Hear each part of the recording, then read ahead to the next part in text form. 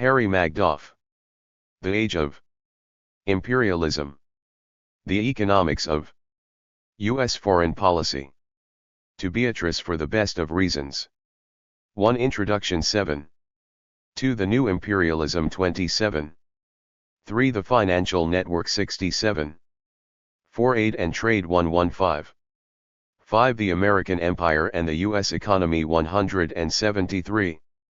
Introduction. The essays presented here were written in response to questions asked repeatedly during and after lectures given at various colleges. Bewildered by the fury, irrationality, and horror of the escalation of the war in Vietnam, many students began to probe for causes. Is the war part of a more general and consistent scheme of United States external policies, or is it an aberration of a particular group of men in power? Brushing aside propagandistic arguments about higher morality and a threat to national security, inquiring students were inclined to seek hidden motives. Perhaps, some thought, there were vital raw materials or exceptional business opportunity ties in South Vietnam that might explain the intensity and single-mindedness of the United States government's headlong course of conquest. Finding no clear-cut or adequate answers along this line, some were led to attempt a more general assessment of the situation in Southeast Asia. From this came the hypothesis that the Vietnam War was part of a more general United States strategy composed of several elements. A United States drive to control and influence all of Southeast Asia, an area containing over 200 million souls and 1.5 million square miles of territory. Here, the stake of markets and raw material sources is significant not only for the United States but also for an industrialized Japan that could function as a junior partner in the United States empire. A military decision to establish a strong and reliable base in South Vietnam, where huge stores of equipment and supplies could be accumulated and military manpower stationed. Use of such a military base, on or near the coast and close to North Vietnam, as a source of power not only for control and influence over all of Southeast Asia, but also as part of an iron ring around the People's Republic of China and the Democratic Republic of Vietnam. This would serve not only as a threat but as a staging area in case of a land war against Asian communist countries. This type of thinking, considered against the history of the Cold War, led the more sophisticated to a broader area of inquiry.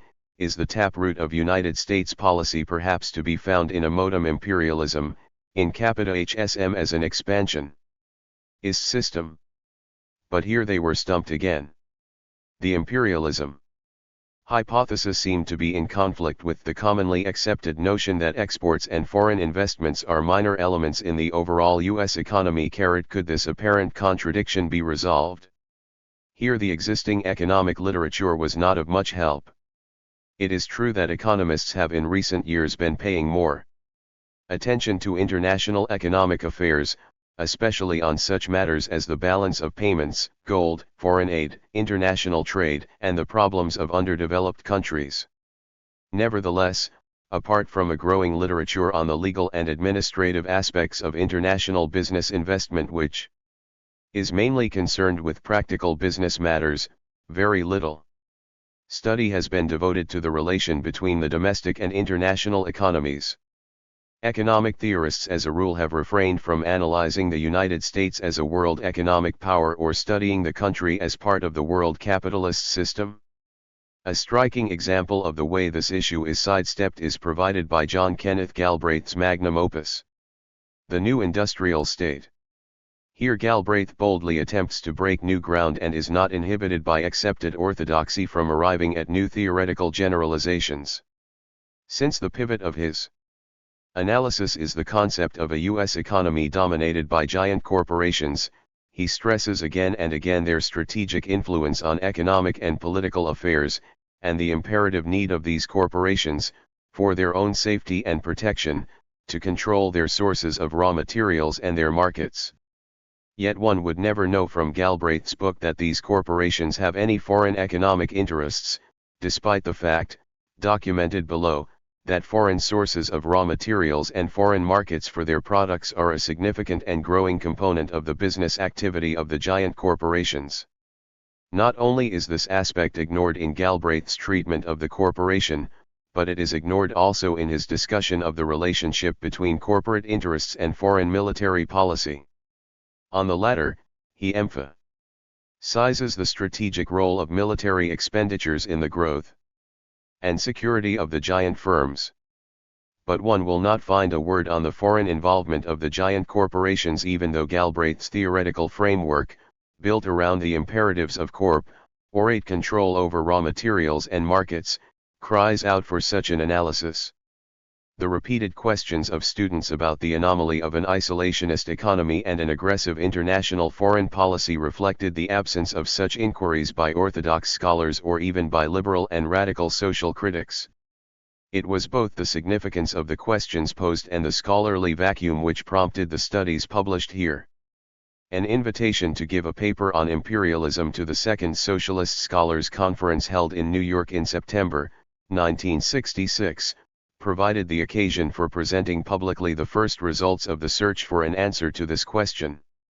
The primary task was to gather and evaluate enough facts to test the almost universal assumption that foreign economic activities are a small, even insignificant, element in U.S. business interests. What do these facts show? The answer, it seems to me, is unambiguous: the prevailing assumptions are false. The crux of the matter is a general failure to recognize the full impact of foreign investments, to understand that while the export of capital in the form of direct investment in mines, oil wells, and manufacturing is much smaller than exports in any given year, the cumulative effect of the annual flow of investment results in an economic involvement that is much greater by far than exports. When one takes into account, as is customary, only the annual amounts of commodity and capital exports, the effect of the accumulation of foreign investments is overlooked. Exports of commodities, in contrast with exports of capital, represent only a flow. Businessmen seek to maintain and increase this flow from the output of plants located in the United States. The flow has to be renewed each year. Last year's flow abroad belongs to the past. New sales must be sought for this year's product. Investments moving abroad, in contrast, build up a stock of investments. An investment in plant and equipment abroad remains abroad forever and ever, unless the entire enterprise is eventually sold, confiscated, or, as in the case of minerals, until the natural resource is finally exhausted. But as long as the business investment exists abroad and there are markets for its products, the investment is self-perpetuating. The prices of the products sold include, in addition to profits and the costs of labor and raw materials, depreciation of capital. Thus funds are continuously generated not only for eternal profits but also eternal replacement of used-up equipment and/or the exploitation of new mineral sources. And of course each new investment flowing abroad adds to the permanent stock of investment.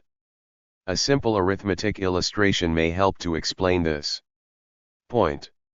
Assume that U.S. corporations invest $5 billion abroad each year.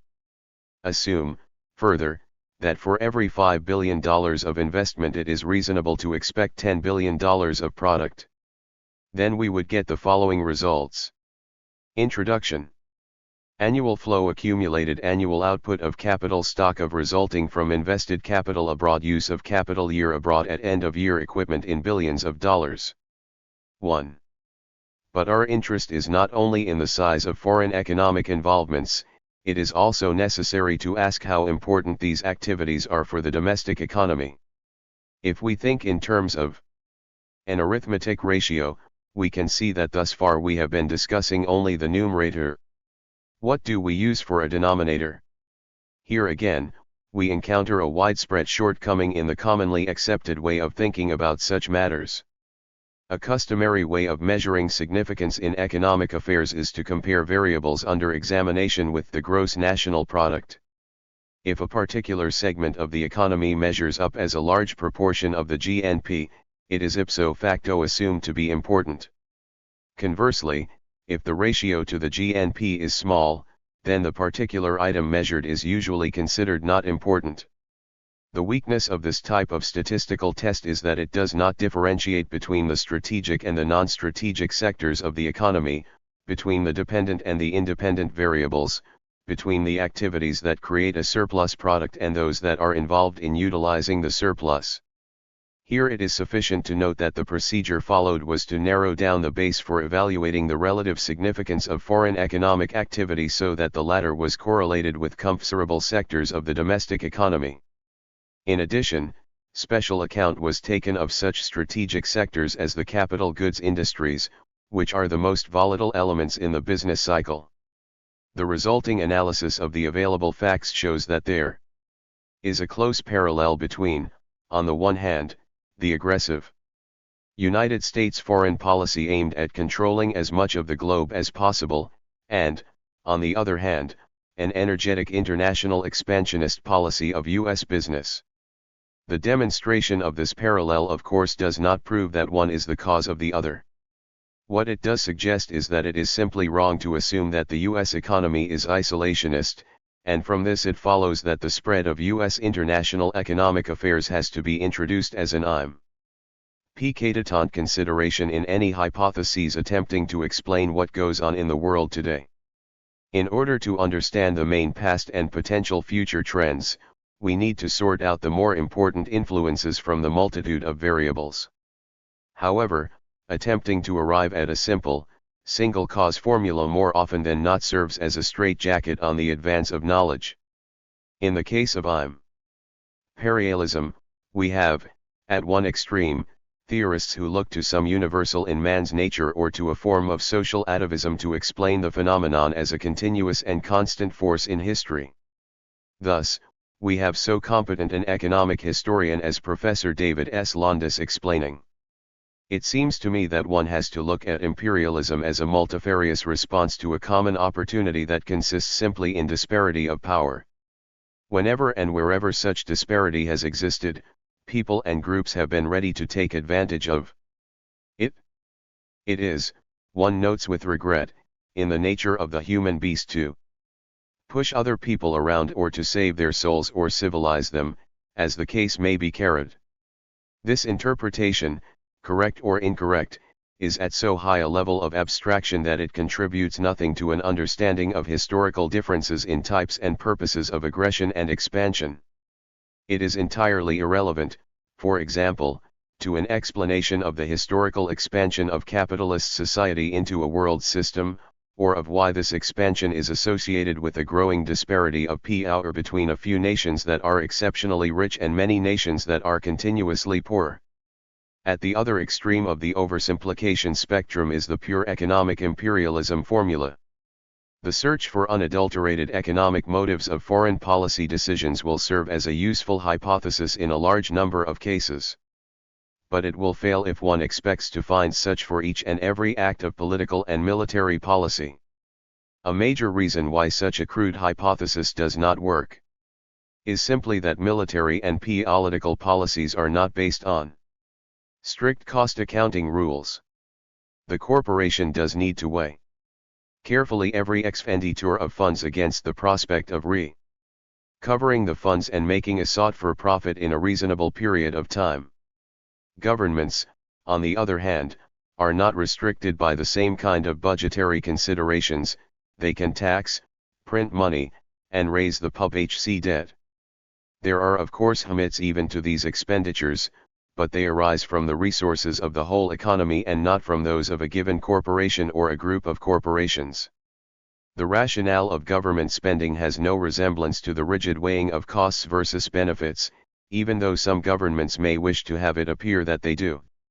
A government can spend billions to dominate a banana-producing country even though the resulting control protects profits in the millions for only one or two corporations. But the reality of imperialism goes far beyond the immediate interest of this or that investor.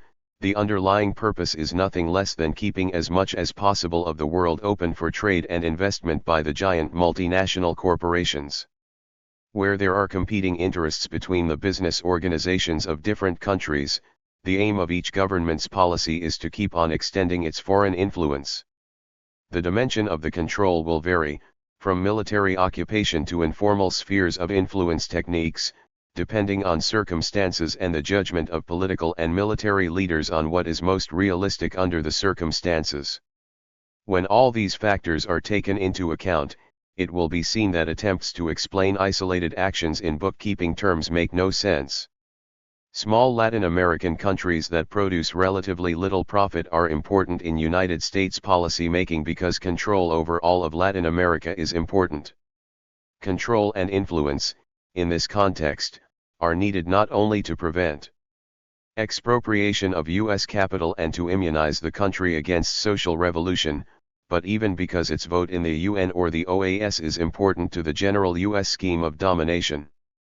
Understood in these terms, the killing and destruction in Vietnam and the expenditure of vast sums of money are not balanced in the eyes of U.S. policymakers against profitable business opportunities in Vietnam, rather they are weighed according to the judgment of military and political leaders on what is necessary to control and influence Asia, and especially Southeast Asia, in order to keep the entire area within the imperialist system in general, and within the United States sphere of influence in particular.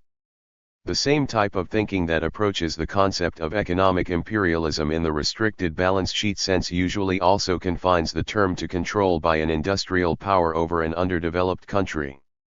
Such a limitation ignores the essential feature of the new imperialism that arises in the late 19th century, the competitive struggle among the industrial nations for dominant positions with respect to the world market and raw material sources. The structural difference which distinguishes the new imperialism from the old is the replacement of an economy in which many firms compete by one in which a handful of giant corporations in each industry compete. Further, during this period, the advance of transportation and communication technology and the challenge to England by the newer industrial nations brought two additional features to the imperialist stage: an intensification of competitive struggle in the world arena and the maturation of a truly international capitalist system. Under these circumstances, the competition among groups of giant corporations and their governments takes place over the entire globe, in the markets of the advanced nations as well as in those of the semi-industrialized and non-industrialized nations. The struggle for power by the industrialized nations for colonial and informal control over the economically backward regions is but one phase of this economic war and only one attribute of the new imperialism. The nations in the world capitalist system have varying degrees of strength and independence, and the jockeying for power and control extends throughout the system among the big as well as the small, among the relatively rich as well as among the relatively poor. Circumscribing imperialism to merely operations in the underdeveloped world is indeed strange when one considers the consistency of Germany's aims with respect to other European nations during 2 world wars, a program to reorganize and control industrialized as well as non-industrialized nations to serve the needs of an expanding German capitalism. Nowadays it is frequently said that the greater involvement by United States capital in Western Europe, as contrasted with investments in the underdeveloped countries, is evidence of a departure from imperialism. This view is of course untenable if one recognizes that antagonism between unevenly developing industrial centers is the hub of the imperialist will. But there is an additional perspective with which U.S. capital expansion in other advanced nations should be viewed. The higher standard of living and the great amount of capital accumulated in Western Europe are rooted in past and present advantages obtained by the latter area through exploitation of colonial and neocolonial countries. By penetrating the metropolitan centers of Europe, U.S. capital schemes off part of the cream. It benefits from the enlarged consumer markets of Western Europe and the opportunity to trade through channels developed by the metropolitan centers in their relations with their dependencies. Here an analogy with the days of piracy may help, when certain entrepreneurs made their living by preying on the wealth of islands and coasts far from the metropolitan centers. Now, imagine an entrepreneur who outfits a ship for the purpose of hijacking pirate ships that are returning to the home country. Is the investment in the latter enterprise any less dependent on piracy than that of the original pirate? In this sense, it should be noted that the extensive investment by the U.S. petroleum industry in West Europe obtains its profits by refining and distributing oil imported from the Middle East. Exaggerations of the economic imperialism theory are not restricted to its advocates. The more ludicrous versions of mechanistic analysis of economic imperialism are to be found in the writings of critics.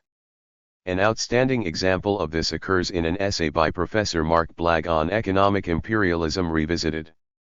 Among other things, Professor Blagg submits what he considers to be a devastating refutation of the notion that export of capital is induced by greater profit opportunities abroad. What is even more striking is that rates of return on foreign investment in the Persian Gulf are as high as 20% in contrast to the 11% in Latin America and 8% in Canada, yet the Persian Gulf attracts less than 1/10 of American foreign investment, and the rate of increase of foreign investment in the post-war years has been higher in Canada than in the oil-soaked regions of the Middle East. Here we see the formula mentality in full bloom. Despite appearances, the argument has no resemblance to the reality of business behavior. The fact that profits from oil investments in the Persian Gulf are so high hardly means that an additional unit of investment will create an equivalent return of profit. Once a given source of oil is tapped and the most efficient arrangement of wells is achieved, further desirable investment opportunities are quite limited. After a certain point is reached, additional investment would not yield the desired rate of return. This constraint on further investment is particularly pronounced when, as in the oil industry, there is such a high degree of concentration of ownership of oil leases. This sort of elementary business consideration applies to many situations. Thus, once a railroad line is built, absorbing all the available freight and passenger traffic between 2 points, the addition of lines would be fruitless no matter how profitable the original investment may be. Professor Blagg was apparently more interested in denying the existence of imperialism than in trying to understand its nature. If he had been interested in exploring the significance of the facts he cited, he would have addressed himself to such questions as, why is it that there are not significant profitable opportunities for U.S. capital in the Persian Gulf other than in oil? Why is it that a region that can produce such huge profits does not have large enough consumer markets to support other profitable investments? 18.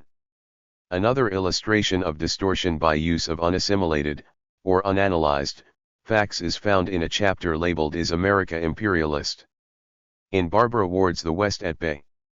Among reasons given to disprove the notion that the United States is imperialist, Miss Ward observes, in the past, Americans have not sought to break deadlocks at home by conquering new markets abroad. On the contrary, they have cut lending and foreign trading to the bone. The first sentence is of course dead wrong and is contradicted by the entire course of United States economic history. Still, Miss Ward does present data to support her argument. And this is what she submits: during the Depression years, from 1929 to 1933, exports of merchandise declined from $5.20 to $1.6 billion, and foreign lending declined from $2.70 to $0.4 billion. But surely these data do not substantiate the claim that the United States cut lending and foreign trade to the bone. The reduction in foreign trade and investment was not voluntary. Countermeasures to resuscitate foreign trade were vigorously pursued, but they were impotent in face of the severity of the Depression. The reality of the early 1930s was a collapse of international trade, a failure of the world capitalist system which neither capitalists nor governments were able to prevent. Foreign lending shrank because there were very few reliable borrowers. Over $22 billion of foreign public debt was in default in those years. Similarly, there was no basis for maintaining, let alone increasing, export trade. Businessmen do not export unless there are foreign customers who have the wherewithal to pay for their purchases. Such customers did not exist in a period of worldwide depression complicated by a disintegration of the international payments system. These two examples by no means exhaust the various fallacies found in the literature on imperialism. They were deliberately selected because they are in some ways representative of the kinds of difficulties students, advanced as well as elementary, face in dealing with economic theory as contrasted with economic practice. When discussing theory, we deal with abstractions and try to isolate the most important forces making for change and development. but in real life these forces are intermingled with many others. The real task in economic analysis is to move intelligently and comfortably back and forth, from abstract theory to concrete reality and vice versa. Serious difficulties arise if the leap between the abstract and the concrete is too sudden and too extreme, without proper attention to the intermediate stages of analysis. As an illustration, let us look at the profit motive as a regulator of business activity. There can be little question that the drive for higher profit rates and a larger volume of profits is the propelling force of business enterprise. Yet this most valid and essential generalization has different applications according to circumstances. Business profit strategy will vary between industries, between periods of prosperity and periods of depression, and between competitive and monopolistic situations. On the question of foreign investment by United States business, it is important to recognize the influence of the need by monopolies. TIC-type firms to control raw material sources and markets in order to protect their dominant position and to secure their investment. Even in this context, some firms, because of the nature of their business, will adopt a relatively longer run profit perspective, while others will invest abroad only if they can recoup their capital in 3 to 5 years. The common thread in these various strategies is, of course, growth of profits.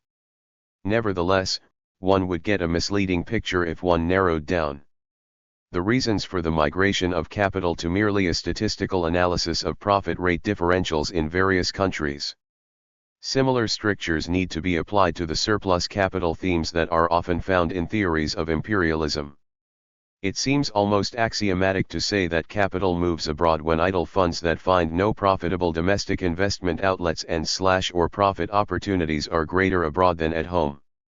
This abstraction is a useful first approximation, a starting point and a guide for investigation, but by no means an adequate explanation for the many different types of capital movement.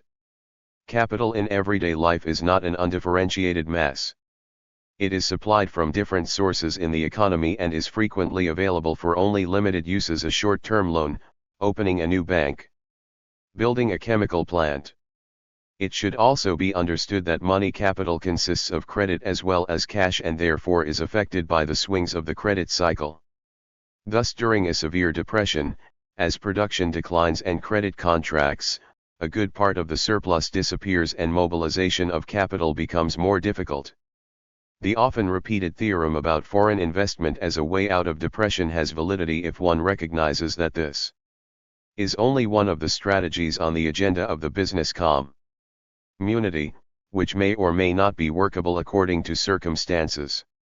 If a depression is worldwide and the international credit system has collapsed, foreign investment as an option will generally disappear from the agenda, except as it may be feasible to grab off some valuable mineral resource or buy up a weaker competitor. During the upward swing of the cycle, the appearance of surplus capacity in domestic production raises the issue of finding foreign outlets for idle capital. The successful pursuit of these foreign outlets may help to prolong the upward swing. This applies not only to the cycle as a whole but to the cycles of individual industries as well. An example of the latter is the shift of English, United States, French, and German capital connected with the railway industry from one country to another. When the practical limit of railroad building was being reached in one country, outlets in another country were sought. The pursuit was intensified as competition increased among the capital exporting countries. What matters to the business community, and to the business system as a whole, is that the option of foreign investment and foreign trade should remain available. For this to be meaningful, the business system requires, as a minimum, that the political and economic principles of capitalism should prevail and that the door be fully open for foreign capital at all times. Even more, it seeks a privileged open door for the capital of the home country in preference to capital from competing industrial nations. How much or how little an open door may be exploited at any given time is not the issue. The principle must be maintained, especially for a capitalist superpower like. Introduction 21. The United States, and especially when it is being challenged widely and openly. Maintaining the open door creates problems, some because of conflicting interests among the more mature capitalist nations, some because of the actual and potential social revolutions which threaten to eliminate capitalism and freedom for private investment and trade. Hence, opening the door and keeping it open require eternal vigilance and willpower. What is needed, in other words, is the strength and persistence on the part of the more advanced nations to influence and control the politics and economics of the less advanced nations. Since outright colonial possession has in the main become impractical, other means, some traditional, some new, are being explored and exploited. In this, the United States is the major practitioner, having seized the opportunity at the end of the Second World War to organize and dominate the imperialist network. Traditional means are still available and in use. The method of invasion and the exercise of military force is still with us, only the rationalizations are updated. A globe-straddling navy and an extensive network of military bases weigh heavily on the rest of the world. Much reliance is placed on newer techniques. Not entirely new but applied on a vaster scale and with greater sophistication than in the past, military assistance to bolster reliable governments against revolution, economic aid to induce an environment hospitable to foreign capital and imports, and then there is the ubiquitous CIA. The objective underpinning of the system of alliances and control remains the market and financial relations which reproduce the economic dependence of the less advanced regions on the metropolitan centers. Seen in this light, there is no fundamental conflict between economic, political, and military interests. Differences do and will exist due to opposing interests among business groups, special interests of other social classes and strata, and bureaucratic concerns of government officials and the military elite. But the resulting discord is concerned with the choice of strategy and tactics on how best to assure the growth and expansion of the business system, how best to keep as much of the world free for private enterprise and especially for that of the United States. To get a better understanding of all this, it is necessary to study the historic origins of the imperialist system and to identify the interrelationship between various aspects of the economic and financial structure of the United States on the one hand and the international economic activity of business and government on the other. This was the framework of a paper presented to the Third Socialist Scholars Conference, on the occasion of the 50th anniversary of the publication of Lenin's Imperialism, the Highest Stage of Capitalism. A greatly expanded version of this paper was published in the June, October, and November, 1968, issues of Monthly Review and is reprinted here as chapters 2, 3, and 4. The major purpose of these chapters is to show the cohesion and interdependence of the United States economy and the world capitalist system. The contradictions and tensions within the system are referred to only incidentally. No attempt has been made to subject to analysis either the conflicts between rivals within the system or the revolutionary surge to weaken and eliminate imperialism. These essays should therefore be considered as an introduction to the study of United States imperialism, providing, hopefully, a more significant framework than is currently available for understanding the question and a point of departure for further investigation. Once one comprehends the interdependence of the international and domestic economic structures, one can begin to recognize the limited alternatives under which the administrators of the business system operate. Students are not alone in assuming that there is an almost limitless range of alternatives available to a democratic political system, so that with reason, imagination, and goodwill capitalism can pursue its course without imperialism. An interesting illustration of the thought processes involved in the free will, or limitless alternative, AP, approach is to be found in J. A. Hobson's important book on imperialism, written in 1902. There is no necessity to open up new markets, the home. Introduction 23. Markets are capable of indefinite expansion. Whatever is produced in England can be consumed in England, provided that the income or power to demand commodities is properly distributed. This only appears untrue because of the unnatural and unwholesome specialization to which this country has been subjected, based upon a bad distribution of economic resources, which has induced an overgrowth of certain manufacturing trades for the express purpose of affecting foreign sales. If the Industrial Revolution had taken place in an England founded upon equal access by all classes to land, education and legislation, specialization in manufactures would not have gone so far, foreign trade would have been less important, though more steady, the standard of life for all portions of the population would have been high, and the present rate of national consumption would probably have given full, constant, remunerative employment for a far larger quantity of private and public capital than is now employed. This sort of iffy history assumes much more than can be proven. If all classes had equal access to land, would there have been a large enough working class to man the factories introduced by the Industrial Revolution? And would capitalists have undertaken speculative investments in new industries, instead of in trade or in land, if there had not been the opportunities to make enormous profits in manufacturing? Moreover, where would the original accumulation of capital used in industry have come from if not from the extraction of wealth from colonies, piracy, and the slave trade as described by Marx in Capital? Finally, where would the reproduction and growth of the needed capital for investment have come from if not from sufficiently large profits arising in the operation of enterprise? True, it is possible to conceive an ideal situation where production and consumption can be balanced, where whatever is produced in England can be consumed in England. But then, we have to posit a society which is subjected to rational social control instead of relying on the market servo mechanism regulated by the need for profits. In most manufacturing industries, capacity and production cannot be regulated to conform exactly to consumer demand. For example, assume that steel cannot be efficiently produced unless there is a complement of equipment that has the capacity to produce 100,000 tons. If the demand turns out to be 150,000 tons, the manufacturer has the choice of missing out on the extra market opportunity or of taking a chance and adding another 100,000 tons of capacity. If he adds the capacity, he has a surplus capacity of 50,000 tons. To get a proper return on his investment, he must then seek extra markets. This is but one of the many factors which create pressure for expanding markets, both foreign and domestic. The entire mechanism of a market economy, competition, fluctuations in consumer demand, uneven development of complementary industries, technological changes, the accumulation of profits force a restless drive of capital to expand.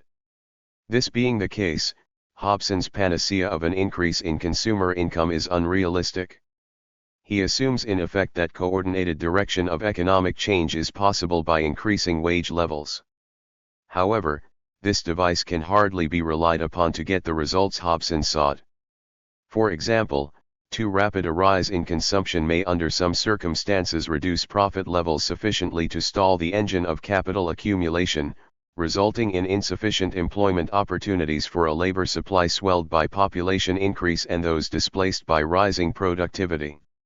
Alternatively, if the rise in consumption is not large enough to halt accumulation, it tends to spur further speculative bouts of capital investment and to raise the imbalance of capacity and consumption to a new level.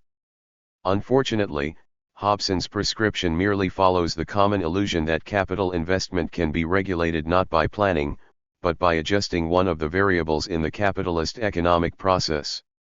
What he ignores is that such manipulation, even if feasible, sets off a series of new dislocations.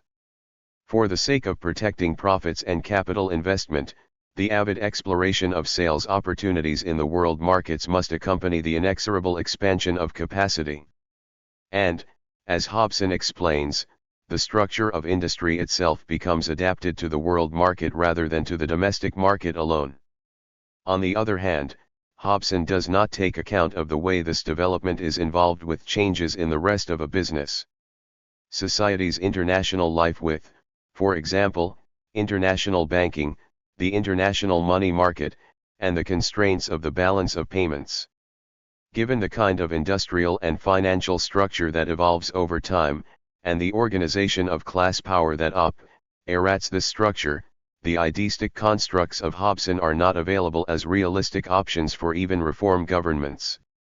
Witness, for example, how the British Labour Party, despite its avowed socialist ideology, has behaved on matters of empire and international economic arrangements whenever it has come to power.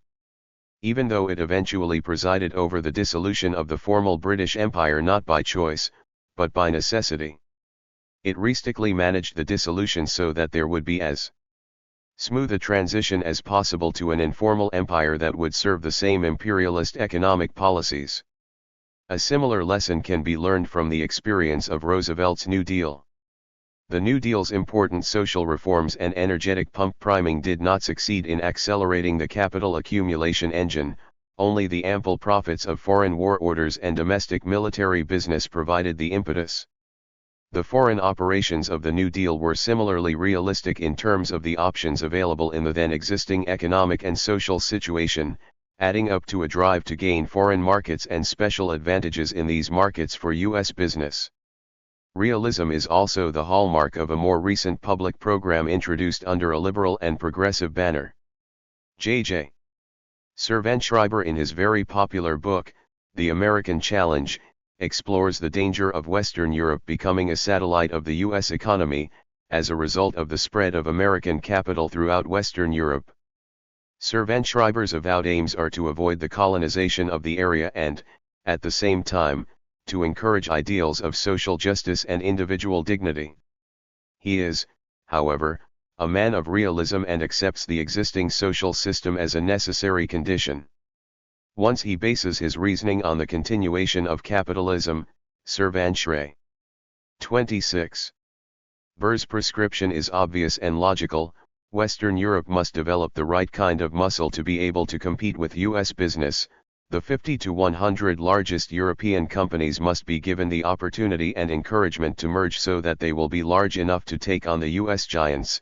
Hence, Western European countries must feed rate and provide the research funds and enough government business to give the enlarged industrial giants a leg up for better competitive strength. Thus, the path to independence for Western Europe, to social justice, and to social progress is big government and big business for economic war with the United States Moloch. Students frequently put the question, is imperialism necessary? The point I am trying to make here and in the analysis presented in the following chapters is that such a question is off the mark.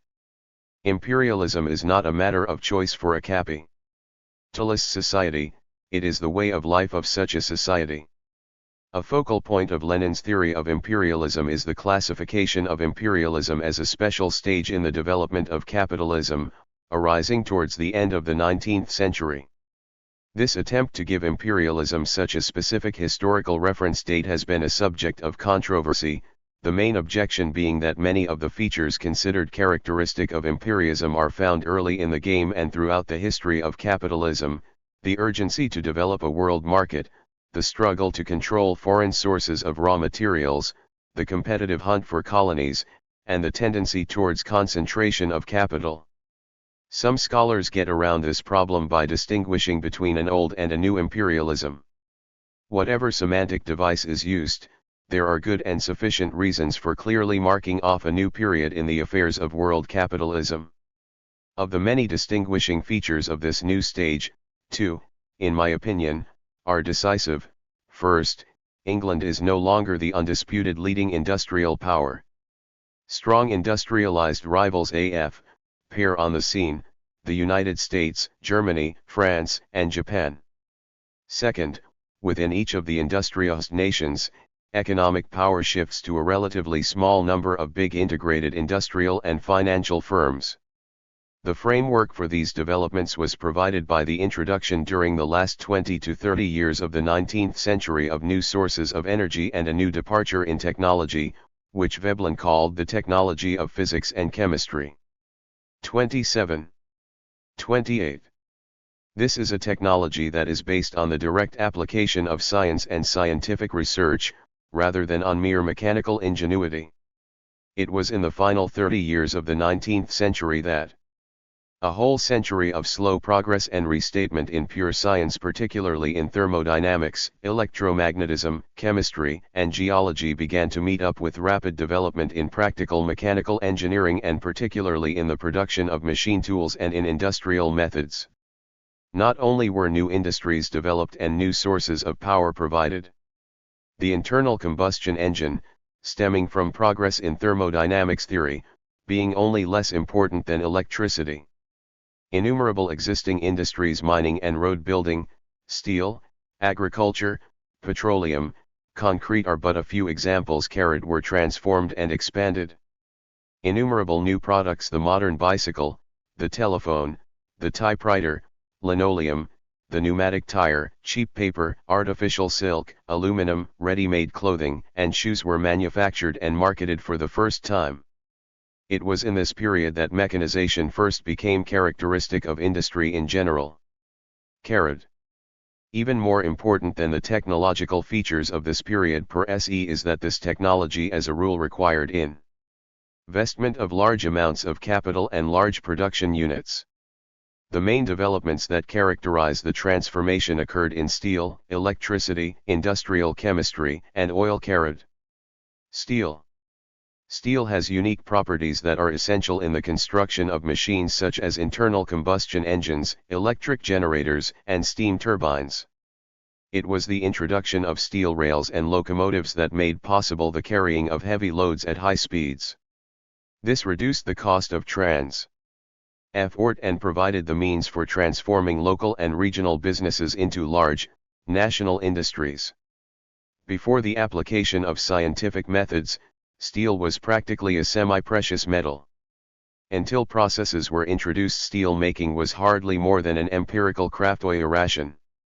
The Bessemer process, introduced in 1854, still had limitations for the use of iron ore available in the United States and Europe.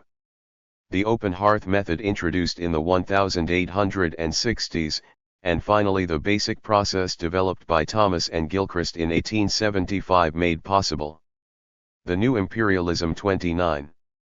The control of the carbon content of steel within very close limits and opened up the age of steel. Techniques for improving the properties of steel by use of alloys to obtain the qualities needed for tool steel, armaments, and stainless steel were developed between 1870 and 1913.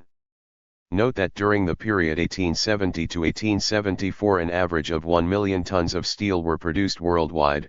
During 1900 to 1904, the annual average world production had risen to over 27 million tons. Electricity.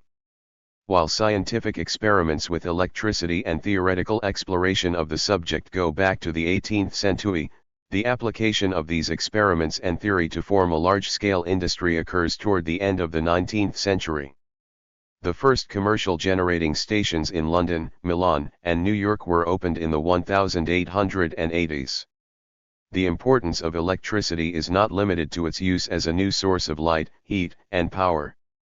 It is necessary, for example, in the refinement of copper and aluminum and the bulk production of caustic soda. For manufacturing processes in general, the application of electricity made possible the kind of precise control which permitted the more complete mechanization on which modern mass production industry depends. Industrial chemistry. Chemical processes in metallurgy, tanning, and fermentation had been known and used for many centuries. But industrial chemistry as a separate and large-scale industry originates in the last third of the 19th century. Here again the transformation is due to theoretical and experimental discoveries in science. The ability to synthesize organic chemicals in industrial processes could not appear before the proper understanding of chemical transformations was achieved. Thus the ability to determine the correct number of atoms in a molecule became possible once there was general recognition around 1860 of the law that equal volumes of gases under the same conditions contain the same number of molecules. The effective concept of the structural arrangement of atoms in a molecule comes in 1865. In contrast with the former almost accidental 30. Advances in organic chemistry, the new scientific achievements created the basis for new mass production industries. The Solvay ammonia soda process and the catalytic processes for the manufacture of sulfuric acid and of ammonia belong also to the same period. Oil. Here we are not dealing so much with technical and scientific advances as with the discovery and exploration of underground petroleum sources, though of course technical and scientific achievements are significant both in the techniques of extracting crude oil and in petroleum refining. From the historical point of view, it should be noted that large quantities of oil were first discovered in Pennsylvania in 1859. The Standard Oil Company was founded in 1870. Diamond drilling, the effective technique for piercing hard formations, was first invented in 1864 and was introduced in the United States in the 1870s.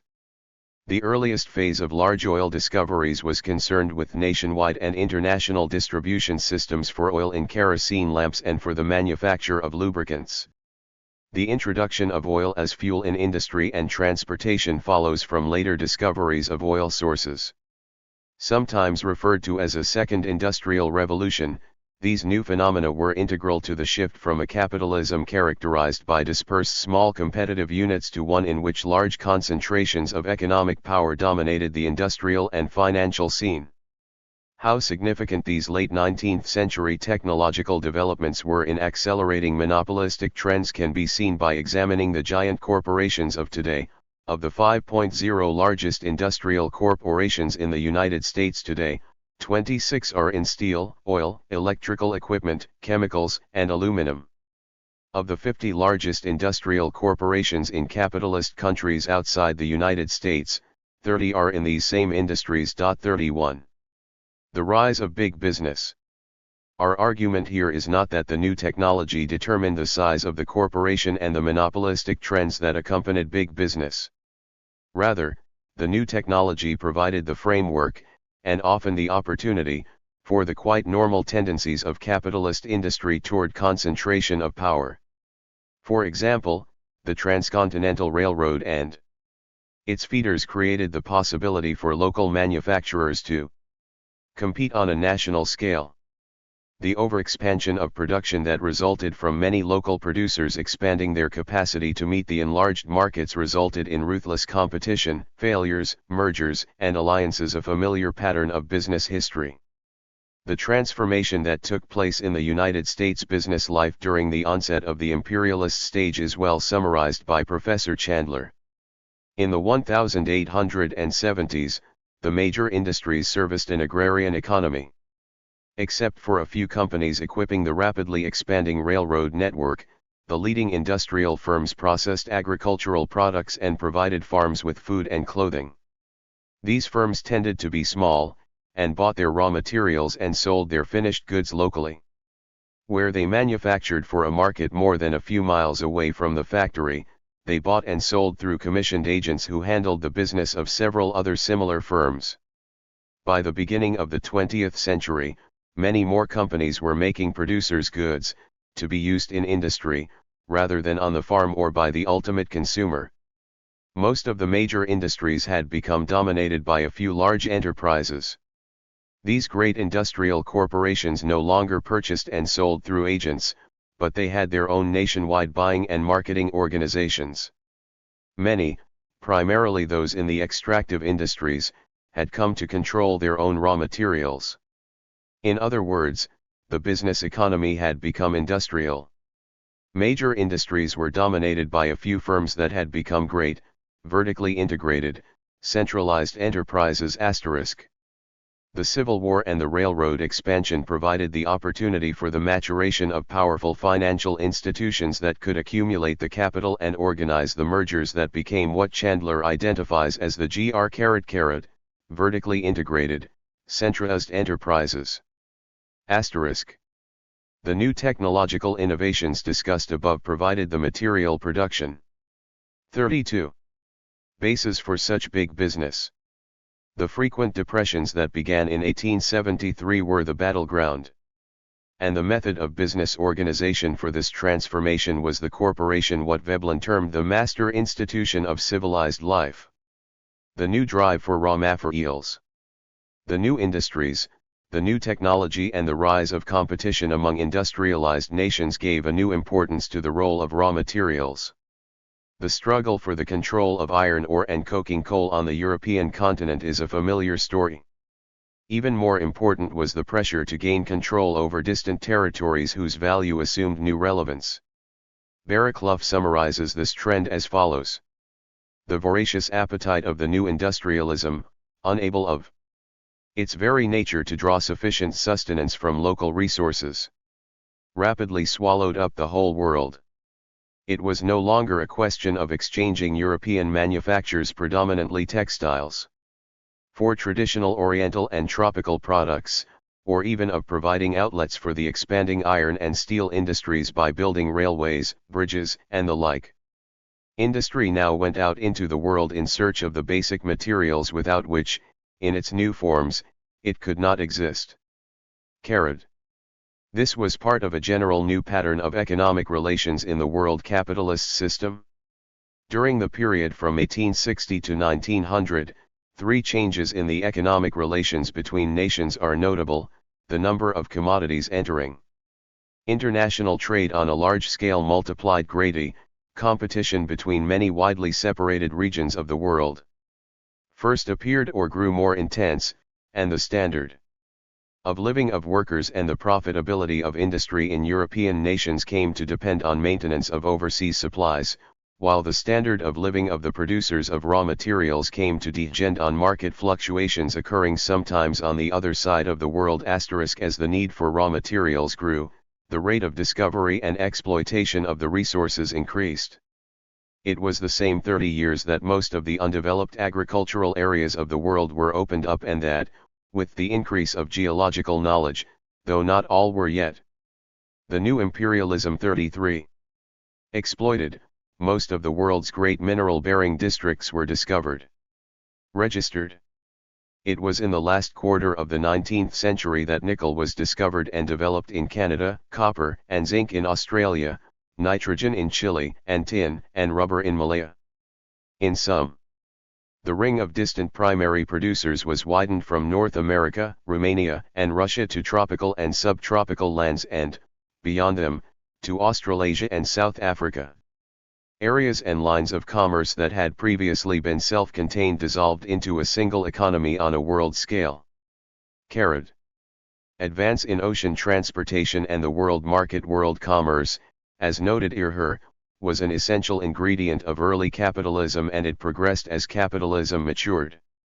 But a new leap forward, involving the feasibility of moving cheaply the bulk raw materials needed for the new giant industries, was made possible by the mass production of steel and technical innovations in shipbuilding.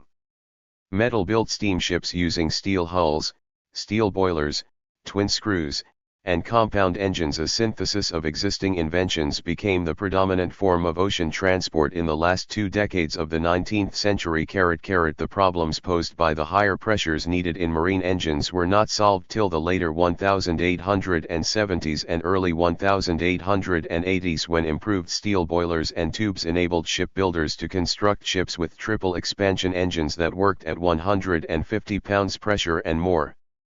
Happy face.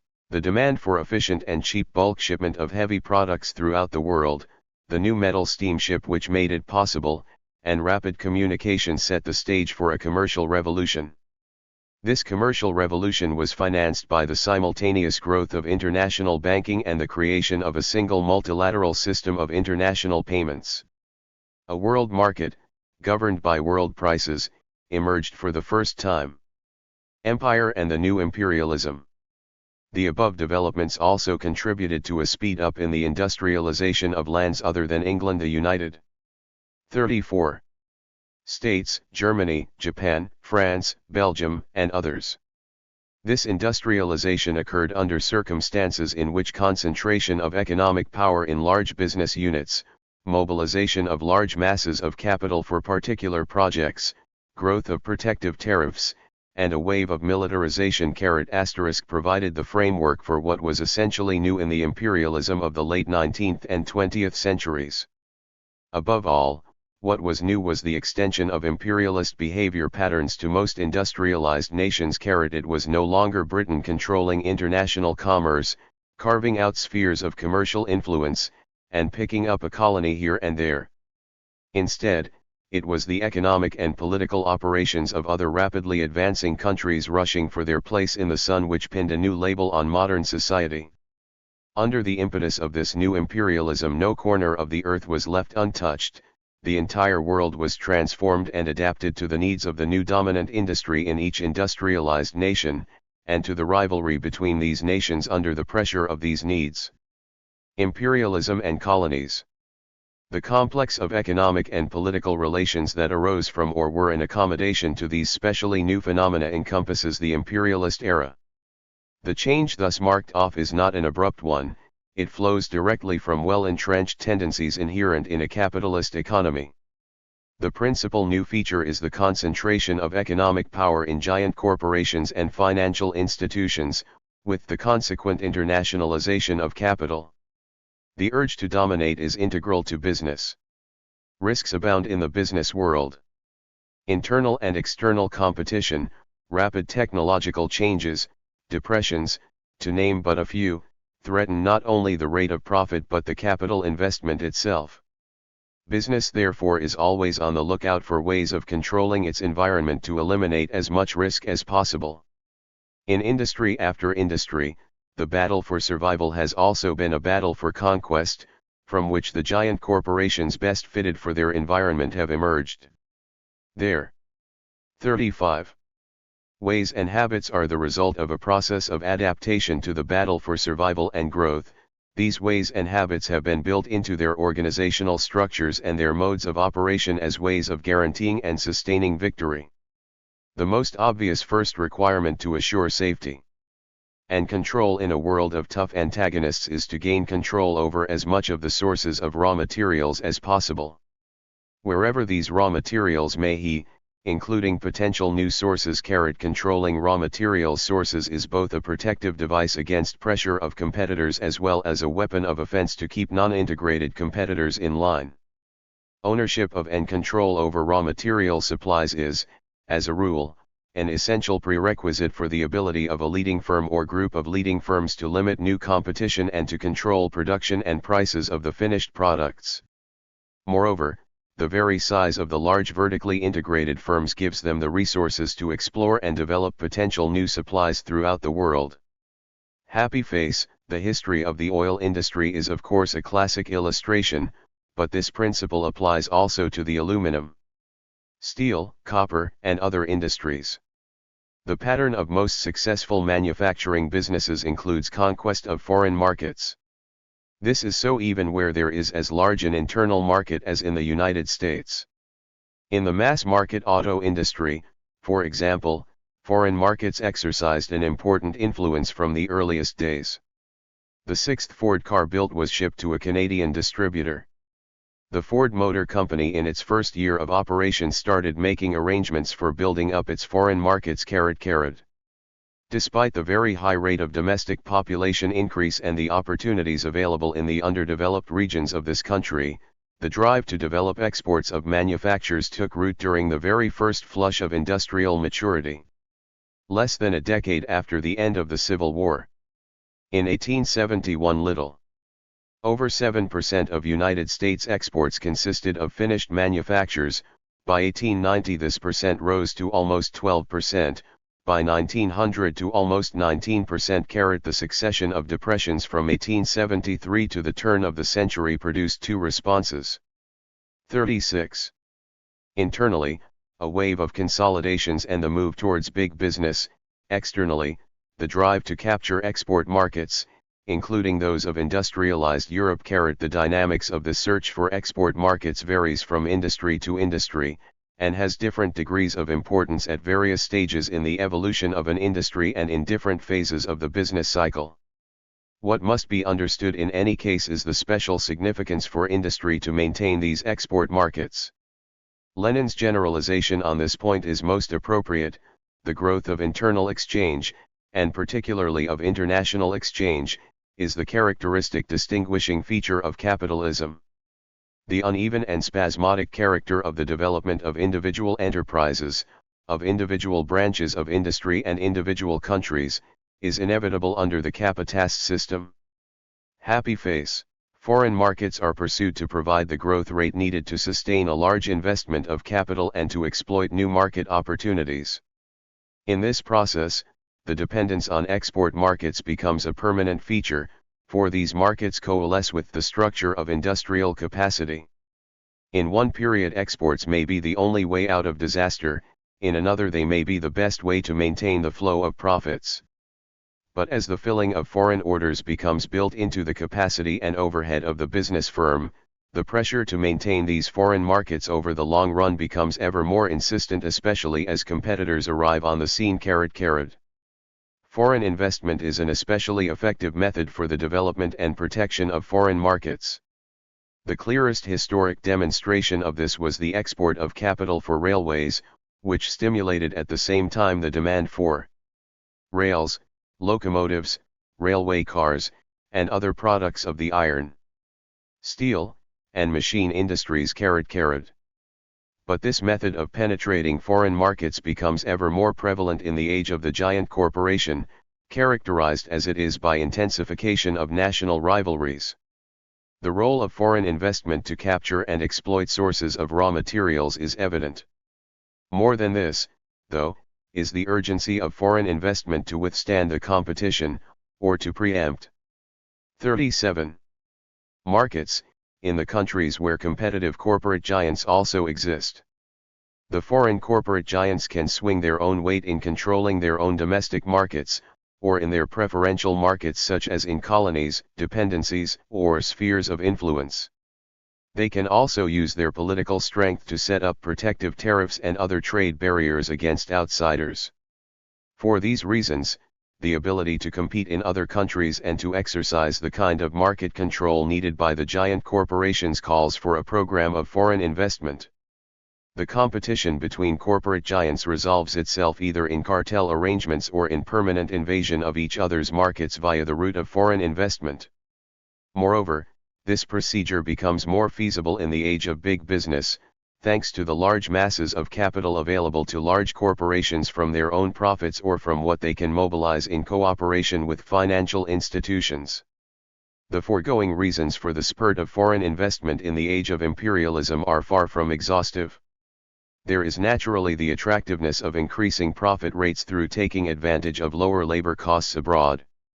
Observe, for example, how the Chase Manhattan Bank slips in information on wage rates in South Korea in its report spelling out the attractiveness of investing in that country. In fact, the main impetus for Korea's economic growth comes from the determination and drive of its businessmen and officials. Americans comment on the dexterity and aptitude of Korean workers, who are available at cash wage rates averaging 65 carat a day in textiles and 88 carat a day in electronics. These human characteristics produce industrial results. Attractive as lower costs are, their appeal is not necessarily the main attraction of foreign investment.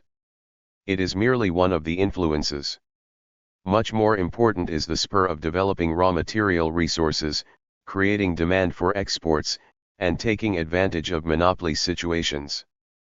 The latter arises due to cost advantages of big business, exclusive patents, superior technology, or preferred market demand stimulated by establishment of desired brands via sales promotion. Finally, foreign. 38. Investment arises from the pressure to establish trade in markets protected by tariff walls or trade preferences. The commonly held notion that the theory of imperialism should be concerned largely with investment in underdeveloped countries just isn't correct. The fact is that profitable investment opportunities in such countries are limited by the very conditions imposed by the operations of imperialism. Restricted market demand and industrial backwardness are products of the lopsided economic and social structures associated with the transformation of these countries into suppliers of raw materials and food for the metropolitan centers. Our purpose here is not to analyze exhaustively all the factors involved in foreign investment. Rather, it is to suggest that there are clear reasons for the spurt of foreign investment in the age of imperialism as a consequence of the opportunities and pressures accompanying the rise of big business. This is not prompted by the malice of the businessman, but by the normal and proper functioning of business in the conditions confronted. The patterns of these investments should be examined in their historical context, in light of the actual situations business firms deal with, rather than in the more usual terms of an abstraction concerning the pressure of surplus capital. The drive for foreign investment opportunities and control over foreign markets brings the level of political activity on economic matters to a new and intense level.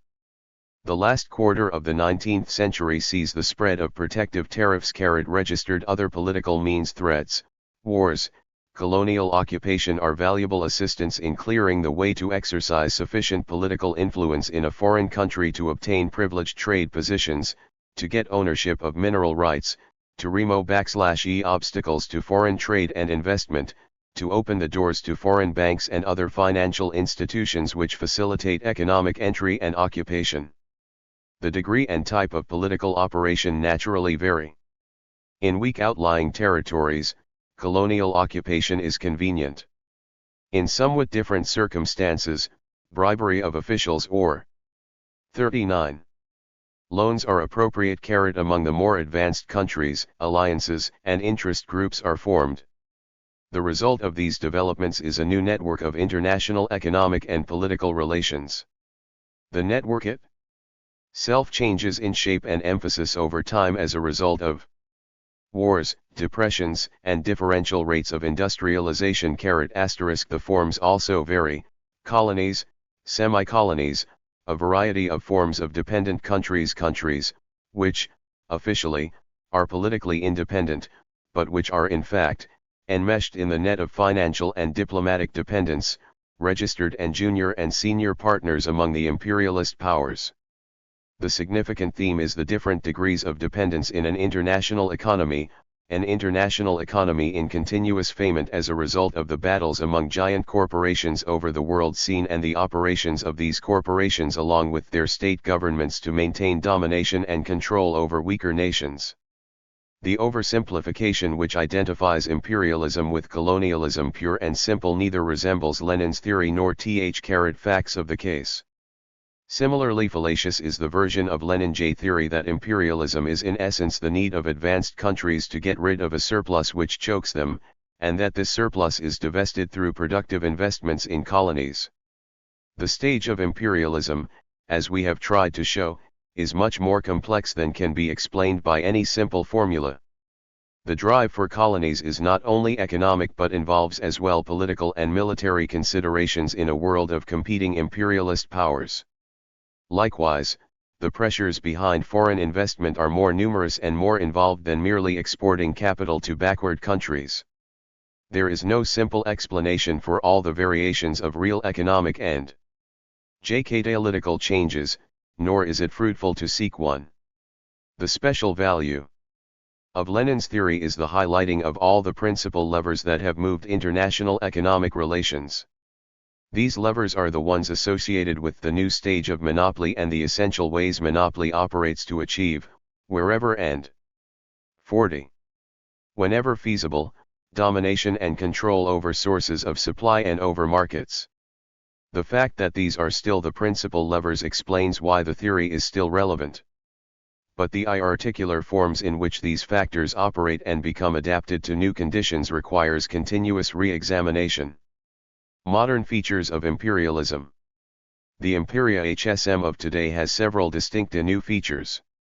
These are, in our opinion, the shift of the main emphasis from rivalry in carving up the world to the struggle against the contraction of the imperialist system, the new role of the United States as organizer and leader of the world imperialist system, and the rise of a technology which is international in character. The Russian Revolution marks the beginning of the new phase. Before the Second World War, the main features were the expansion of imperialism to cover the globe, and the conflicts among the powers for the redistribution of territory and spheres of influence.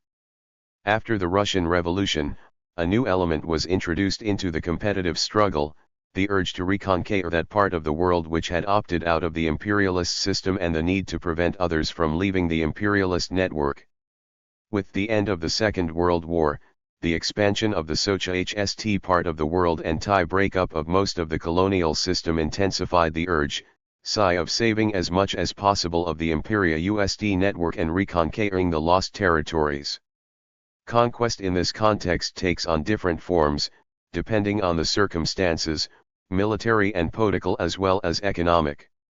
While the imperialist powers did not give up the colonies gladly or easily, the main purposes of colonialism had been achieved prior to the new political independence.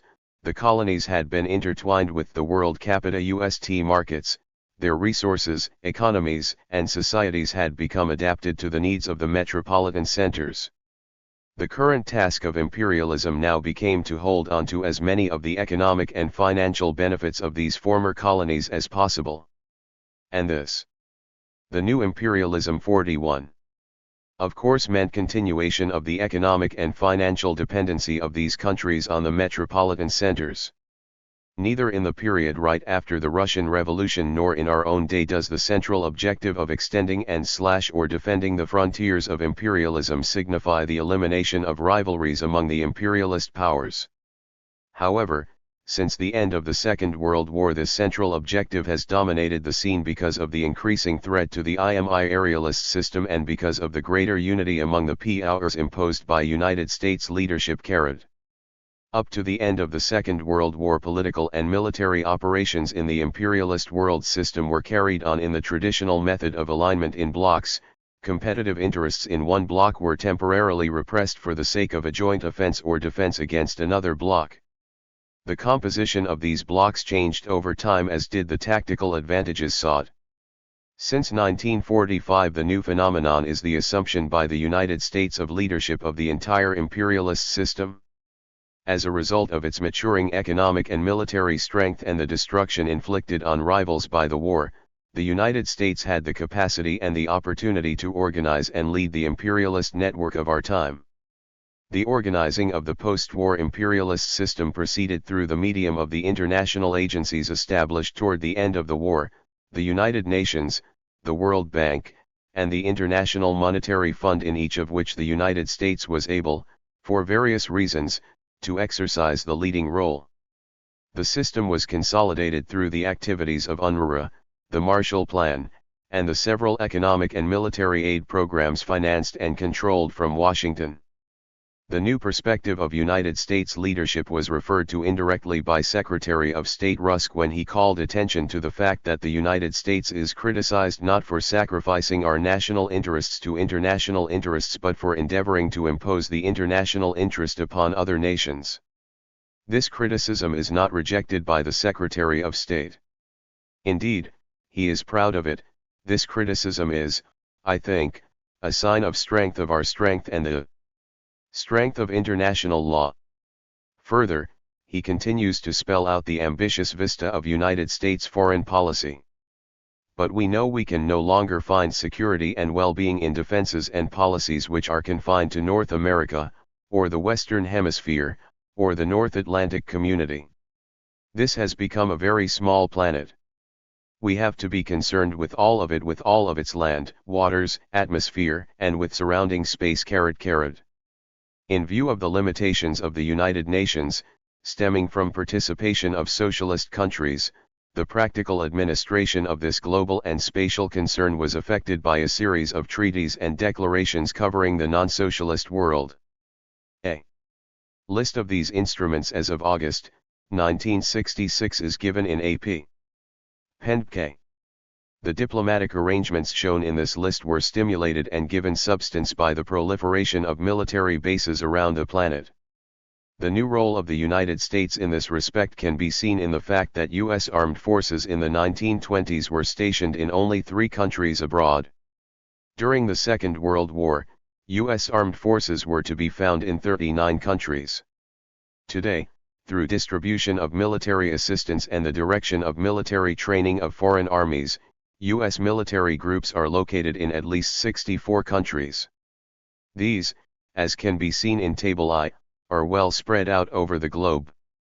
That these forces and their equipment have not remained idle and that their presence exerts influence, even in the absence of direct action, is too obvious to need spelling out. However, just for the record, a list of United States direct military involvements since 1961 alone, as reported by the Department of State, is given in Appendix B. An important aspect of the new United States leadership position is its direct replacement of other imperialist powers. Eugene V. Rostow, Under-Secretary of State for Political Affairs, put it this way in a radio interview. In many ways, the whole post-war history has been a process of American movement to take over positions of security which Britain, France, the Netherlands, and Belgium had previously held. Happy face. Nor has United States business been caught napping while all this has been going on. For example, United States banks abroad are no longer concentrated mainly in Latin America, but are now spread out over the globe.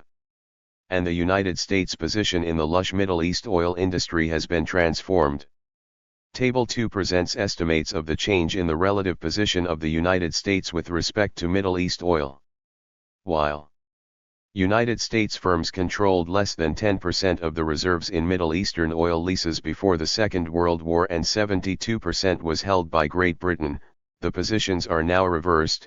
The United States now controls almost 59% while the British share has fallen to a little more than 29%. The reasons for this reversal are not to be sought in the greater ingenuity or ability of the United States oil industry but rather in the politics of the Middle East, the uses of United States Lend-Lease during the Second World War, post-war foreign aid programs, and the ingenuity of the State Department and other government agencies carried. The new technology, spurred on by the war, is much more international in scope than the older technology, and therefore has special implications for the current and future operation of imperialism. The most obvious aspect is the technology of space.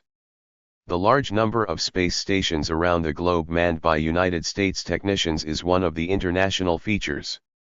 Another is the preeminent role of the United States in communications satellites, so that not only Life, Reader's Digest, Time, Hollywood movies, and the publications of the United States Information Agency are on hand, but United States television fare is instantly available, all useful means for attaining a cultural unity which mirrors the United States guidance of the imperialist system.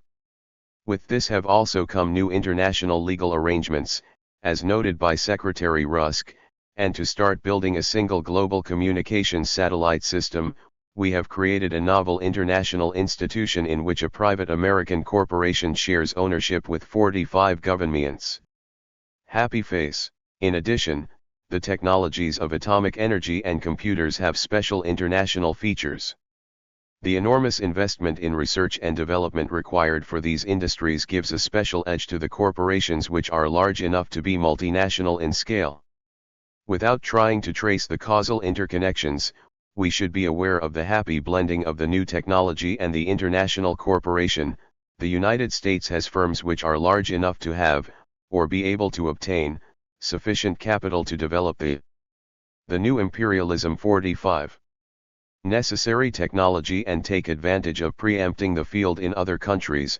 United States firms are supported in this technical lead by huge government grants of research and development. These same firms have had experience in international operations, either on their own or in cooperation with the United States government in the process of the latter's stretching its various military and foreign aid activities. Around the globe, along with generous government assistance has come an integrated apparatus of scientific research and technical development in the large corporation, one result of which is the considerable reduction of the lead time between scientific advances and the introduction of new products, thus giving the international corporation a global edge over smaller and less powerful rivals.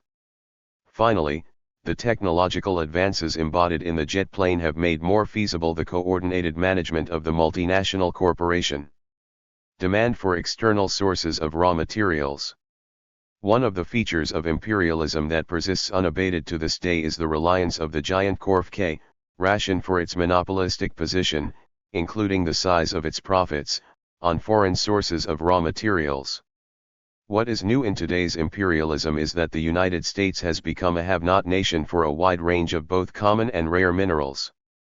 A strange sort of reasoning crops up these days in academic discussions of this subject because advanced industrialized countries are importing a smaller value of raw materials in proportion to output of final products than in the past.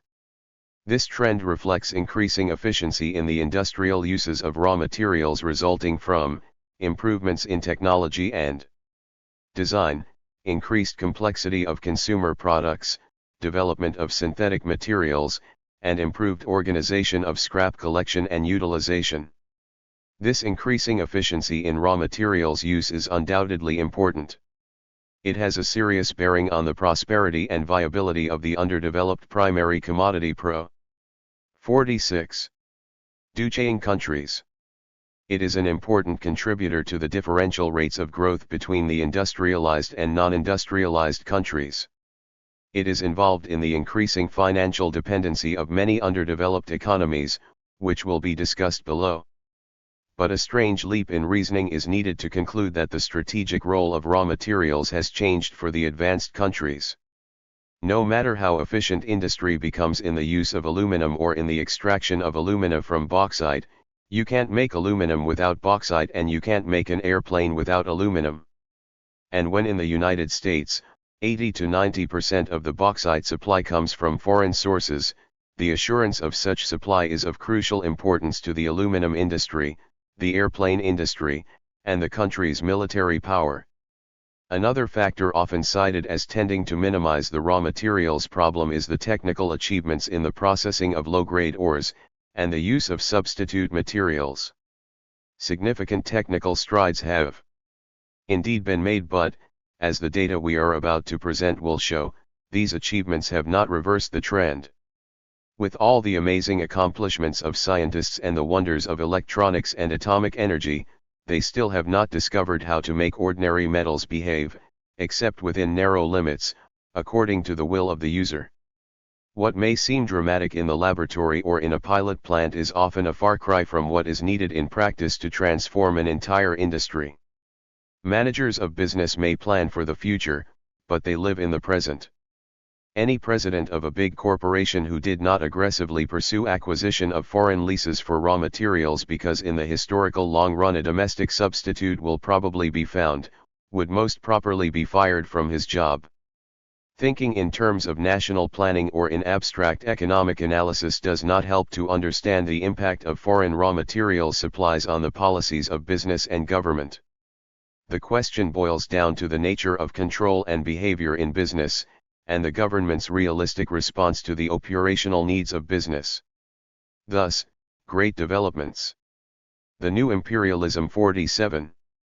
In the exploitation and use of shale oil, which may someday eliminate domestic dependency on foreign sources, do not and will not diminish the rivalry among oil firms to acquire every bit of oil under land or sea they can lay their hands on.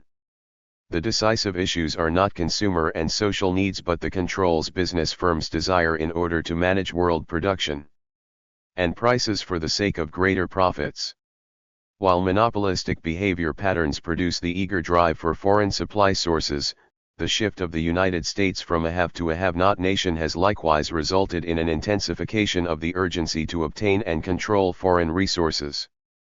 The central point for minerals industries is shown in Table 3. As can be seen from the last column of this table. Up until the 1920s, the United States was a net exporter of minerals. The change in trend is postponed by the Depression when consumption of raw material declined. The situation, however, reverses significantly during the war years. But the new situation faced by the United States, simultaneous with its new role as organizer and leader of the imperialist network, 1910 to 1919. 48. Shows up dramatically in the 1950s, when in place of its former position as a net exporter, close to 13% of domestic consumption is supplied by imports. This change did not occur because of the growing need to import esoteric materials not found in the United States. On the contrary, the reason was the rapid jump in imports of the more common materials which traditionally were abundant in this country. This can be seen in Table 4, where a comparison is made between net imports of 6 garden variety minerals and the domestic extraction of these materials. The situation today is compared with the pre-war years, and choose to use productively. The exhaustion of high-quality domestic ore supplies occasioned a dramatic rise in foreign investment to develop more efficient and richer sources of iron ore in Canada, Venezuela, Brazil, and Africa. The purpose, as it developed, was not only to exploit more profitable sources of supply but to map out greater control over this essential raw material as a preventive measure. Each large domestic producer naturally anticipates similar moves by other domestic and foreign producers. It is true that in recent years technical innovations have increased the utility of domestic ores. Nevertheless, the tendency to increasing reliance on foreign sources of supply persists, partly to get one's money's worth out of an investment already made, partly as a protective device to keep the lesser quality ore sources in reserve, and partly for immediate financial advantage where foreign ores are more economical. As specialists in the field see it, in the absence of a further breakthrough in technology that would make the very low-grade iron ore, derived from taconite and similar rock, decidedly cheaper than foreign ore, the prognosis is for increased reliance of our steel industry on foreign sources of ore. Thus, it is anticipated that about half of the iron ore to be consumed in 1980 will be met by foreign sources, and that by 2000 the import ratio will reach 75%. The dramatic reversal in the self-sufficiency of the United States with respect to raw materials was succinctly summarized in a report by the staff of the President's Commission on Foreign Economic Policy. This transition of the United States from a position of relative self-sufficiency to one of increasing dependence upon foreign sources of supply constitutes one of the striking economic changes of our time. The outbreak of World War II marked the major turning point of this change. Both from the viewpoint of our long-term economic growth and the viewpoint of our national defense, the shift of the United States from the position of a net exporter of metals and minerals to that of a net importer is of overshadowing significance in shaping our foreign economic policies. We have always been almost entirely dependent on imports for tin, nickel, and the platinum group of metals. In addition, 50. Our requirements for asbestos, chromite, graphite, manganese, mercury, mica, and tungsten have been generally covered by imports. Prior to World War II, this was about the extent of our list of strategic materials, that is, mineral substances of which our requirements are wholly or substantially supplied by foreign sources. At present, by contrast, the United States is fully self-sufficient only in coal, sulfur, potash, molybdenum, and magnesium. Registered strategic materials. The Defense Department operates with a list of strategic and critical materials as a guide to the stockpiling program. These are the materials which are assumed to be critical to the war potential of this country and where supply difficulties can be anticipated. However, war products are not the only ones for which these materials are strategic. Many civilian products in today's technical environment rely on the same materials. The import dependency of these materials is shown in Table V. For more than half of these items, 80 to 100% of the supply in this country depends on imports. For 52 out of the 62 materials, at least 40% has to be supplied from abroad. And, according to a report of the International Development Advisory Board, 3/4 of the imported materials included in the stockpile program come from the underdeveloped areas. The political and military response to this fact is clearly formulated by the President's Board. It is to these countries that we must look for the bulk of any possible increase in these supplies. The loss of any of these materials, through aggression, would be the equivalent of a grave military setback. Happy face, the jet engine, the gas turbine, and nuclear reactors are having an important influence on demand for materials which can only be obtained from abroad. The nature of this new need was spelled out in the report of the President's Material Policy Commission. The advent of the gas turbine and jets for fighter aircraft, and the possible development for commercial flying and later for automobiles, has accentuated the need for materials to withstand high temperature and stress. One reason why it has taken so long to develop the gas turbine commercially is that there were no materials that could withstand red heat and at the same time take the stress of the centrifugal forces generated by 20,000 revolutions per minute. Since in the gas turbine the higher the temperature, the greater the efficiency, there is urgent need for metals, ceramics, or other substances that can operate under stress in the range above 2000 degrees Fahrenheit. There are also requirements for materials for carrying out nuclear reactions, many of which occur at high temperatures. Some of these materials must have a low capacity for neutron absorption as well. Thus, the need for higher and ever higher temperature resistance becomes one of our most critical problems. What this means can be seen quite clearly when we focus on one product, the jet engine, which since this report was prepared has become a commercial as well as military means of transportation.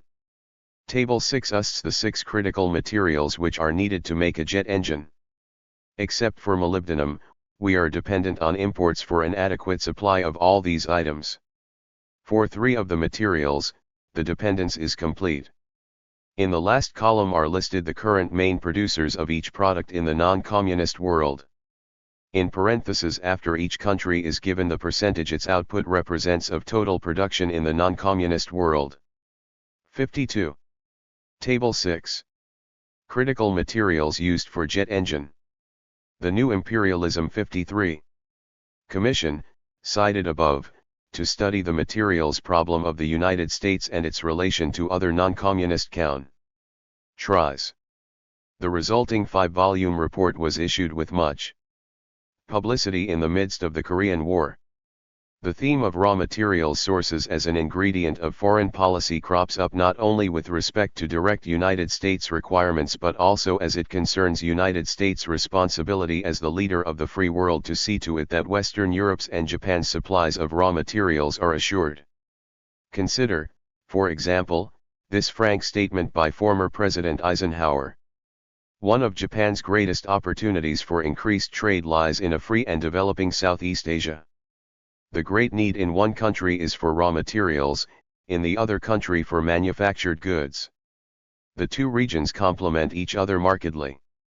By strengthening of Vietnam and helping ensure the safety of the South Pacific and Southeast Asia, we gradually develop the great trade potential between this region and highly industrialized Japan to the benefit of both. In this way freedom in the Western Pacific will be greatly strengthened. Registered. And finally, 2 more citations, one from the Republican side and one from the Democratic side of policy making. The Rockefeller Brothers Fund report on foreign economic policy offers these propositions. Europe's economic security today depends on 2 indispensable factors: her own intellectual and technical vitality and economic enterprise, and an international structure which will enable Europe to have access to foreign markets on fair terms and adequate supplies of materials, if Europe can offer reasonable value in return for them. Nevertheless, the economic situation of the industrialized nations remains precarious. If Asia, Middle Eastern and African nationalism, exploited by the Soviet bloc, becomes a destructive force, European supplies of oil and other essential raw materials may be jeopardized. W. W. Rostow, President Johnson's closest advisor on national security affairs, seems to be well aware of the underpinning of the imperialist network as it applies to raw materials and to the special role of the United States in today's imperialism. Testifying before the Joint Congressional Committee. 54. Rostow explained the relations between industrialized and underdeveloped nations as follows. The location, natural resources, and populations of the underdeveloped areas are such that, should they become effectively attached to the communist bloc, the United States would become the second power in the world. Indirectly, the evolution of the underdeveloped areas is likely to determine the fate of Western Europe and Japan and, therefore, the effectiveness of those industrialized regions in the free world alliance we are committed to lead. If the underdeveloped areas fall under communist domination, or if they move to fixed hostility to the West, the economic and military strength of Western Europe and Japan will be diminished, the British Commonwealth as it is now organized will disintegrate, and the Odontic world will become, at best, an awkward alliance, incapable of exercising effective influence outside a limited orbit, with the balance of the world's power lost to it. In short, our military security and our way of life as well as the fate of Western Europe and Japan are at stake in the evolution of the underdeveloped areas. We evidently have a major national interest, then, in developing a free world coalition which embraces in reasonable harmony and unity the industrialized states of Western Europe and Japan on the one hand, the underdeveloped areas of Asia, the Middle East, and Africa, on the other. United States as the leading capital exporter. Along with the political and military changes after the Second World War, when the United States assumed the role of undisputed leader of world capitalism, came the clear-cut preeminence of the United States as a capital exporter. While the urgent need to develop foreign raw material sources contributed to the momentum of capital exports after the war, the acceleration of investment in foreign manufacturing ventures added a new dimension to the internationalization of capital. To appreciate better this new feature, let us first examine the competitive aspects of world trade in manufactures. Table 7 presents estimates of the shares of 5 industrial nations in world export trade in manufactures. Aside from the remarkable change in Italy's fortunes during the last 2 decades, and the rise of Japan's trade, the most noteworthy changes over the practically 70 years covered is the juxtaposition of the United States and the United Kingdom. Britain's share of world trade in manufactures declined from 33% to 12%, while that of the United States increased from 12% to 21%. But note also that the United States was not able to. Years 1957 and 1965, the latest year for which such information is presently available. The first 3 columns show the sales experience of United States firms abroad. The last 3 columns report the amount of exports from the United States for the same industries. It is especially noteworthy that in all the industries, by 1965, the sales of foreign affiliates are higher than exports from United States-based plants. More than that, the increase during these years has been larger in the case of foreign affiliates plants than in exports. For the industries combined, sales of foreign-owned plants rose 140%, while exports from the United States went up 55%. Sales from manufacturing firms abroad assist in the penetration of foreign markets in a double way. Not only do they obtain a share of the market in the country in which the subsidiary is located, but they enter into the foreign trade channels of the competing powers. This can be seen by an examination of Table X. Thus, United States plants located in Europe sell only 77% of their output to the local markets in which the plants are located. Exports to other countries account for 22% of the sales of these plants. Note the relatively small percentage of exports from the underdeveloped world, the significance of which will be pointed. The new imperialism 59. Out later when we discuss the issue of financial dependency of underdeveloped countries. The impact of these overseas sales from direct investment is what was no doubt in the mind of the investment banker, who wrote in a recent article in Foreign Affairs, the role of U.S. direct investment in the world economy is staggering. According to the U.S. Council of the International Chamber of Commerce, the gross value of production by American companies abroad is well in excess of $100 billion a year. That is to say, on the basis of the gross value of their output, U.S. enterprises abroad in the aggregate comprise the 3rd largest country in the world with a gross product greater than that of any country except the United States and the Soviet Union. Of course, these enterprises are large users of raw materials and components produced locally, so their contribution to the net product is much less than their gross sales. As far as manufacturing is concerned, the huge foreign business operation is mainly concentrated in Canada and Europe, as can be seen from Table 11. And since the Second World. Table 11. Direct foreign investment in manufacturing $1,000,000. 1950–1966. 60. War, in an environment influenced by the Marshall Plan and NATO, the main trend has been the flow of manufacturing capital to Europe / but the United States is not the only contender for these markets. The cross-currents of investment, as a reflection of the competition among giant corporations for markets, is shown in Table 12. English firms invest in France and West Germany. Belgium invests in France, West Germany, and England. Obviously, however, the position of the United States as a foreign investor in Europe is overwhelming. As might be expected, the concentration of investment by a small number of giant firms has resulted in the United States firms having quite impressive shares of the market in particular industries. The tie-in between monopolistic trends and the flow of investment to Europe is indicated by the following. In the three biggest European markets, 40% of United States direct investment is accounted for by three firms: Esso, General Motors, and Ford.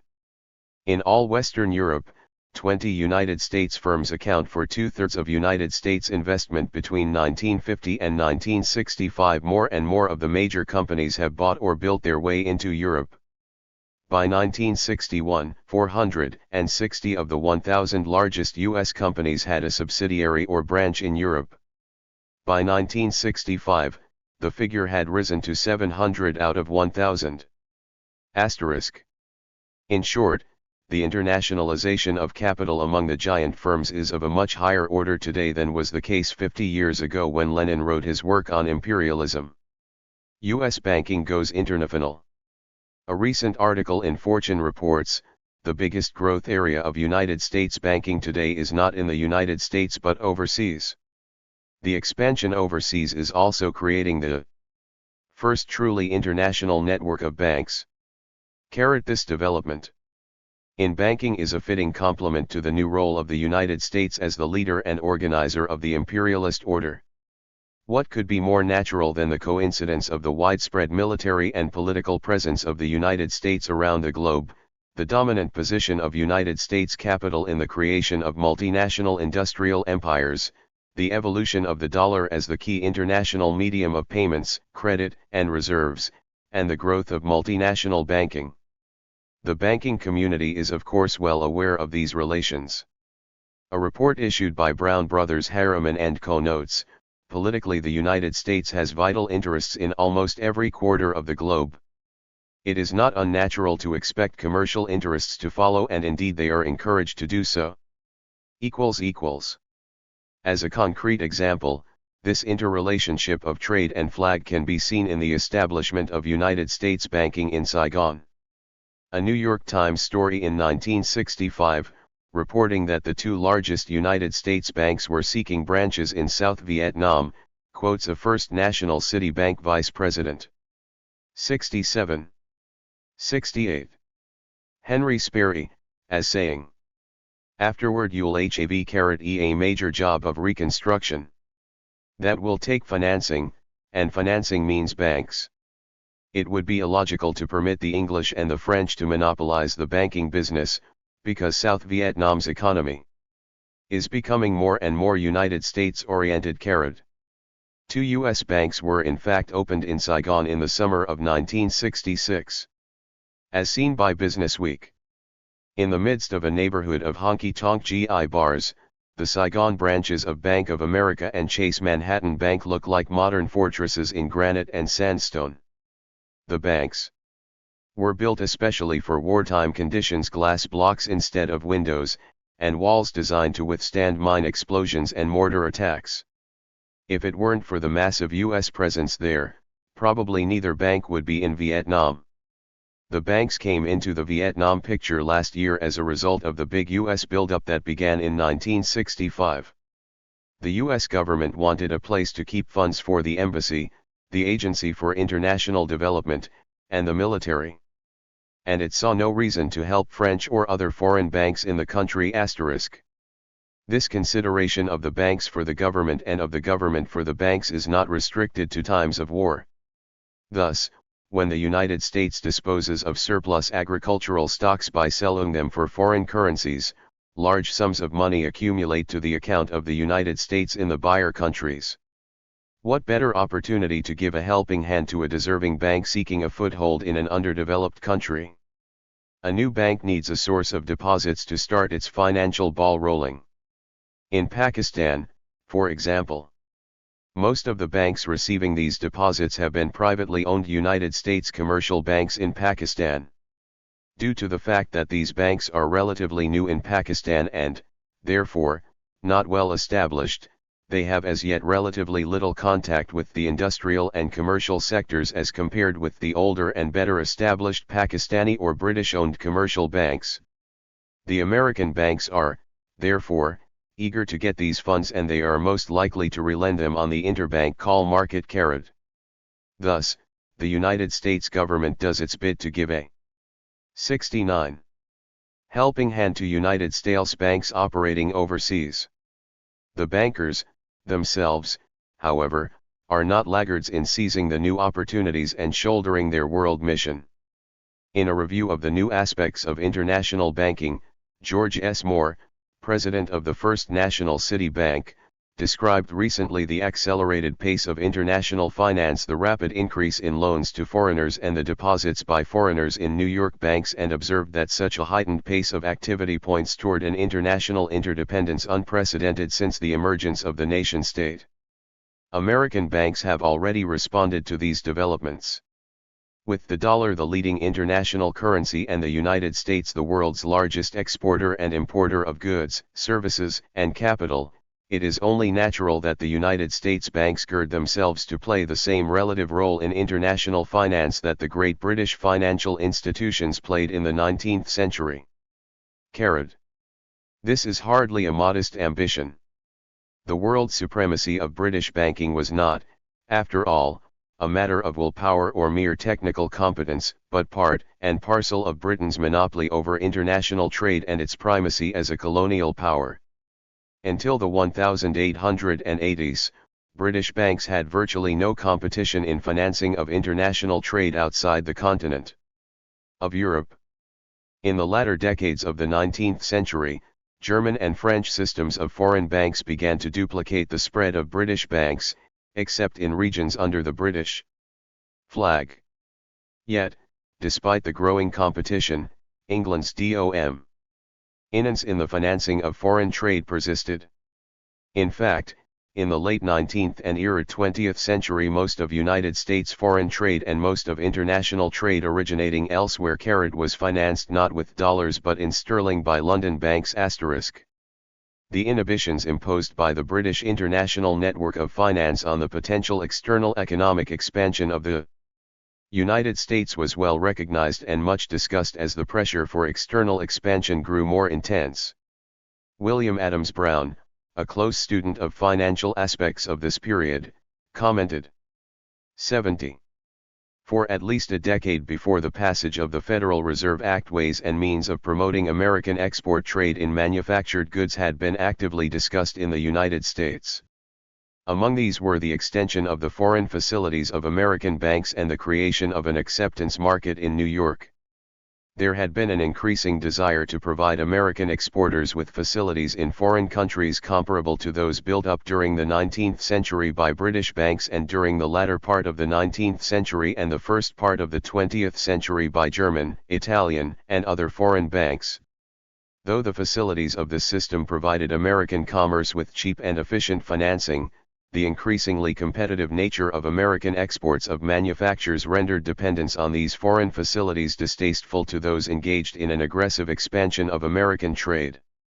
There was a strong feeling that the use of sterling acceptance was a handicap to American trade because it strengthened the preference for British goods already built up by long-standing connections and by British-controlled enterprises throughout the world. From the day on which the war broke out, Americans began to lay the foundation for an extension of American banking abroad and therefore for the provision, at the points of origin of foreign business, of a supply of bills drawn under American credits. The war did not lay the foundation for this movement, but it swept away the obstacles that had impeded its development registered. The obstacles that stood in the way could be traced in the neaxi to the entrenched position previously attained by other strong industrial nations and the preferred position they had in their extensive colonial possessions. The United States, which up to the First World War was a debtor nation, had not had a sufficient degree of financial freedom to cope with the competitive-ed by the extension of international banking, and in estimate of other nations. What hurt most was the lead taken by European business and finance on the doorsteps of the United States in Latin America. An official of the National City Bank of New York explained in 1915. The South American foreign banks and their branches are active agencies for the promotion of trade relations between the South American republics and the home countries. These banks have entered actively into the industrial and economical lives of the communities in which they are located. They have furnished money for the development of the 71 resources of these countries, have financed railroads, harbor works, public utilities, and warehouses. They have been instrumental in building up markets at home for the raw materials produced by South America, and have in this manner established a basis for a reciprocal exchange of products. The money of England and Germany has been freely invested in the future of these countries. England and Germany have put into Argentina, Brazil, and Uruguay, in the last 25 years, approximately $4,000 million, and as a result enjoy together 46% of the total trade of these three countries. The war raging in Europe helped to stimulate the vision of this banker. A rare combination of circumstances now favors us. The business ties between other great nations / whose commercial intercourse lies long been reciprocal and friendly have been sundered at the very moment of the creation of the machinery so badly needed for building up of our foreign commerce. Considering the fundamental readjustments in trade relations between many nations that are bound to result from the conflict now raging, the opportunity presents itself to this country to construct in the next few years a lasting foundation for a profitable foreign commerce of large proportions. The machinery referred to was the creation of the legal framework, through the Federal Reserve Act, for the extension of United States branch banks into foreign lands. It is understandable that a banker seeking new business and profit opportunities should be enthusiastic about the opening of doors to the rest of the world. But banking business abroad, as within the county, is not an independent operation. It lives and grows in symbiotic relation with expanding foreign investment and foreign trade, as outlined by the National City Bank of Official. In order to build up a profitable and lasting commerce in hitherto untouched markets in foreign countries, it will be necessary for us to aid in the development of those countries. Brazil, Colombia, Argentina, Chile, Peru, and other of the South American republics have natural resources of greatest value aiding development. If in the years to come the United States shall invest its surplus capital in the upbuilding of South America along the same lines which govern the investment of European countries in that field, trade opportunities will result which will show a return to us of many times the original investment. 72. This projected course of development was of course pursued, at first mainly in Latin America but extended step by step to other areas of the world. The foreign branches of United States banks did in fact become an important instrument for the movement of the surplus capital and for the exploration of new trade markets. The war-induced reshuffle of finance and trade provided the setting for a major push forward of foreign banking and investment. However, it took another world war, the open door created by the breakup of the old colonial system, and the ascendancy of the United States to free world leadership before United States banking became full-blown international banking. Branch banks straddle the world capitalist market. United States banks enter foreign markets in three ways. By use of foreign banks as correspondent banks. The latter handle the overseas transactions for the United States Bank. This activity is often supplemented by setting up offices in selected foreign cities, from which bank representatives facilitate overseas bank business. While such outposts are useful to bankers, their operations are limited since they do not engage in full banking operations such as making loans. By setting up branches which carry on full banking operations as they would in the United States. These activities are naturally adapted to such banking laws as exist in the host country. By setting up subsidiary corporations. These corporations buy into foreign-owned banks, set up bank and finance companies abroad, and invest in a wide variety of non-banking businesses. While correspondent banks and overseas offices are helpful devices for servicing United States customers, it is the system of branch banks which opens up significant new business and profit opportunities. It is the branch banks that can reap special profits from United States international activities, the money spent by United States Armed Forces abroad, the bank deposits arising from foreign aid, and the banking business that accompanies private investment abroad. 73. It is the branch banks which provide the medium for getting a share of the world's financial business by competing with local institutions and with the agencies of other international banking systems. Finally, they are the media through which the special economic strength of the especially large banks can be wielded to become even wealthier and more influential. For just as it is the largest manufacturing, mining, and oil firms that are paramount in overseas investment, so in the banking field expansion is concentrated in the largest United States banks. Thus, of the 298 overseas branches as of the end of 1967, 259 are owned by three banks: First National City Bank, Chase Manhattan Bank, and Bank of America. The growth pattern of foreign branch banks and especially the feverish expansion of recent years can be seen by an examination of tables 14 and 15. Table 14 shows the number of countries in which branch banks were operating in selected years in 5 major areas as well as in United States overseas areas and trust territories. In 1918, United States banks had established branches in 16 countries, primarily in Latin America and in Europe. Remember that such operations were insignificant for United States banks prior to the First World War. In fact, only state-chartered banks were legally competent to open branches abroad. National banks did not get the go-ahead signal until the Federal Reserve Act of 1913. The pace of expansion during the 20s and 30s was fairly slow, but it is noteworthy in the light of or recent developments that this period is marked by entrance into the Far East. The decline in the number of countries represented in Europe between 1918 and 1939 is due to the elimination of branches in Russia and Germany. There was obviously little change during the war years, except for the closing down of branches in enemy and enemy-occupied territories. A new rise, still at a relatively slow rate, is resumed after the war, until about 1955. After that, the pace quickens. By 1960, branches are to be found in every major area.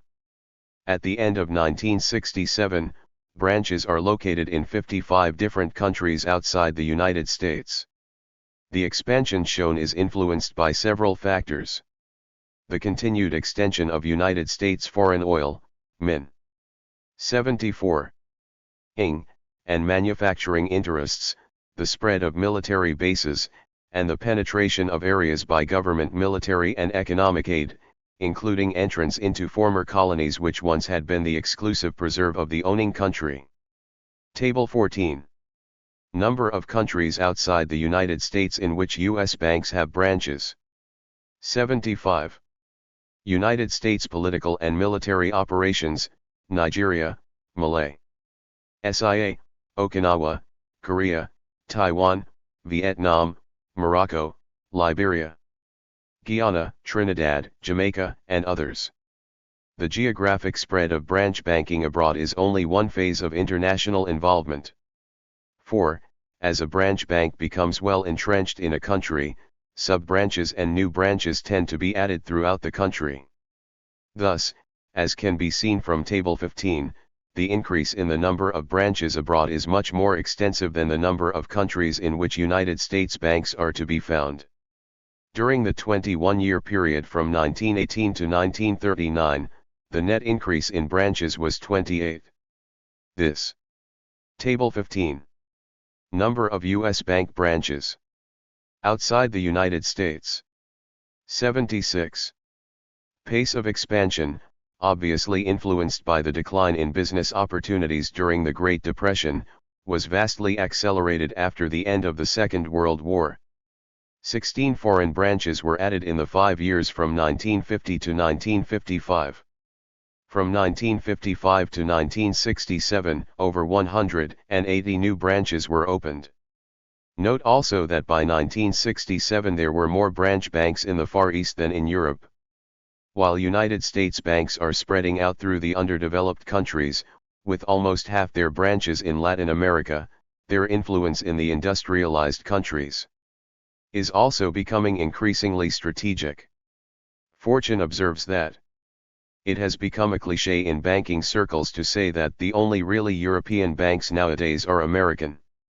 Happy face, and according to Professor Kindleberger, it is worth noting that of the commercial banks it is the United States institutions Morgan Guaranty Trust Co., Chase Manhattan, First National City, in particular which are represented in the several countries of the common market rather than European institutions.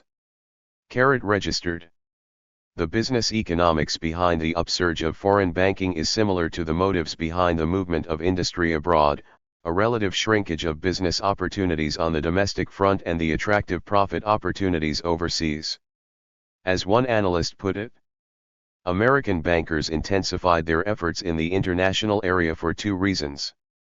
First, many of them have come to believe that their domestic markets offer limited room for further significant growth. A second reason for going international is the seemingly limitless demand for international banking and financial services. Little information is publicly available at this time on the size of this new business compared to domestic activities. The Fortune article referred to above pulls together some bits and pieces. In those 10 years, deposits in the foreign branches of New York banks have risen from $1.35 billion to $9.5 billion. Lately they have been growing at a rate 7 times greater than deposits at home. At Manufacturers Hanover, foreign business has increased from 10% to 25% of total business. 3 years ago, Chase Manhattan disclosed that 14%, 77, of its net profits came from foreign business, and that percentage has certainly risen since.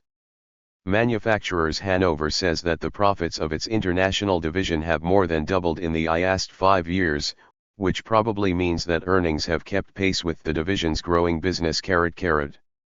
Foreign expansion via bank subsidiaries. The acceleration of foreign branch banking indicates only one aspect of the upsurge of banking activities abroad. The other dynamic vehicle used by U.S. banks to penetrate the arteries of international finance is the subsidiary corporation. The door to this technique was also opened by one of the first reforms of the Wilson administration, the Federal Reserve Act, as a method of permitting and encouraging the foreign expansion of banks. The door was opened wider by the 1919 amendment to the Federal Reserve Act, known as the EDGE Act. In effect, these legislative enactments permitted United States banks to set up subsidiary corporations to facilitate the creation of branches in countries which have laws prohibiting branch banks, and to enable banks to engage in a wider range of foreign financial and investment activities. These subsidiary corporations were enabled to go beyond the usual financial activities of domestic banks, including direct investment in non-financial operations such as manufacturing, mining, and trade, which banks are prohibited from doing in the United States.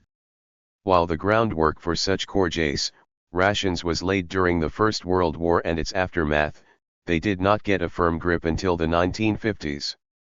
Part of the reason for their early difficulties was that quite a few of them got started just as the 1920 to 1921 crisis broke out. The instability of world prices complicated their operations. Moreover, the lack of experienced and trained personnel acted as a drawback. The banks did not have a large reserve of experienced colonial administrators to draw from, as did the British. And, while the war had given the United States dollar and United States banking a big boost, it was still only a competitor for world financial leadership. The entrenched British financial network, supported by its colonial empire and widespread military organization, presented a formidable obstacle to the aspirations of United States finance on the world scene. Finally, this form of foreign penetration suffered a major setback during the worldwide depression of the 1930s. In 1929, United States banks owned 18 such subsidiary corporations. By 1945, after Depression and war, only 2 of these corporations survived. The contrasting developments of the 1950s and 1960s is an instructive illustration of the changes in foreign finance that have accompanied the new position of the United States in its political, military, and economic operations. In this latest period, these subsidiary corporations have mushroomed into an effective and pervasive instrument, and by all signs are still on the increase. The pattern of growth is shown in Table 16. EDGE Act and Agreement Corporations in International Banking and Finance, Monthly Review, May 1964. 1967 Federal Reserve Board, Overseas Branches and Corporations engaged in foreign banking and financing in operation on December 31, 1967. The manifold operations of these subsidiary corporations can be summarized in 3 categories. The Financial Network 79.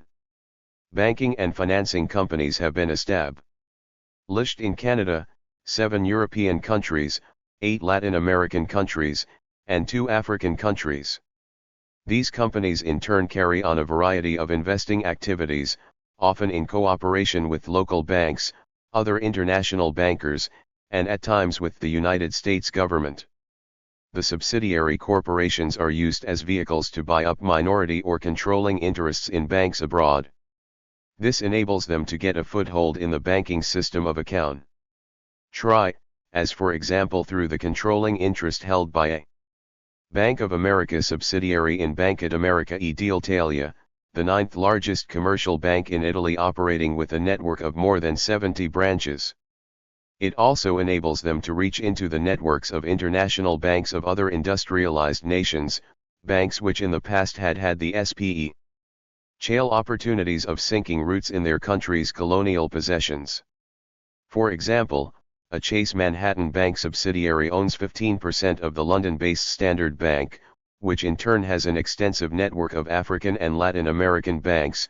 The Morgan Guaranty Trust subsidiary has holdings in commercial, development, and investment banks in 24 countries. A First National City Bank subsidiary has a 40% interest in Banque Internationale pour l'Afrique Occidentale, which in turn operates 41 branches in Africa. The subsidiaries are used to obtain ownership in a wide variety of industrial and service undertakings abroad, especially in the underdeveloped countries. In part, this is done by including a stock conversion feature in the loans extended. Happy face, this means that the bank can, under the terms of the loan, convert part or all of the loan into an equity holding - an attractive contingency if the enterprise turns out to be unusually profitable. Not that the bank corporation fails to make a nice profit on the loans themselves. The 1962 Brown Brothers Harriman & Co. report notes, suffice it to say that life for the EDGE Act banker begins at something well above the customary 6% of his domestic cousins. Happy face. In addition, these corporations make direct investments in a wide variety of industries abroad.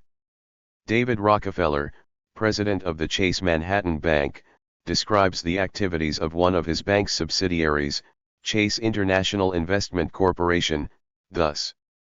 Q, which has now been in full operation for about 10 years, is currently involved in some 30 projects in 20 different countries. These projects range from a textile mill in Nigeria to a tin mining operation in Bolivia, and include such other diverse activities as a steel mill in Turkey, a paper mill in Guatemala, and an equipment leasing company in Mexico.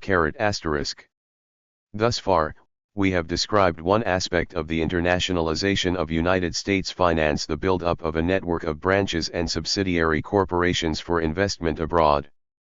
But it should be understood that this is only part of the internationalization process, a process which finds its focus in the transfer of the central international capital market from Europe to the United States and the enthronement of the dollar as the major world currency. The dollar as the world currency, New York as the world banker. The late Professor Schumpeter, if memory serves, once remarked that the money market is the headquarters of the capitalist system.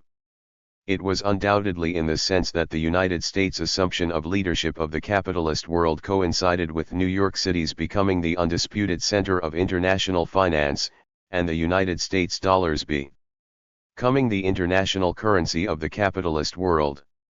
The previous center of the world money market was the City a square mile in London, containing the Bank of England, the gold market, the international insurance market, leading commodity exchanges, and the head offices of the major banks.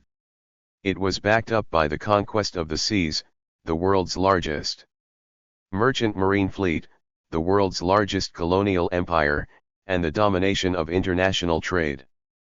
In arguing against the romantic notion still held by some in England about restoring its old glory, the Oxford economist Dr. Thomas Baylock reminds us that the rise of London to the center of an international economy was 81. Based on Britain's mercantile supremacy as an imperial power and her industrial leadership as an initiator of mechanized mass production.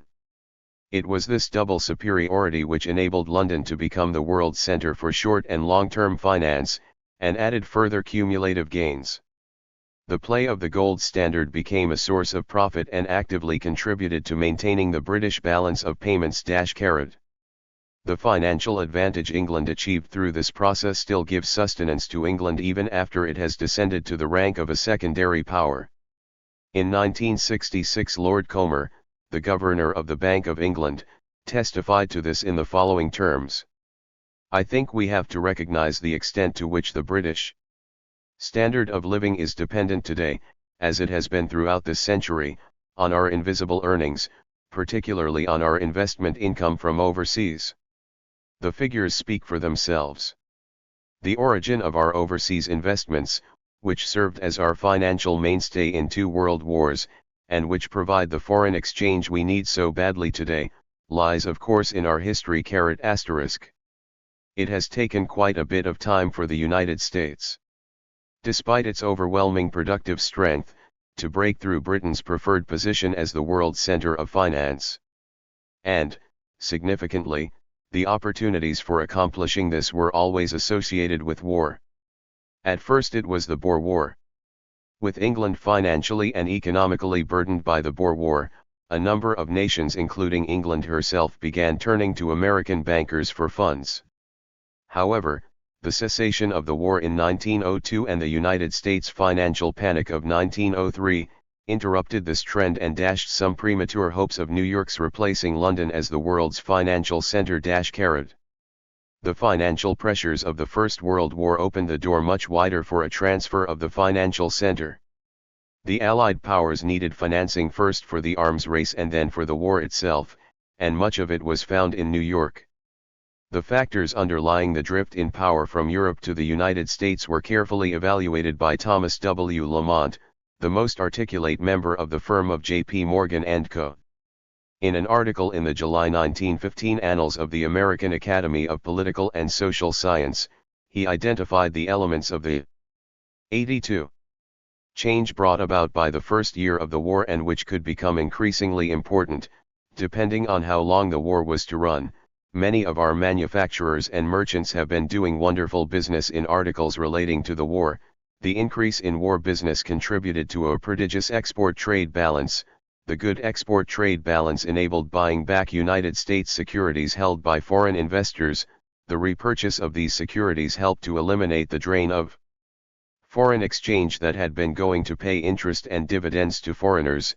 The resulting transformation from debtor to creditor status enabled the United States to lend to foreign nations on a large scale, and thus to become a major recipient, rather than a payer, of interest and dividends. But while all this was moving in the direction of a transfer of the financial center, Lamont guessed quite soberly that such changes do not come overnight. Many people seem to believe that New York is to supersede London as the money center of the world. In order to become the money center, we must of course become the trade center of the world. That is certainly a possibility. Is it a probability? Only time can show. But my guess would be that, although subsequent to the war this country is bound to be more important financially than ever before, it will be many years before America, even with her wonderful resources, energy, and success, will become the financial center of the world. Such a shifting cannot be brought about quickly, for of course to become the money center of the world we must, as I have said, become the trade center, and up to date our exports to regions other than Great Britain and Europe have been comparatively limited in amount. We must cultivate and build up new markets for our manufacturers and merchants, and all that is a matter of time. This cool and deliberate analytical ability did not interfere with Lament's grander vision, based on deep faith that finance capital will go on forever. When that terrible, blood-red fog of war burns away, we shall see finance still standing firm. We shall see the spectacle of the businessmen of all nations paying to one another their just debts. We shall see the German merchant keeping his word sacred to the English, and the French to the Turk. We shall see finance standing ready to develop new enterprises, to find money to till new fields. 83. To help rebuild a broken and wreck-strewn world, to set the fires of industry blazing brightly again and lighting up the earth with the triumphs of peace. The Bolshevik repudiation of the Tsarist debts must surely have shaken this credo. Now, finance was needed to hold back the tide of communism. Still, the post-war reconstructive pound, and needs of a prostrate Europe did have its effect. It brought United States finance into the international arena with full force. On top of this, the flight of capital from Eurasia to this country in the 20s and 30s strengthened United States finance, because this flight occasioned an unusual accumulation of gold in the United States. The changing tides were summarized by William Woodruff, a historian of Europe's international role. While there was little recognition in the immediate post-First World War years of the essential change that had taken place, the war had undermined Europe's position as the financial center of the world, and without adequate finance trade could not prosper. The Bank of England even tried to resume its 19th-century role as the controlling agency in the international capital market, and took the initiative in arranging reconstruction loans when the war ended. Long-term lending by Britain, France, and, to a lesser extent, by Belgium, the Netherlands, and Switzerland was renewed. Sweden also emerged as a creditor country. But only the United States possessed the financial resources needed in the post-war period. As that country assumed some of the responsibilities of the world's greatest creditor nation, there began to flow from America to Europe a succession of loans and gifts which is without parallel, and which has continued until the present day. Actually, some Marxist scholars did recognize in the early post-war years what was impending. Preobrazhensky, for example, underscored in 1924 the essential nature of the new phenomenon on the world financial scene in classic, historic perspective fashion. It is interesting to recall that currency dictatorship has usually belonged, in the course of history, to that country which played the dominating role at any given moment in world trade and world economy. In the period when Phoenician and Greek trade was dominant in the Mediterranean Sea, a very great role was played by the Greek and Phoenician talent. The florine ruled in the 84 period when Italian merchant capital dominated the Mediterranean. The mercantile role of Spain brought the piastre to the forefront of intercurrency relations. Holland ruled not only with its fleet, its cloth, and its trade generally, but also with the gulden. As the center of gravity in world economy and trade passed to the ruler of the waves, the British pound's role advanced to the forefront. Finally, America's economic domination of the world has led to the domination of the dollar. As is not too uncommon with analysts who take the long /, Preobrazhensky was a bit premature. The influence of the dollar, it is true, was on the rise, the result of the large increase in the export of capital from the United States and the appearance of the dollar for the first time as a reserve currency and a vehicle for international transactions.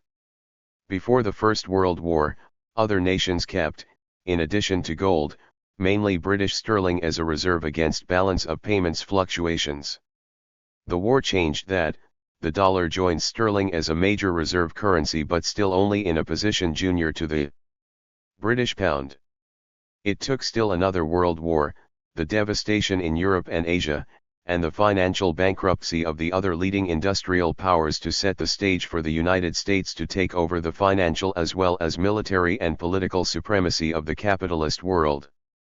Like England in its heyday, when it was the major center of world trade and finance and sterling was the key currency, the United States in turn emerged from the Second World War as the world's financial center and its currency as the most important medium of exchange. The change in the world position of the dollar since the war is quite clearly evident in the comparison of the holdings of gold versus dollars as reserves by foreign governments and their central banks.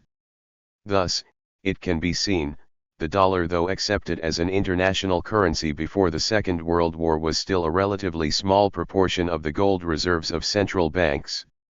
Since the end of the war, however, it has assumed a major and growing significance. To understand the import of this development, we should 85. Table 17. Gold and dollar holdings by foreign countries. 86 THEAGEOPHIMPERILESM. Importer and the exporter are accumulated through the banking system and worked out in the overall balance of international payments between nations. If the total value of exports equals the total value of imports, there is no problem about there being, for example, too many unwanted cruceros. However, if the exports and imports do not balance, then some means of acceptable payment has to be found by the country that has bought more than it has sold. The universally accepted means of payment, of course, is gold. Gold is the universal solvent, one that has been established over centuries, not for mythical reasons but because gold has the virtues required of a repository of value and of a generally acceptable means of payment in international exchange between free markets. In recent times there have been two main exceptions to the use of gold as an international monetary reserve, the British pound and the United States dollar. This means that other countries were willing, or compelled by force of circumstances, to maintain these currencies in addition to, or as a substitute for, gold.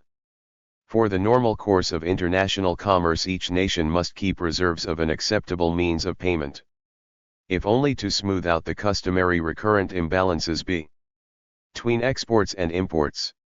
Moreover, a country's reserve of international means of payment is the final recourse for settling bills when there is an excess of imports over exports. In the final analysis, the size of a country's reserves influences the limit of how far a country can go in economic development, if its economic development depends on imports of capital goods and raw materials. The size and viability of the reserves of international means of payments are clearly of vital import to a nation's economic well-being. When these reserves are in the form of gold, there is no present or potential restraint to the use of the reserves in any fashion a government desires.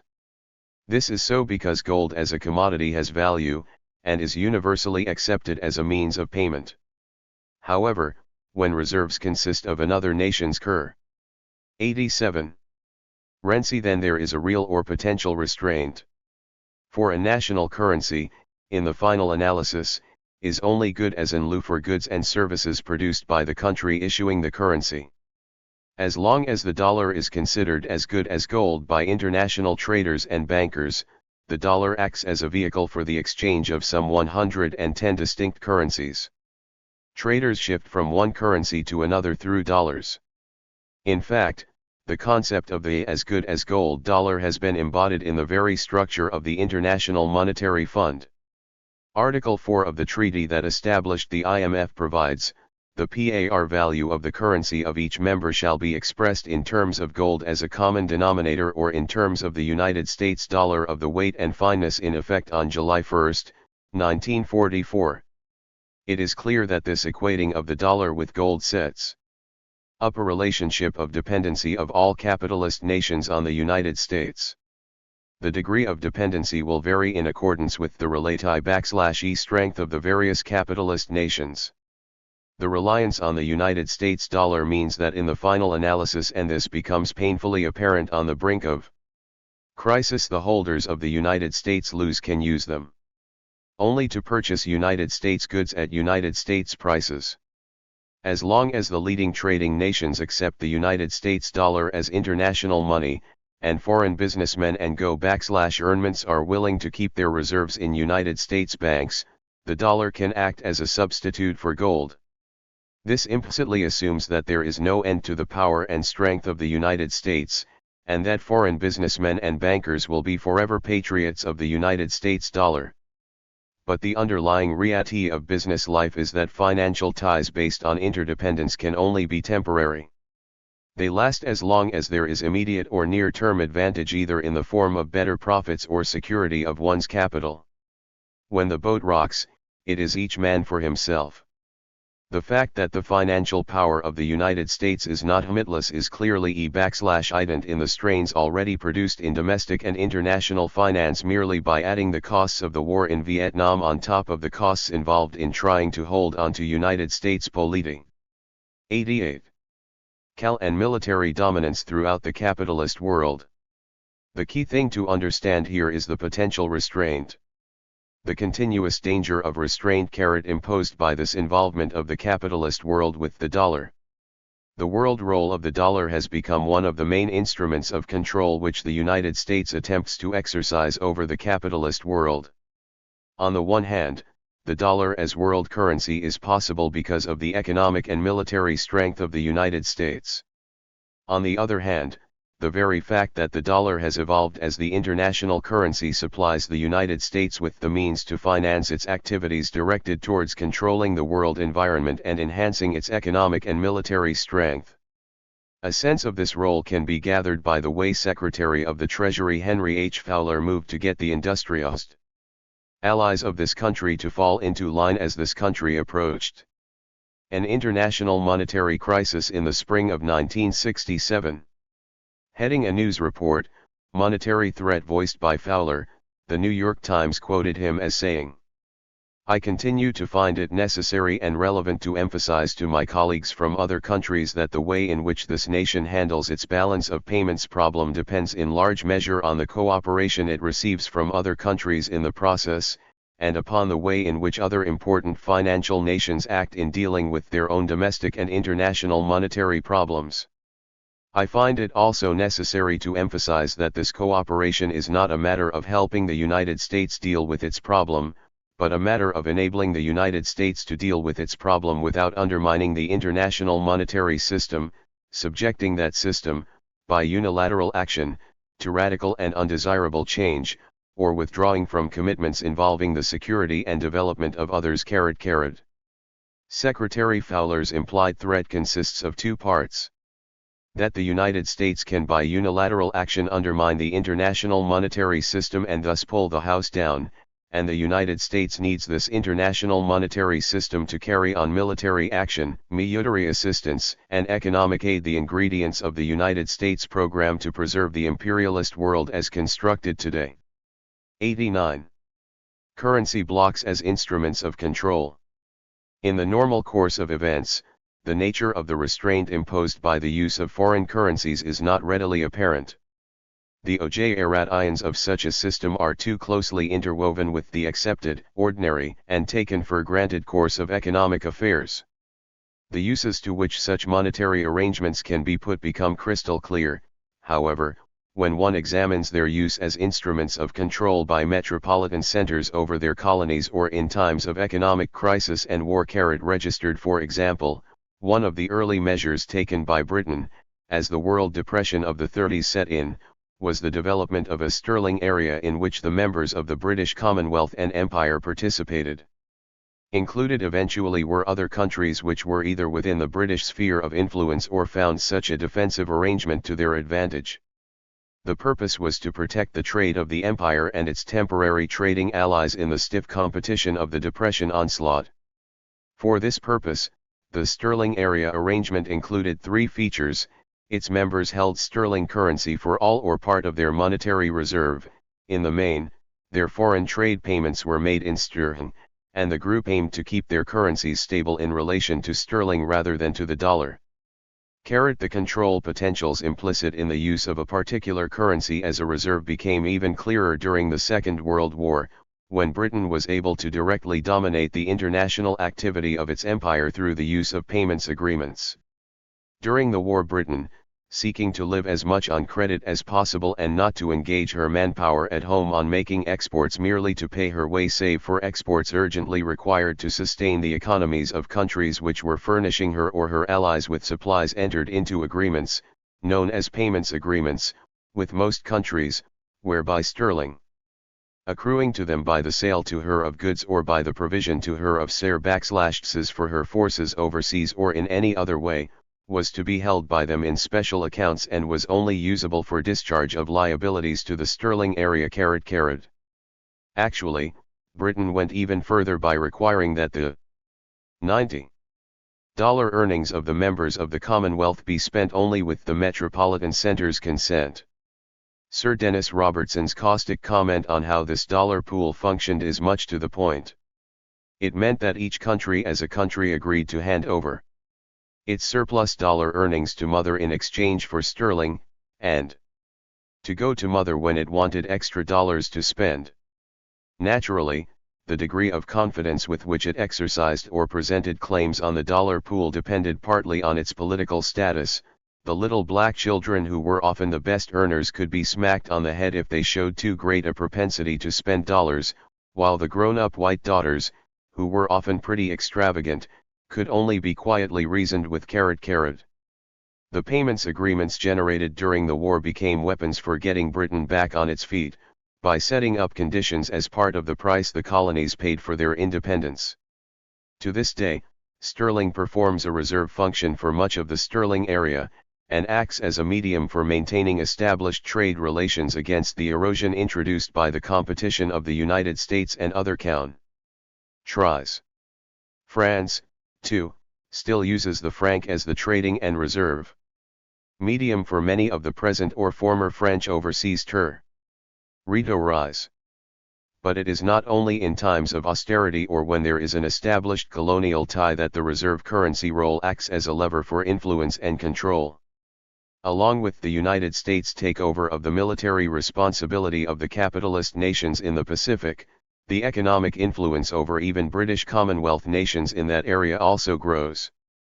What is happening in Australia is a useful illustration. As the flow of United States capital to Australia rises and trade with the United States swells, the policy issue confronting Australia is whether or not to shift from the sterling to the dollar sphere of influence, and accordingly to decide which currency to use for reserve purposes.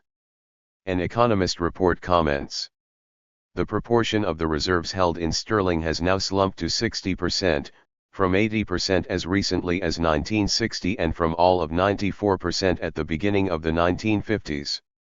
91. Top Australians, who make the decisions about these matters, are absolutely fin about asserting Australia's loyalty to the sterling area. But public discussion about the merits of staying with sterling is no longer thought treasonable, and there has been some debate about it this year in the Australian financial press. One widely held unofficial view is that Australia might secure privileged access to the American capital market, like Canada and Japan, if it switched to the American dollar bloc. Another view is that it might be worth staying with sterling if Britain manages to get into the common market. Given the big swing that has already taken place in Australian trade and overseas borrowing, it is hardly surprising that the dollar content of Australia's reserves has risen 12-fold over the past 17 years and 3-fold since 1960 *. The devaluation road. The economic advantage accruing to a country by its involvement in international banking and the use of its currency as a reserve currency is also re-yield in the different roads of adjustment taken by the leading industrial powers and the economically dependent nations when imbalances crop up in international payments transactions.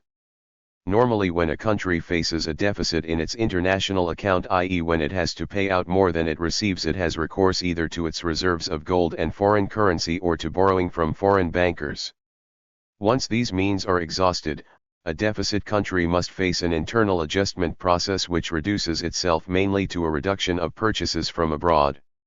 To a lesser extent, the problem is attacked by trying to expand exports. Lesser because a country can more easily control imports than Expand exports, especially when increasing exports often means trying to get more sales in the moribund markets which helped create the imbalance in the first place. Reduction in imports can sometimes be achieved by higher tariffs or by direct controls. This itself can induce a slump owing to the impact of a reduction in the import of raw materials and intermediate products. A more effective technique for a free enterprise economy is to take measures that will more directly induce a slump, as, for example, lowering wages to reduce con. 92. Sumption or restricting credit to damp down production. An economic decline will cut the demand for imports and help remove the deficit. In most cases, a persistent and severe deficit ultimately induces devaluation. Countries are inclined to take this measure only as a last resort because of the enormous dislocations usually induced thereby. Devaluation brings about a rigorously enforced adjustment through the marketplace. It raises the prices of imported goods, thus forcing a reduction in consumption, especially by those social classes with low incomes. It reduces the prices of exports in foreign markets, thus putting exported goods in a more competitive position. It is especially noteworthy, in the context of the present discussion, that recourse to either severe internal adjustments or devaluation is a common feature of the economically and financially dependent nations and is much less frequent in the centers of financial power. This was so even in what economists consider the heyday of a smoothly working international system. The gold standard of the 19th century was supposed to have been an ideal market mechanism for keeping international finance on an even keel. But automatic mechanisms are more often the product of the abstractions and models created by the thought processes of economists than a representation of reality.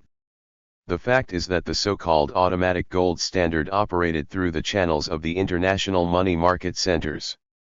The adjustments called for by the gold standard were made through the credit operations of the international bankers and the international transfers of capital made by these bankers. It is little wonder then that these operations work to induce exchange rate stability in the advanced countries and instability in the countries of the periphery. In a summary analysis of the gold standard mechanism, the first two observations made by Professor Robert Triffin are: the 19th century monetary mechanism succeeded, to a unique degree, in preserving exchange rate stability and freedom from quantitative trade and exchange restrictions over a large part of the world. The success, however, was limited to the more advanced countries which formed the core of the system, and to those closely 93. linked to them by political, as well as economic and financial ties. The exchange rates of other currencies, particularly in Latin America, fluctuated widely, and depreciated enormously, over the period. The contrast between the core countries and those of the periphery can be largely explained by the cyclical pattern of capital movements and terms of trade, which contributed to stability in the first group, and to instability in the second. The point is that the main banking centers had the power and the mechanisms made available by this power to smooth out deficit problems, in contrast with the dependent countries in the capitalist world system, where financial discipline was imposed by the undiluted pressures of the market. In another context, Triffin observes: the second factor which explains the successful functioning of 19th century convertibility lies in the fact that the emergence of major imbalance was prevented ex ante by the institutional monetary and banking framework of the times, rather than corrected ex post by large price and income adjustments. In spite of the greater flexibility of prices and costs in the 19th century, I doubt very much whether a 20 or 30% reduction in wages, if called for to restore equilibrium in the balance of payments, would have been tolerated then any more than it would be today. The fact is that the ability of the system to correct such major maladjustments through internal price and income adaptations was rarely put to a test in the major Western countries which constituted the core of the system. Whenever it was put to such a test as it repeatedly was in most Latin American countries, the correction was uniformly brought about by currency devaluation. 2. In effect, the persistent devaluations of the underdeveloped countries result in repeated adjustments of the internal price structure of these countries to the external price structure of world trade *. The latter is one that evolved in a fashion best suited to establish and strengthen the supremacy of the leading world traders, the same countries that are the leading financial centers. The process of devaluation is a process of bringing the prices of the weaker nations into line with those of the stronger nations. The differences in the path of adjustment of internal to world prices are to be seen in the 20th century as well as in the 19th. Even in the face of war-caused devastation and economic distortions in leading industrial and financial centers, the differences in the degree and impact of devaluation are noteworthy. The contrast for different regions since 1948 is shown in the following table, from a study by Margaret de Vries, consultant to the IMF.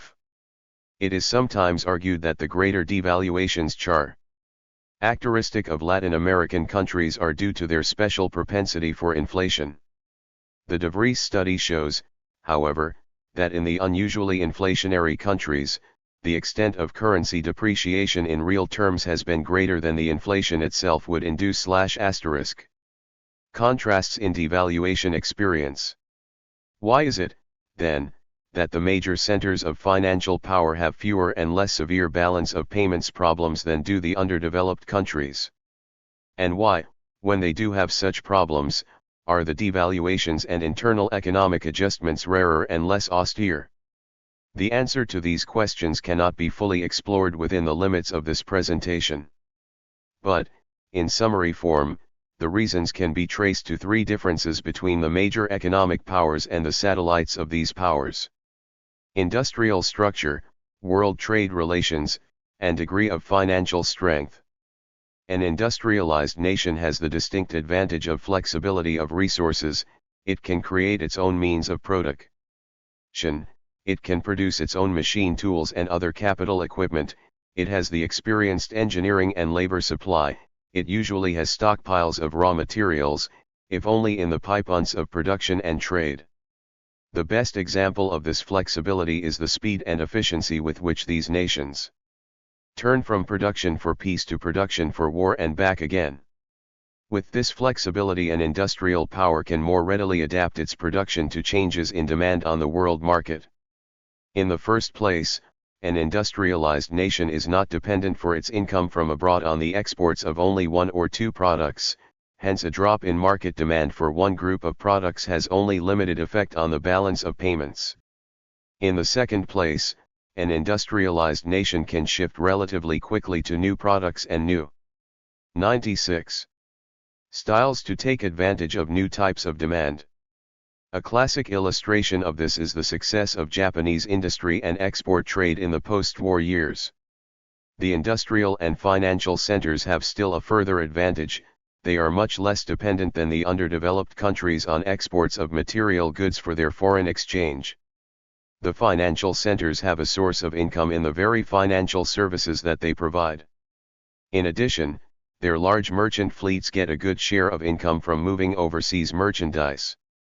And the real whipped cream topping is the inflow of interest and profits from overseas investments and loans.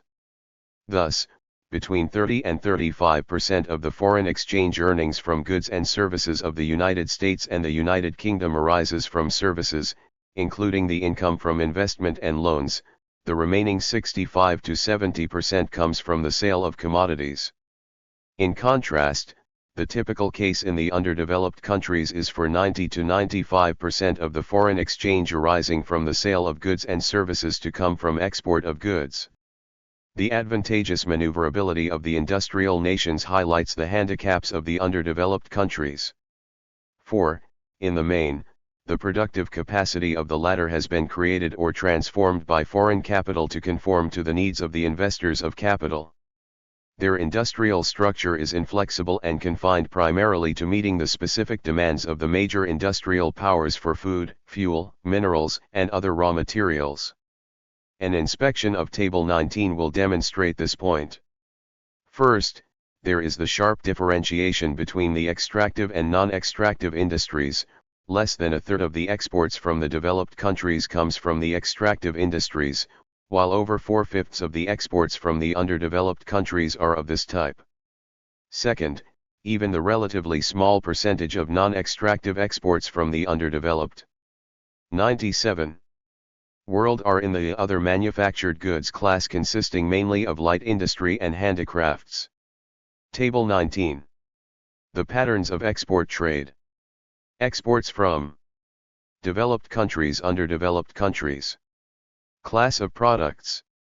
98. Exports given in Table XX. A reduction in world demand for any one product is almost sure to trigger a balance of payments emergency.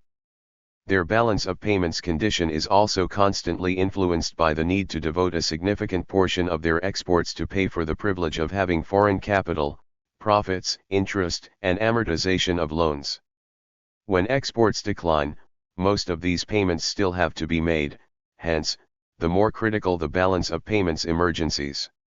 Since the lines of world trade are limited for these satellite nations, and since their economies are rigidly adapted to meeting just these lines of trade, their recourse in emergencies is to borrow foreign currency from foreign banks or governments to stave off bankruptcy.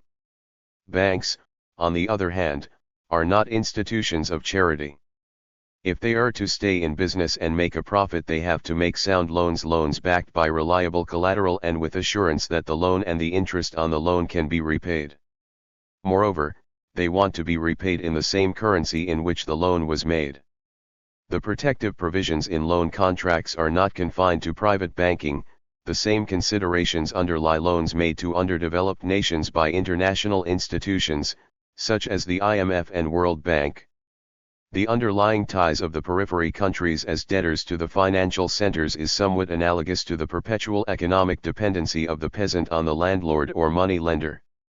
The very conditions which produce the necessity to borrow money are continuously reimposed by the pressures to pay back the loan and to pay the interest on these loans.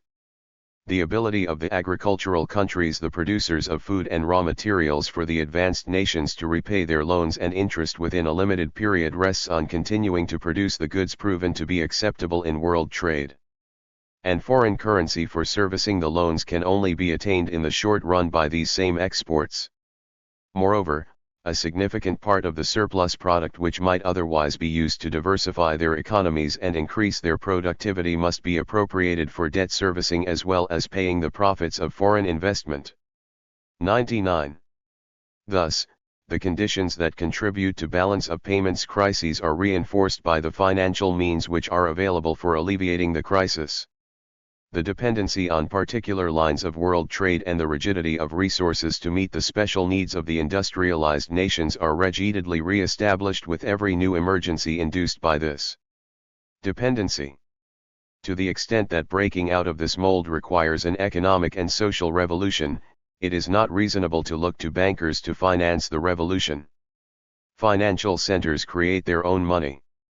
The focal point of the network of economic relations between the great industrial powers and between these powers and the rest of the imperialist world is found in the concentrated financial power of the international money markets. As remarked earlier, the headquarters of the capitalist system is the money market. The financial power exercised through the banks and other institutions of the money market enables the industrialized nations to fend off or alleviate balance of payments difficulties.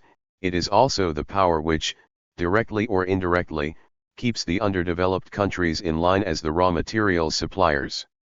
This does not happen as a plot or conspiracy, it results from the normal and self-defense behavior of capital. The source of financial power, in its crudest form, is the ability to create and use money as a means of exchange and a means of payment.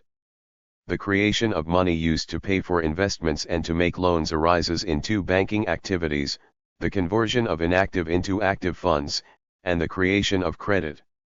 The creation of money through the extension of credit is at the heart of modern banking. The Brazilian Bank and the Chilean Bank are able to do this too. But who, outside of Brazil, other than importers of Brazilian products, wants cruzeiros? And who outside Chile, other than importers of Chilean products, wants escudos? The predicament for such countries is that they have too much of their own currency and not enough foreign currency. Quite the reverse is the situation with respect to the diversified and large world traders in desired manufactured goods. Their money is useful internationally for several reasons.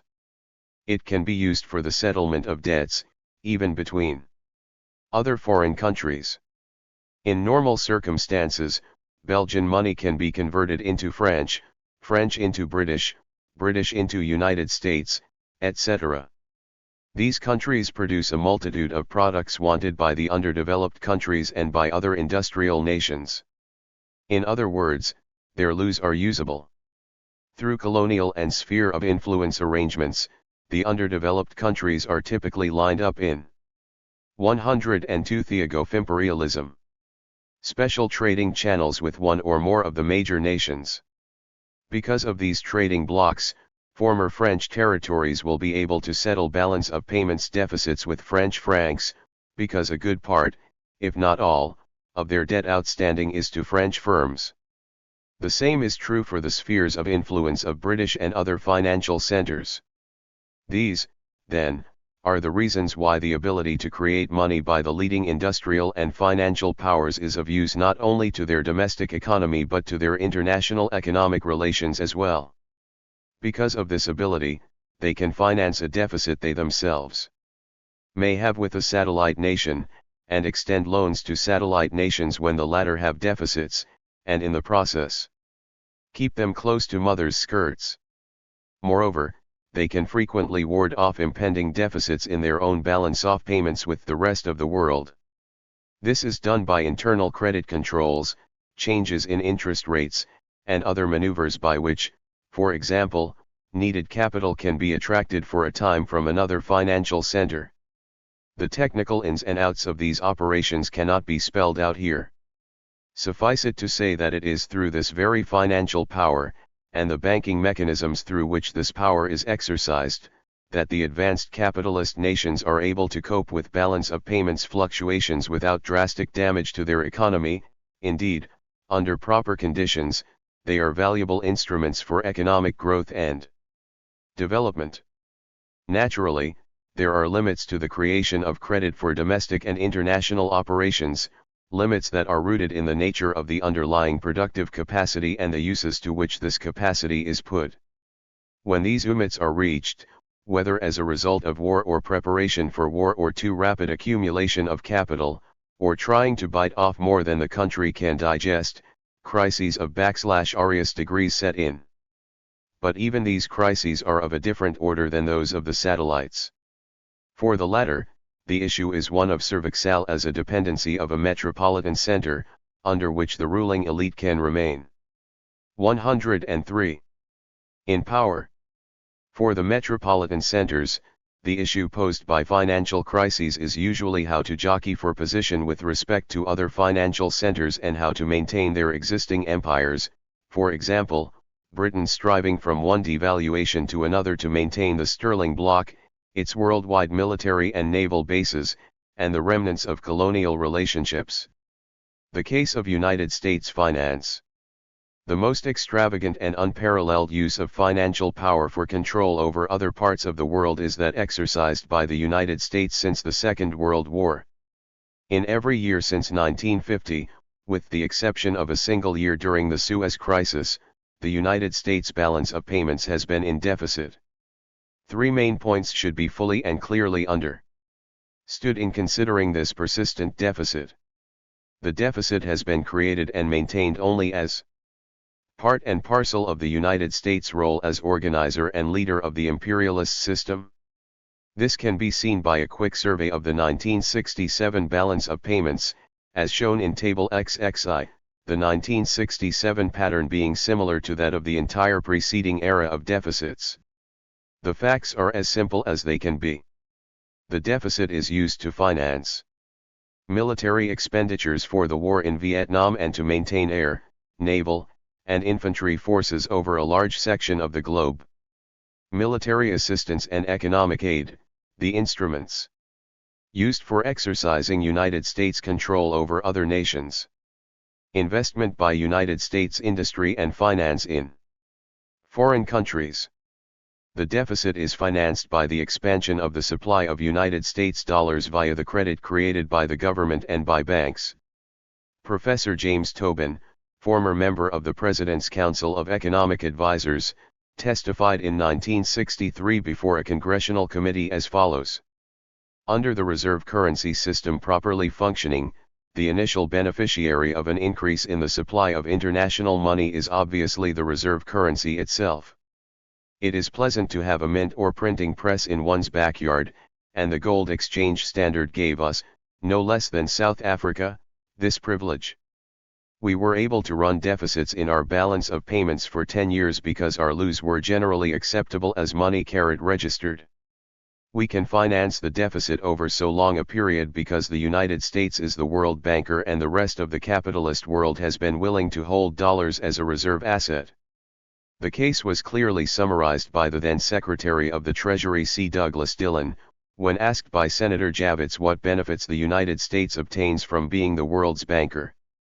Mr. Dillon declared that, "We have a very real benefit in that we have been allowed to finance our deficits through increased foreign holdings of dollars. If we had not been a reserve currency, if we had not been a world banker, this would not have happened. It would have been the same situation as other countries face. As soon as we got into deficit we would have had to balance our accounts one way or another even though it meant restricting imports, as Canada had. 105. To do last year, or cutting back our military expenditures much more drastically than our security would warrant. I would say that is the chief area of benefit, although there is one other very important one, and that is that somebody had to be the world banker and provide this extra international liquidity. It has been the United States, which is proper, because we are the most powerful financial country and we had the most powerful currency **. The former Under-Secretary of the Treasury for Monetary Affairs adds another reason for the cooperation of other countries, in addition to the financial power of the United States. Moreover, the political stability and enormous economic and military strength of the United States have also increased the desirability of keeping balances here rather than in any other country in the world. Of course, any other country in the world that tried handling as big a deficit as that of the United States for even a few years, let alone 18 years, would be in for a major depression along with a drastic reduction in the country's living standards. But then no other country would incur such deficits for such noble purposes. Witness the exchange between Senator Proxmire and Under-Secretary of the Treasury Rusa at a congressional hearing.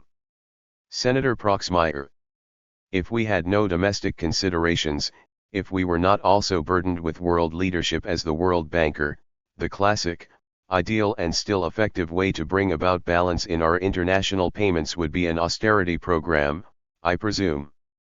Secretary Rusa: yes. Senator Proxmire: in other words, a program that would be deflationary. Secretary Rusa: yes. Senator Proxmire: drive our prices down so that we can sell abroad, drive our wages down, reduce federal spending sharply. Secretary Rusa: yes. Senator Proxmire: increase taxes, hike interest rates, and so forth. Secretary Rusa: yes.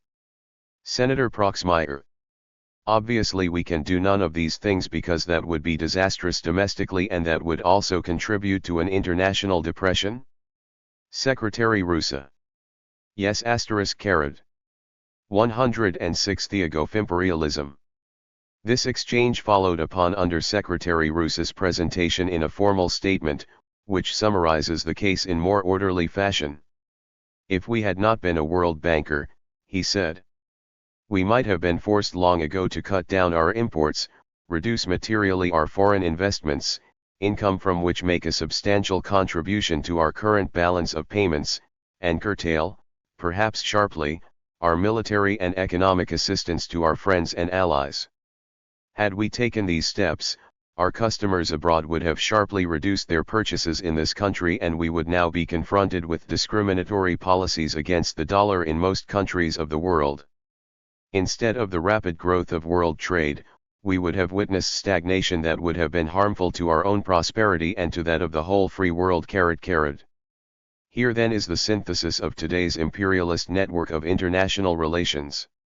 The United States as leader has the economic power to invade the industry and markets of its chief trading partners and politico-military allies. It has the resources to maintain a dominant world military position.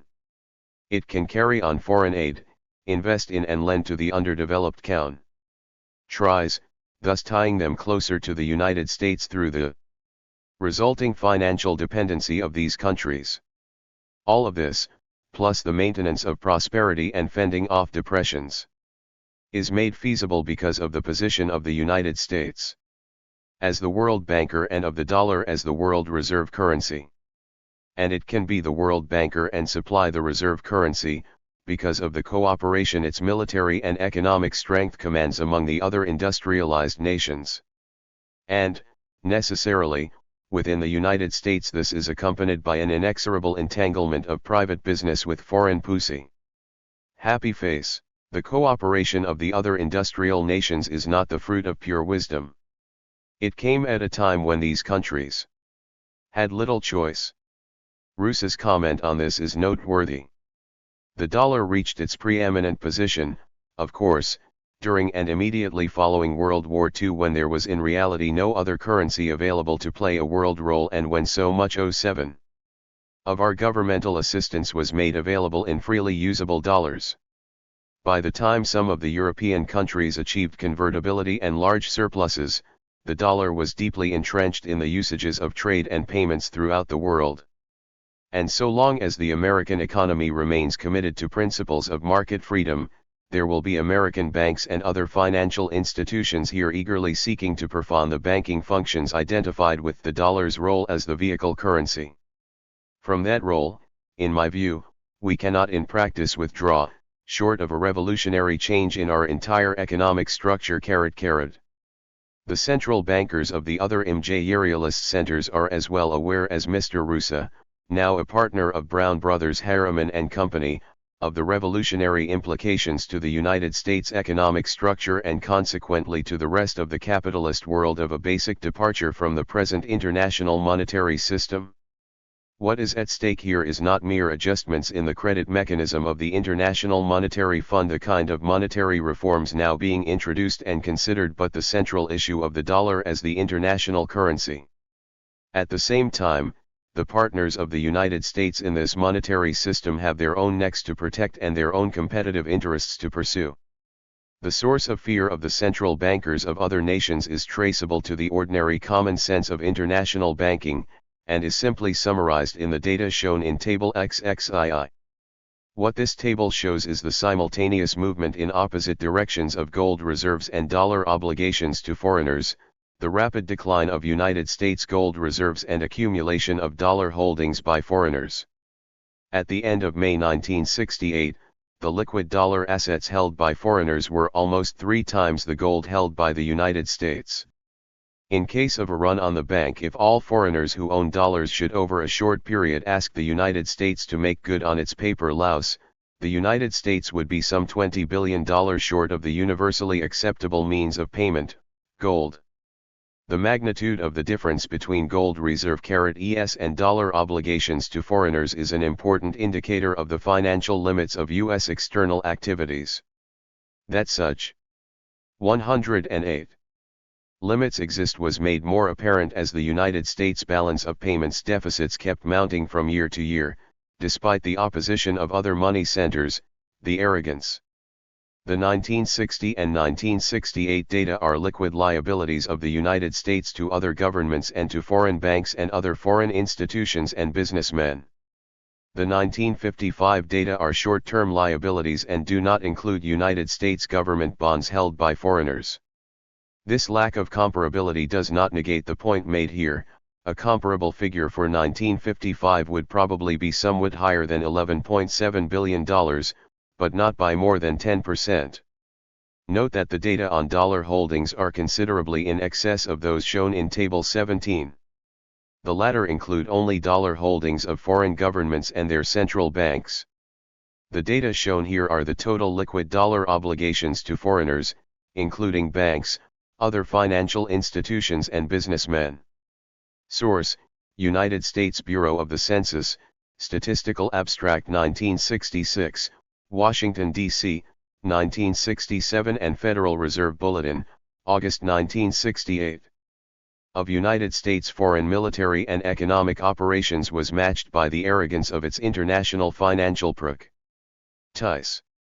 Shaken from time to time by gold and currency speculators. On European exchanges, the United States continues its financial practices, with increasing limitations, by relying ultimately on the voluntary and involuntary cooperation of the central bankers of other nations. Most of the nations in the imperialist network have no alternative.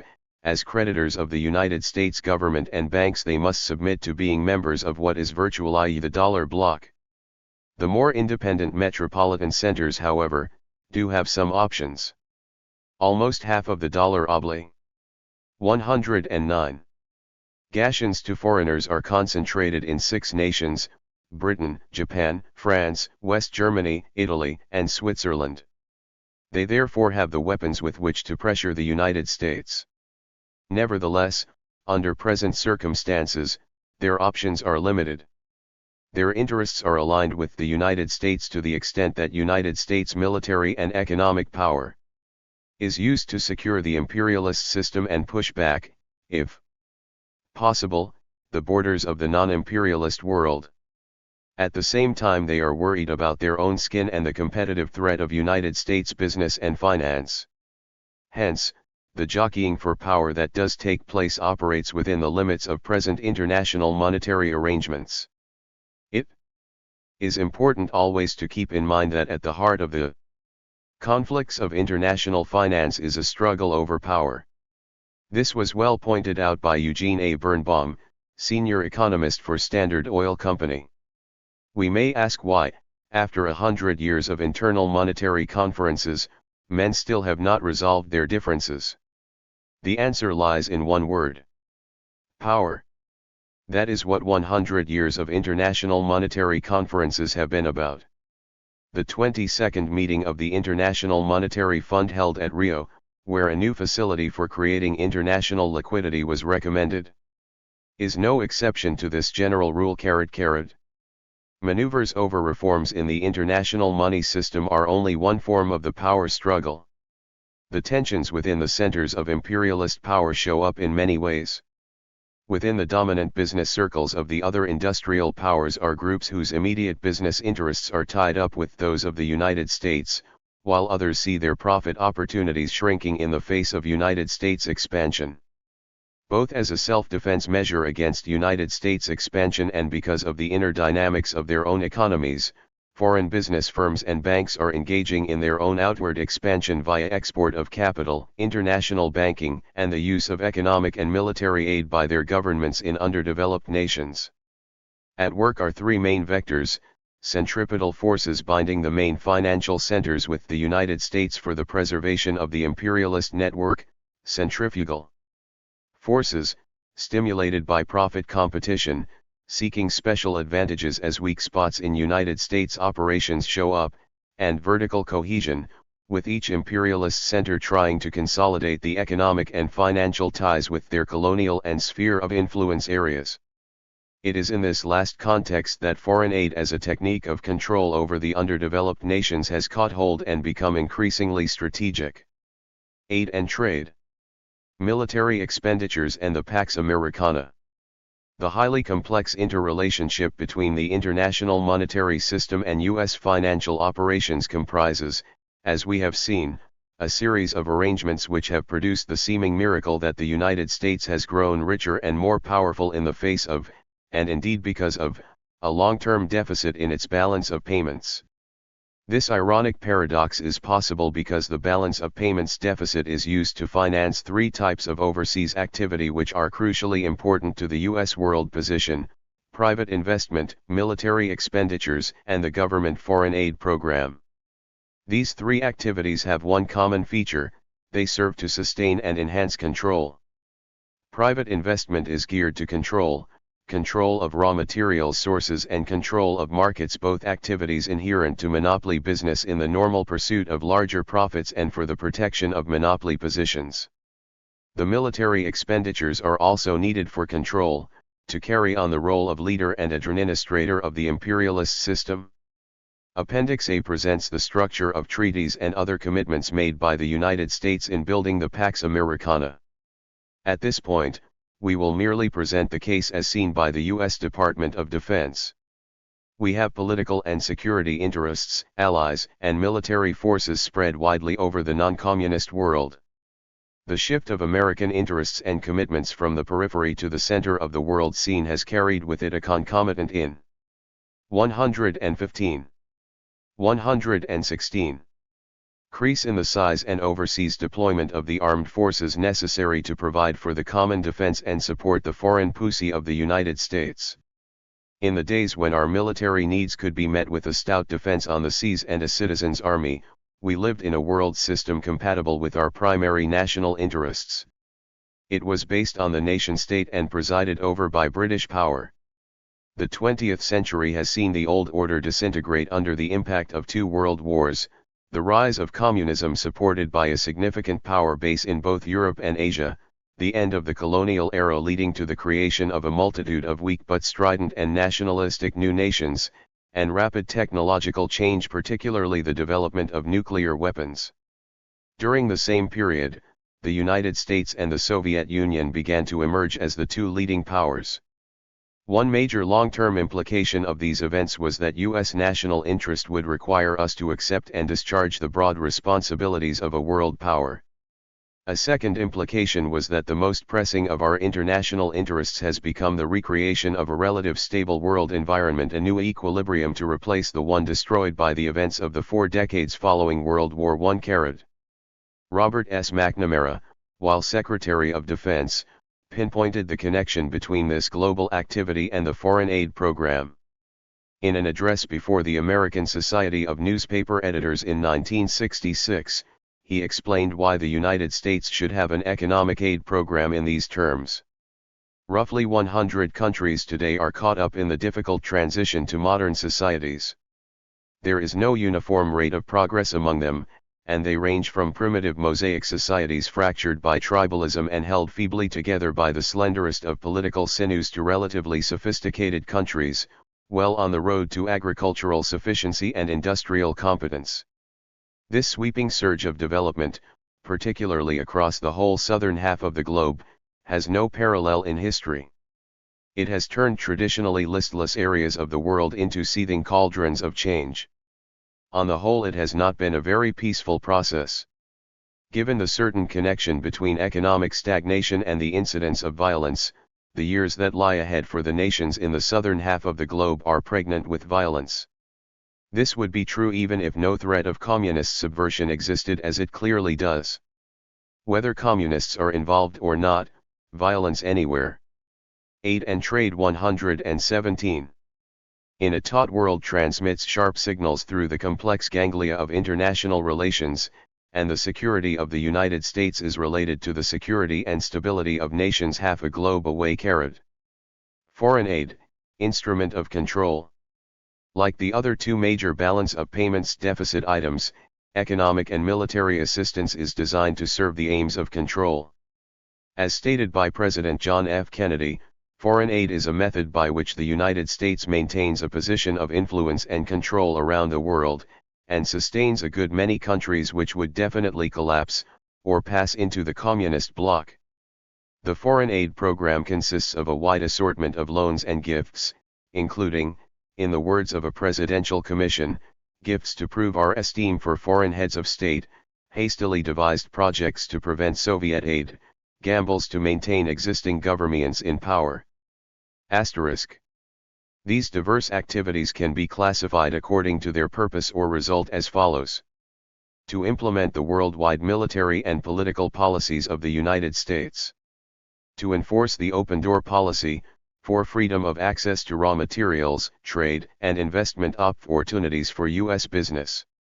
To ensure that such economic development as does take place in the underdeveloped countries is firmly rooted in capitalist ways and practices. To obtain immediate economic gains for U.S. businessmen seeking trade and investment opportunities. To make the receivers of aid increasingly dependent on the U.S. and other capital markets. Implementing U.S. military and political policies. A former member of the program coordination staff of 118. The Agency for International Development and currently with the Center for International Affairs at Harvard University, Joan Nelson, summarizes the military and political objectives of foreign aid as continued access to military bases and other strategic facilities located in specific developing countries, maintaining ties with formal allies and strengthening their defense capacity, delaying recognition of Communist China, and its admission to the United Nations, discouraging trade, particularly in strategic goods, with Communist China, Cuba, and North Vietnam, more generally, encouraging independence or a pro-Western alignment in the foreign policy positions of developing countries. In short, the United States pays good money for its alliances. There is undoubtedly a close connection between, on the one hand, the vast Marshall Plan grants and post-Marshall Plan military aid to West European allies and, on the other hand, the establishment and operation of NATO.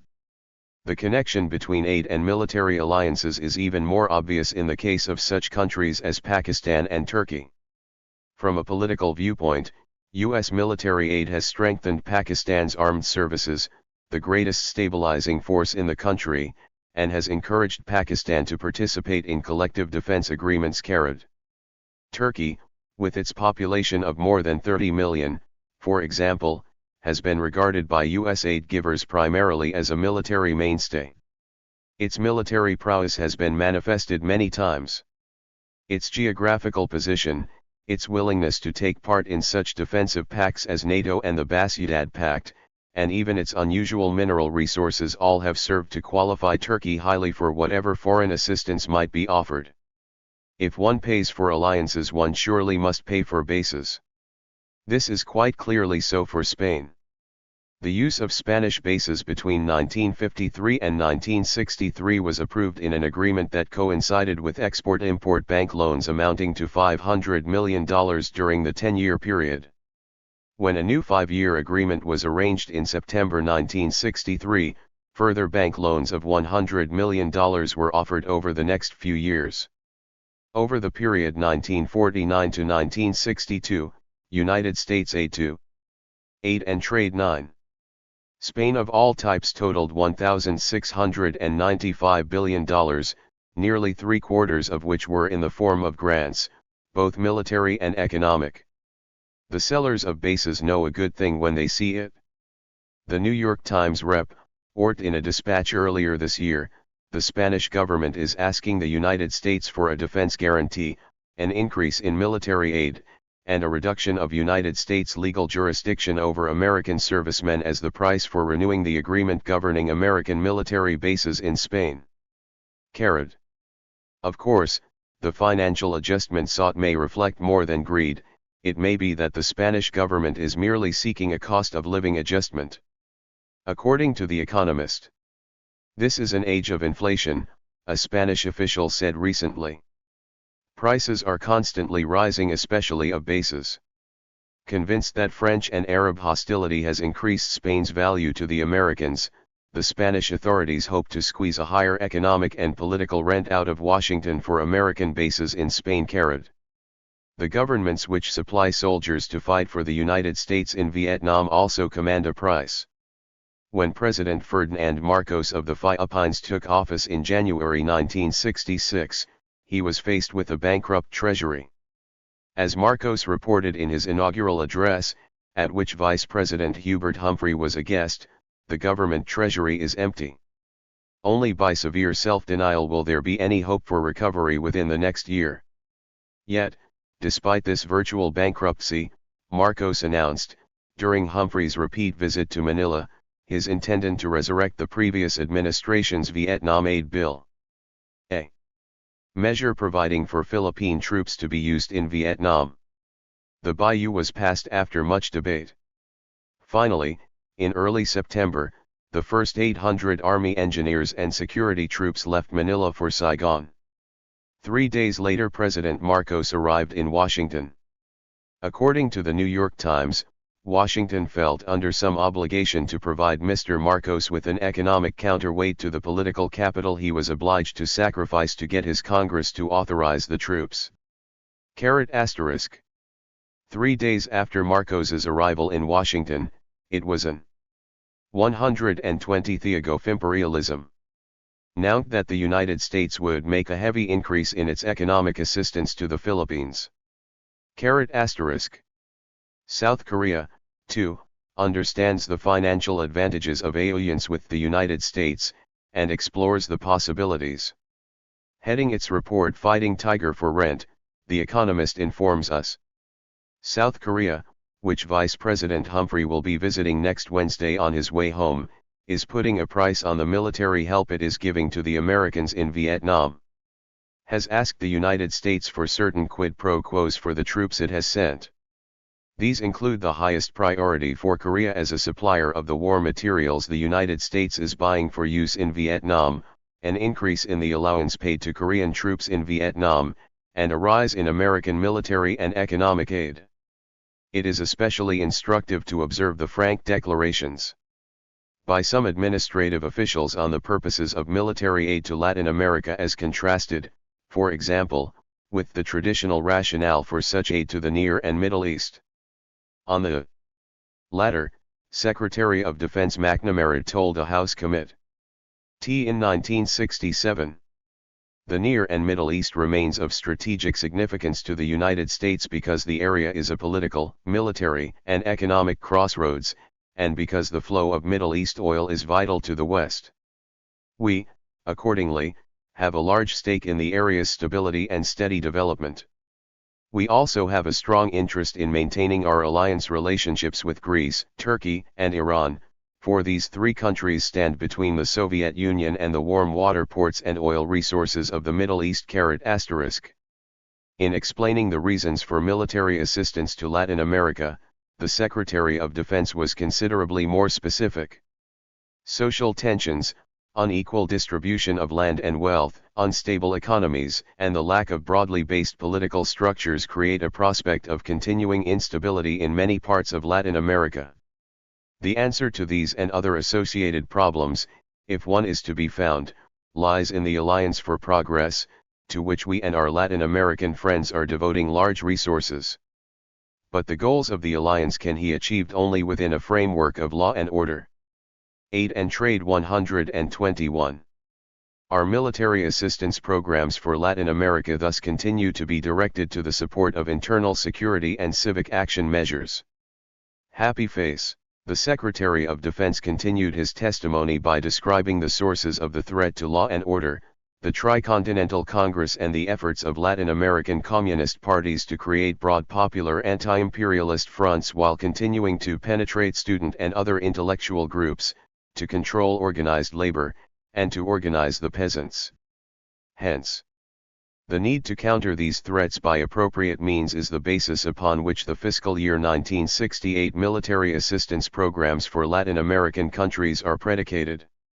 More specifically, the primary objective in Latin America is to aid, where necessary, in the continued development of indigenous military and paramilitary forces capable of providing, in conjunction with police and other security forces, the needed domestic security carried.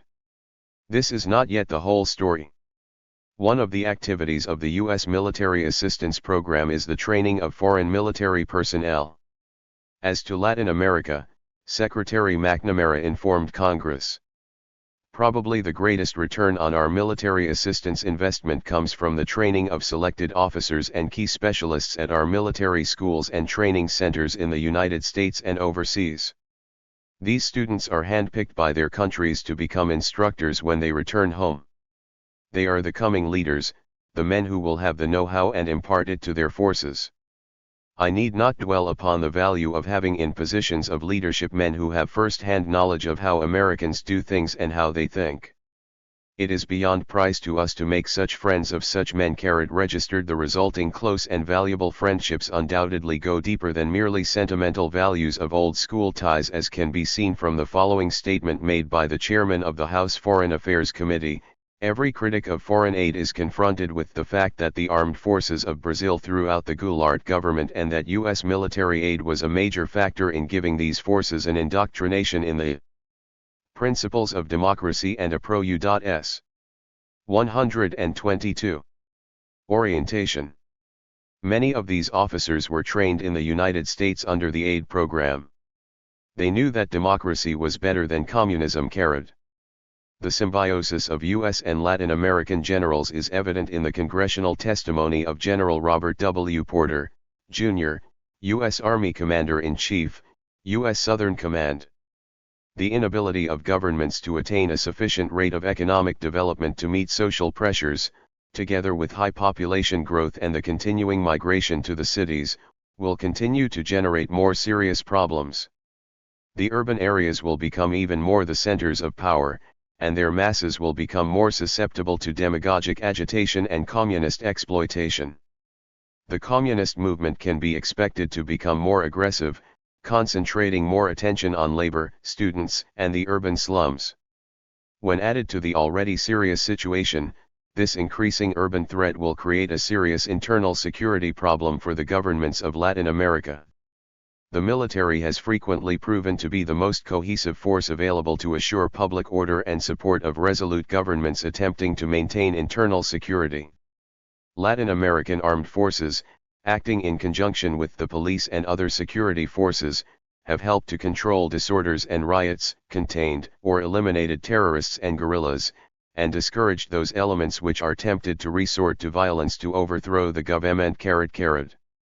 Perhaps this is the reason that the Legislative Reference Service of the Library of Congress, in a report prepared for the Senate Foreign Relations Committee, concludes, there can be little question but that numerous countries are receiving military aid, not because of any direct contribution they might make to the military defense of the United States, or because of their strategic geography, but because there is a political reason for cultivating the generals and admirals in power. Happy face, Eckervo McCade for the open door policy.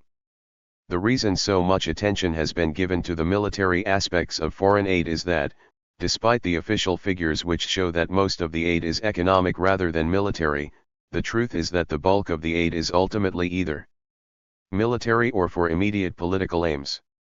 The Library of Congress report, referred to above, estimates that only between 1/4 and 1/3 of the $115 billion that has been spent for foreign aid since the close of World War II, including food for peace, export-import bank loans, and other categories, has been devoted to economic development.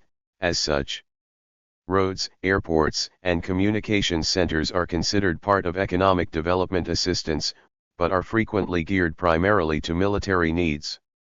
In addition, more than half a dozen developing countries received substantial economic assistance annually as more or less explicit rental for U.S. military bases or communications centers on their soil. Summary data on both economic and military aid are shown in tables XXIII and XXIV. The first of these presents information for the entire period from July 1, 1945 to June 30, 1967. The foreign aid expenditures have been distributed here into three groups. 39% of the aid given for the period as a whole went to developed nations, the senior partners in the imperialist network. This was of course heavily influenced by the Marshall Plan, the major THRJST to preserve the capitalist system in a post-war crisis-ridden world. The next largest amount went to a group of countries which we designate as client states. These are what government officials call the forward defense nations, and some of the countries receiving aid in payment for military bases.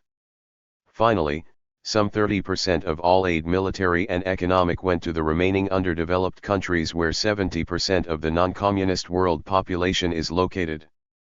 The distribution of aid is still strangely askew, even if WC consider only the more recent period, long after Marshall Plan aid has stopped. Thus, as shown in Table XXIV, the developed nations received 13% of U.S. aid in the 10 years from 1957 to 1967. This was primarily military assistance and export-import bank loans. The client countries, with 13% of the population, received 37% of the funds allocated. Only half of the aid during this period went to the other underdeveloped nations, and even here a substantial amount went for various forms of military assistance, including such activities as the training of Latin American and other military personnel noted above. It is instructive to evaluate the uses to which even pure economic assistance is put. The main drift was neatly summarized in a House Committee on Foreign Affairs report which, after listing a number of reasons for the economic assistance program, concluded, the most important reason is that nations are determined to develop. Only by participation in that process will we have an opportunity to direct their development along hues that will best serve our interests. Happy face. As a latecomer on the colony-grabbing scene, the United States has followed a policy with respect to the rest of the world known as the of and door. This took two forms: opening the door in as yet non-colonized territories for trade and investment, and pressuring the colonial empires for equal rights to trade and invest for U.S. business. Thus one of the earliest pressures applied by the New Deal government in the midst of Britain's war against Germany was to call for the elimination of preferences given to Great Britain's businessmen in the British Empire to open the door for equal treatment for U.S. business. The U.S. loan advance to rescue Britain's economy at the end of the Second World War was predicated on the removal in Britain's empire of discriminatory practices against outsiders registered. It is therefore not surprising to find that one of the major uses of the foreign aid program is to serve the same end. Confronted with shortages of foreign currency and wishing to develop their own industrial economies, underdeveloped countries will frequently set up defense barriers against indiscriminate inflow of imports. This is not an extraordinary procedure. The United States, from the days of Alexander Hamilton, has used trade barriers to protect and stimulate domestic development, and to this day is a prominent practitioner of import restrictions through the use of tariffs and quotas. When it comes to the underdeveloped countries, however, the United States firmly 126 adheres to the open door policy. One of the major areas of advice and guidance by Agency for International Development administrators is to prod aid recipients to open up the market for imports. Discussing the subtleties of the pressure exerted by aid on aid recipients, The Economist observes, no problems need arise where India's own wishes coincide with what aid givers want it to do, as, for example, accepting a scheme of liberal imports of raw materials and components as a quid pro quo for larger maintenance aid. A major beneficiary of this prodding for the liberalization of imports has been Pakistan. It is true that as a result of this prodding, supported by the injection of U.S. aid, the utilization of Pakistan's productive capacity has improved. A more liberal import policy also opened up some nice opportunities for a wide range of business for foreigners. According to a 1967 article in International Affairs, one can now buy in Karachi the following drinks made with imported concentrates: Bubble Up, Canada Dry, Citra, Coca-Cola, Double Cola, Cola-Cola, Fanta, Hoffman's Mission, Pepsi-Cola, Perry-Cola, and 7-Up. At the same time, there are only 3 sources of bottled milk supply in the city, of which 2 are commercial and 1 is publicly owned but of restricted application. **** The second aspect of the open door policy, freedom of entry for private investment, undoubtedly ranks higher on the order of priorities of U.S. foreign policy. President Eisenhower thought this issue important enough to include it in his 1953 State of the Union message, a serious and explicit purpose of our foreign policy, the encouragement of a hospitable climate for investment in foreign nations. The application of this policy is eminently fair, conforming closely to the principle enunciated by Anatole France: the law in its majestic equality forbids the rich as well as the poor to sleep under bridges, to beg in the streets, and to steal bread. This same equality is shown in treaties with underdeveloped countries on rights of investment. Thus, the United States trade treaty with the Philippines provides. 8. And trade. 127. The Republic of the Philippines and the United States of America each agrees not to discriminate in any manner, with respect to their engaging in business activities, against the citizens or any form of business enterprise owned or controlled by citizens of the other. The disposition, exploitation, development, and utilization of all agricultural, timber, and mineral lands of the public domain, waters, minerals, coal, petroleum, and other mineral oils, all forces and sources of potential energy, and other natural resources of either party, and the operation of public utilities, shall, if open to any person, be open to citizens of the other party. Degree. The legal framework for the open door with respect to capital investment has been incorporated during the post-war era in multilateral agreements, such as the one signed by 20 American nations at Bogota in 1948, and in modernized bilateral treaties of friendship, commerce, and navigation. The latter treaties contain an investment clause covering the right of United States capital to enter freely into business, non-discrimination against U.S. investors, non-interference with ownership and management operations of U.S. investors, and similar protective provisions. At least 8 such full-fledged open-door treaties have been signed, with Ethiopia, Greece, Iran, Israel, Korea, Muscat, and Oman, Nicaragua, and Pakistan. Treaties of this type are often embarrassing to ruling political parties in underdeveloped countries. While the United States has agreed to introduce some flexibility in treaties with underdeveloped countries to accommodate to the political needs of ruling groups in these countries, it insists on having such treaties and uses economic aid as a weapon in obtaining additional treaties to protect U.S. investments. This is done in connection with the Investment Guarantee Program, which is administered by aid. The Investment Guarantee Program provides insurance for U.S. citizens and corporations investing abroad against losses due to nationalization and inability to convert income to U.S. dollars.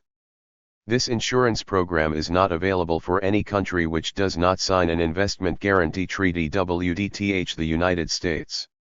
As a final pressure to get such treaties in force, the Foreign Assistance Act of 1963 provided that, no assistance shall be provided under this Act after December 31, 1965 to the 128th government of any less developed country which has failed to enter into an agreement with the President to institute the Investment Guarantee Program, providing against the specific risks of inconvertibility and expropriation or confiscation.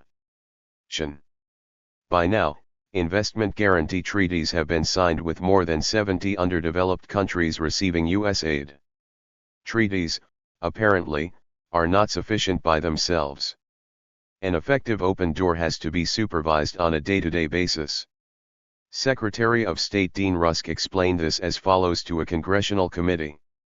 We don't challenge in the strictest constitutional sense the right of a sovereign government to dispose of properties and people within its sovereign territory. We do think as a matter of policy it would be wise and prudent on their side to create conditions which will be attractive to the international investor, the private investor. So our influence is used wherever it can be and persistently, through our embassies on a day-to-day basis, in our aid discussion and in direct aid negotiation, to underline the importance of private investment. The influence Secretary Rusk refers to is not confined to theoretical discussions on the theory of development. For example, aid was withheld or withdrawn in the case of Ceylon when it nationalized 63 gasoline stations owned by Esso Standard Eastern and Caltex Ceylon, and Peru when a new administration tried to withdraw tax concessions originally granted to the International Petroleum Corporation, a subsidiary of Standard Oil of New Jersey. Nor did the United States government appreciate the restrictions India wanted to apply to a fertilizer plant investment contemplated by Standard Oil of Indiana. In this case, the weapon was manipulation of the distribution of food for peace to hungry India. According to Forbes magazine, for a long time India insisted that it handle all the distribution of fertilizer produced in that country by U.S. companies and that it also set the price. Standard of Indiana understandably refused to accept these conditions. Aid put food shipments to India on a month-to-month basis until the Indian government let Standard of Indiana market its fertilizer at its own prices. Aid and Trade 129. None of this pressure and inducement would be complete unless it also paved the way for obtaining the raw material required for monopoly business operations.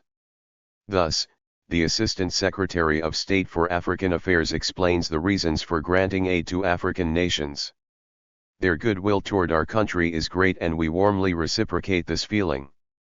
Their respect for our interests is illustrated by their special facilities and rights made available to us, by our development of Africa's important mineral and other resources, to mutual benefit and by political cooperation. American civil and military aircraft use African airspace, U.S. naval ships call at African ports, and the United States maintains space tracking and communications facilities on African soil. U.S. investment in Africa has doubled in the last decade and has been involved in Africa's major output of such strategic materials as copper, bauxite, iron ore, uranium, petroleum, manganese, and scarce minerals. Foreign aid and UNIFT's FAFE's business. While foreign aid covers an assortment of governmental activities and is used for a complex of economic, military, and political controls in the underdeveloped world, the business community derives direct benefits of an immediate as well as of a long-term nature from this activity. Let us take, for example, the iron and steel industry. One is inclined to think of this industry as part of the backbone of big business, hardly a business that needs government subsidies. Take note, then, of this statement by Charles B. Baker, Administrative Vice President of the United States Steel Corporation. It is largely due to the operation of our foreign aid program that the steel industry has managed to escape the full effects of the forces at work in the world marketplace. We estimate that aid procurement in the United States of steel mill products currently accounts for some 30% of the value of our steel exports, and for an even higher percent of the tonnage shipped. Perhaps as much as 40%. The estimates made by the aid statisticians, on which Table XXV is based, do not reach as high a percentage as docks Mr. Baker, but high enough. Of the selected commodities on the list, only fertilizer and railroad transportation equipment. 130. Exports show a higher benefit from government-subsidized exports than does the iron and steel products group. The data for Table XXV. Aid and Trade 131.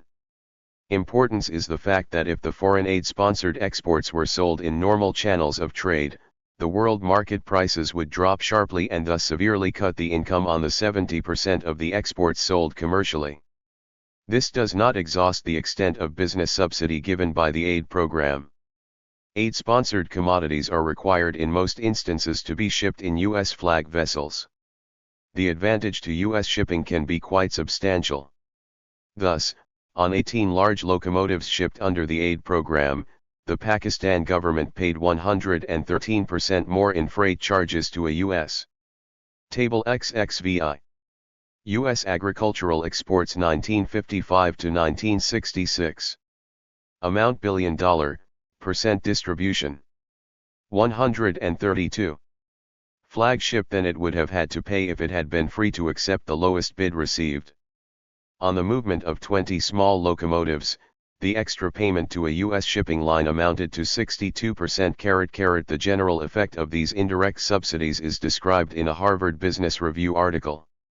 Although aid is not involved in direct subsidization of exports, U.S. procurement policies do in effect provide indirect subsidies to U.S. exporters.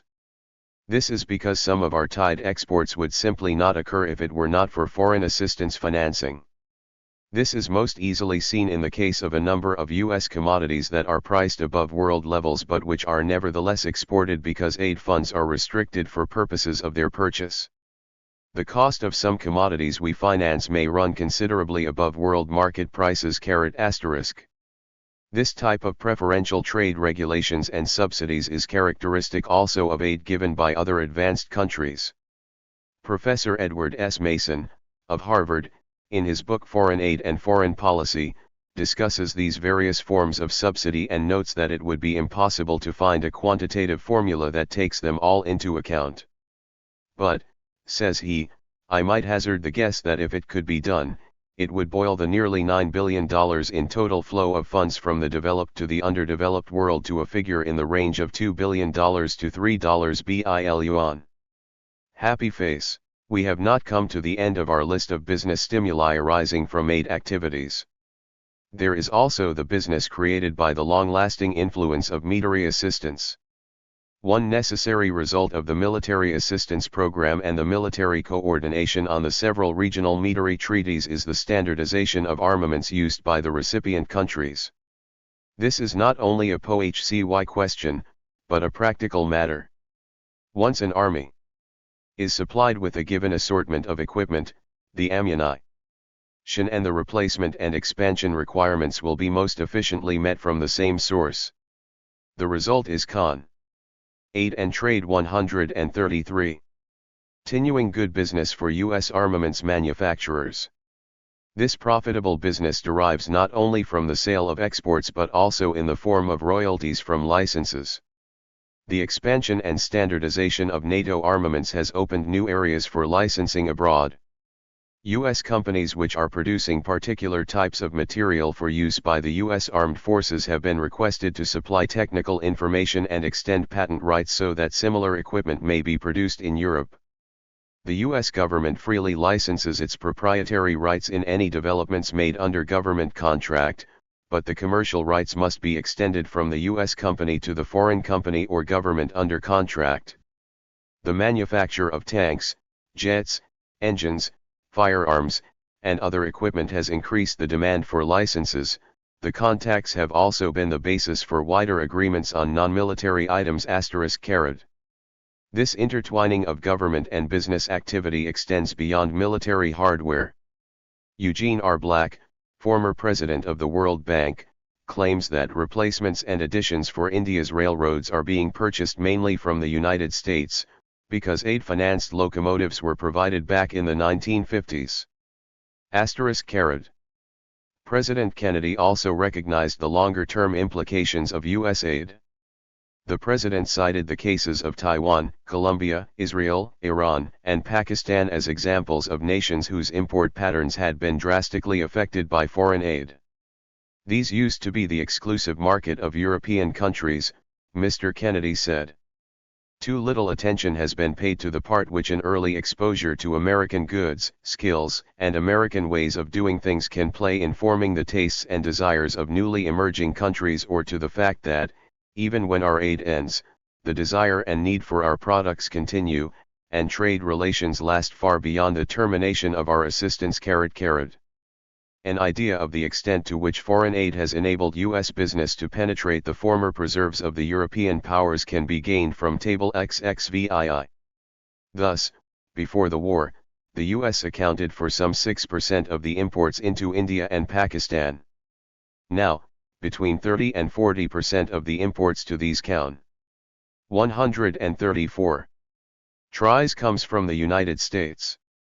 Turkey, to take another case, bought about 11% of its foreign goods from the United States before the war. Now the U.S. share is almost 27%. Nigeria was pretty much outside the U.S. area of interest before the war. Today, the United States gets some 16% of Nigeria's business. Table XXVII. Aid and Trade 135. Ants for progress, according to the State Department, is that the United States has been able to protect its share and even increase it at the expense of the other industrial countries. The influence of foreign assistance in expanding normal business channels can also be seen in agriculture, as reported by the Agriculture Department. One of the major objectives of the PL 480 program and an important measure of the success of foreign policy goals is the transition of countries from food aid to commercial trade. Japan, which during 1956 and 1957 received over 30% of its imports of U.S. farm products under PL 480, increased its U.S. dollar purchases from around $300 million in those years to more than $900 million in 1966, and has been the largest dollar market for the products of American farms for a number of years. During 1955 to 61, Italy received substantial quantities of agricultural commodities under PL 480 and mutual security programs. Dollar sales of U.S. farm products to Italy increased from over $36 million in 1955 to nearly $275 million in 1966. Another example of the transition from aid to trade may be found in Spain, which during 1956 to 62 received from $61 to $141 million annually in U.S. food aid. Since 1956, Spain's dollar purchases increased from $10 million to nearly $200 million in 1966 *. In addition to opening up trade channels and subsidizing business opportunities in export lines, the foreign aid program also gives a boost to U.S. foreign investment. First, there is the general area of support and protection. As Assistant Secretary of Commerce Andrew F. Brummer pointed out in an address to a meeting of businessmen, if these aid programs were discontinued, private investments might be a waste, because it would not be safe enough for you to make them. Registered. In particular, there is the pressure on the aid recipients to sign treaties in support of investment guarantee agreements, as mentioned above. This is to create the proper protective legal environment for private investment from the United States. The foreign aid program even pays for travel and other expenses of U.S. business firms who wish to look into business investment opportunities. And, in some cases, a U.S. management consultant firm is given a contract by aid to explore the field. One such contract was given to Arthur D. Little Incorporated to promote Invest 136. Meant in Nigeria.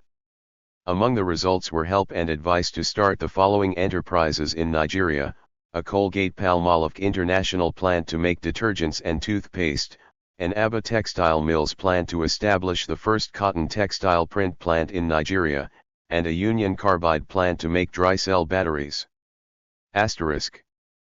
Foreign aid, the white man's burden.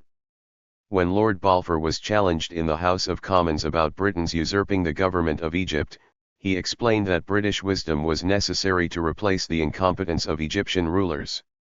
Western nations, as soon as they emerge into history, show the beginnings of those capacities for self-government, not always associated, I grant, with all the virtues or all the merits, but still having merits of their own. You may look through the whole history of the Orientals in what is called, broadly speaking, the East, and you never find traces of self-government.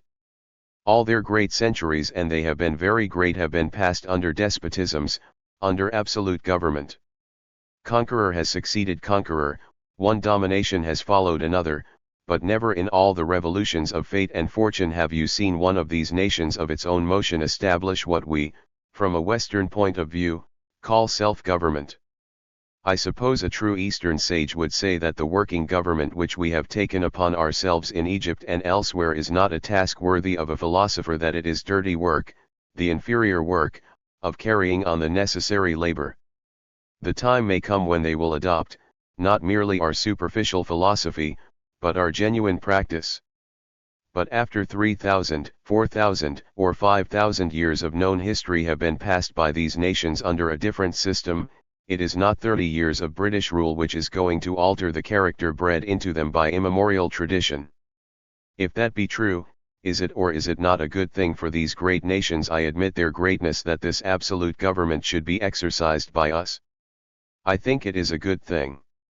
I think that experience shows that they have got under it a far better government than in the whole history of the world they ever had before, and which not only is a benefit to them, but is undoubtedly a benefit to the whole of the civilized West. Lord Balfour could probably never have imagined that the British bearer of the white man's burden would become the weak. R.A. Dan Trade 137. Link in the imperialist chain, forced to devalue its currency time and again, financially incompetent to maintain key military bases, and beginning to question its ability to maintain sterling as a reserve currency. The dirty work of sustaining Western civilization for the benefit of the underdeveloped world and for the civilized West now lies heavily on the conscience of the United States. The absence of political control via colonies calls for greater ingenuity and sophistication, not to mention passionate commitment. The great financial resources of the United States not limitless, to be sure, but enhanced by the concentration of world banking within its borders and by the credit expansion possible with the dollar as an international currency are of the greatest utility for these purposes. The simplest element in this operation is to pay off friendly governments and to assist them to stay in power. Often, reading the statistics of government aid agencies is like reading a political barometer. Take the case of aid expenditures in Brazil, shown in Table XXVIII. What happened before 1964, when aid expenditures dropped so sharply? The United States became increasingly dissatisfied with the economic and political actions of the Goulart regime. What happened in Brazil in 1964? The Goulart government was overthrown by military officers friendly to and trained. 138. By the United States, as explained in the statement of the chairman of the House Foreign Affairs Committee cited above. The data in Table XXVIII are only one aspect of the spurt in financial aid supplied to the new government. Other agencies in addition to aid were also active. The United States committed itself in 1964 alone to giving and lending over $500 million to the new regime. In addition, as a former high aid official tells us, multilateral institutions were successfully encouraged to supplement this sum. This type of control is fairly simple. But life is usually more complicated for the administrators of United States policy. Jacob J. Kaplan, formerly Assistant Coordinator for Foreign Assistance in the Department of State, explains the nature of these complexities with special reference to the case of Chile. During 1965, the United States wanted the government of Chile to check the rate of inflation, support the establishment of an inter-American military force, oppose the admission of Red China to the United Nations, accelerate the reform of its tax collection arrangements, and reach a workable agreement with its embattled U.S.-owned copper companies. The list is not exhaustive, but each of these steps was important to one or another basic U.S. interest. Each raised difficulties for the Chilean government. The Christian Democratic government had taken office in 1964 after a closely contested electoral victory over communist-supported opposition. Its program had called for agricultural and tax reform, but also for re-examination of traditional Chilean acceptance of U.S. foreign policy leadership. It was representative of reform-minded opposition to the conservative oligarchy that had long controlled the country. Despite heavy concentration of U.S. aid funds in previous years, economic growth had averaged only 3% a year and living costs had risen 45% in 1963 and 39% in 1964. Continued U.S. aid in substantial amounts was essential to the success of the new government's program for modernizing Chile through evolutionary processes. U.S. officials undoubtedly pressed for all 5 points without any clear demonstration of its priorities. Chile abstained on the UN vote to seat Red China, the first time it had failed to add its vote to that of the United States and most of its Latin American neighbors in support of Taiwan's right to the Chinese seat. On the more critical question of whether the admission of Red China was sufficiently important to require the endorsement of 2/3 of the UN General Assembly, Chile joined the United States in registering an affirmative vote degree. Aid and Trade 139. Interlarded as the foreign aid program is with bureaucratic complications, the patina of a humanitarian rationale, and the idiosyncrasies of U.S. political structure, the variations in foreign aid practices over the years may seem confusing. But throughout all its variations there are two dominant and interrelated ends toward which the control and influence is exercised, to keep the outer rim of the imperialist network as degendencies of the system, and to sustain and stimulate the growth of capitalist forces economic and political within these countries. One example of the way the first aim is pursued can be seen in the incorporation into the Basic Foreign Assistance Law of a directive that the underdeveloped countries should be kept dependent on free world sources of fuel, often the lifeblood of the underdeveloped country's economy. It is of paramount importance that long-range economic plans take cognizance of the need for a dependable supply of fuels, which is necessary to orderly and stable development and growth, and that dependence not be placed upon sources which are inherently hostile to free countries and the ultimate well-being of economically underdeveloped countries, and which might exploit such dependence for ultimate political domination. The agencies of government in the U.S. are directed to work with other countries in developing plans for basing development programs on the use of the large and stable supply of relatively low-cost fuels available in the free world. With respect to the second aim, the following excerpts from aid reports illustrate the kind of pressures which are brought to bear to secure greater freedom for capitalist enterprise. The Bolivian government also initiated strong measures to reform and reorganize the nationalized tin mines, passed a revised mining code favorable to private investment, issued a decree for the consolidation and control of the budgets and foreign borrowings of the semi-autonomous government corporations, and promulgated a new investment code and a revised, and more equitable, royalties schedule designed to encourage private investment. Each of these self-help measures had been strongly urged by aid, and their adoption is largely attributable to aid assistance. The Castelo Branco administration has conducted an effectively tough economic program of stabilization, develop, 140, ment, and reform. Private enterprise has been encouraged by policies halting the previous trend toward state ownership. New incentives have been created and old obstacles removed in an effort to increase the participation of private enterprise, both foreign and domestic. New foreign investment is being sought for development of minerals and petrochemicals, and an investment guarantee agreement has been signed with the United States. Private enterprise has greater opportunities in India than it did a few years ago. There are still more sectors of the economy in which private enterprise has a hard time, but fertilizer is an example of a field which is now open to the private sector, and was not in the past. This is largely a result of the efforts which we have made, the persuasion that we along with other members at the consortium have exerted on the Indian government. We feel that conditions in India are improving steadily. They still have not gone as far as we would like to see them go. The mechanics of control over the direction of economic development are too various and involved to be elaborated in the space available here. U.S. officials necessarily participate at practically every level of a recipient's decision-making in the realm of economic affairs. They try to build up alliances with the most reliable pro-U.S. officials. Resident advisors and technicians are supplied. The ultimate, no doubt, is reached when, as in the case of Greece, a contract is made by the Greek government with a U.S. corporation to take over the economic development programming for the entire island of Crete. One particular form of control should be specifically mentioned, since it is probably little known and little understood. When aid is in the form of commodities financed by a U.S. loan, the receiving government is frequently required to deposit in a counterpart fund the income it receives from issuing these commodities in local markets.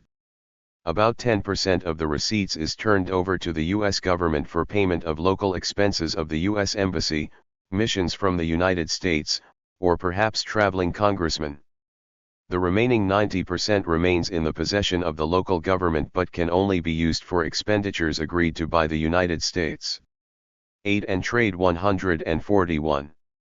In addition, agricultural products shipped to the underdeveloped countries are also sold within each country through normal trade channels. The income from these sales, however, belongs to the U.S. government. These U.S.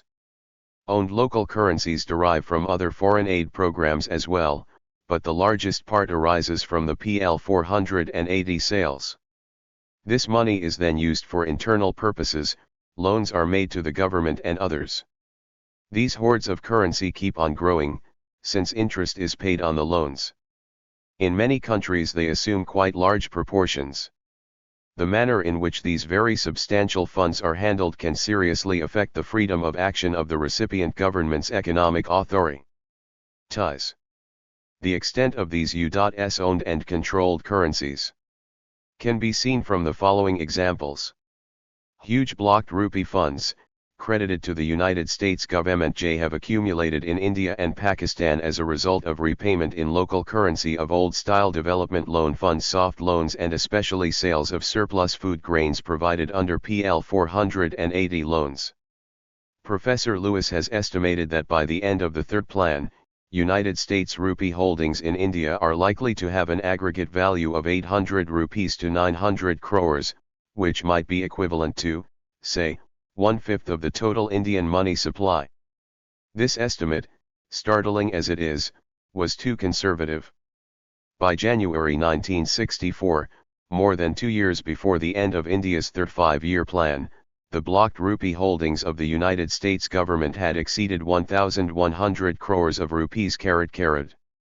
From the point of view of the state bank's monetary policy, it is, of course, very undesirable for a third party to own as much as 15% of the total money supply and to have unilateral control over almost 8% unless there is a clear understanding between the two governments about the handling of these funds.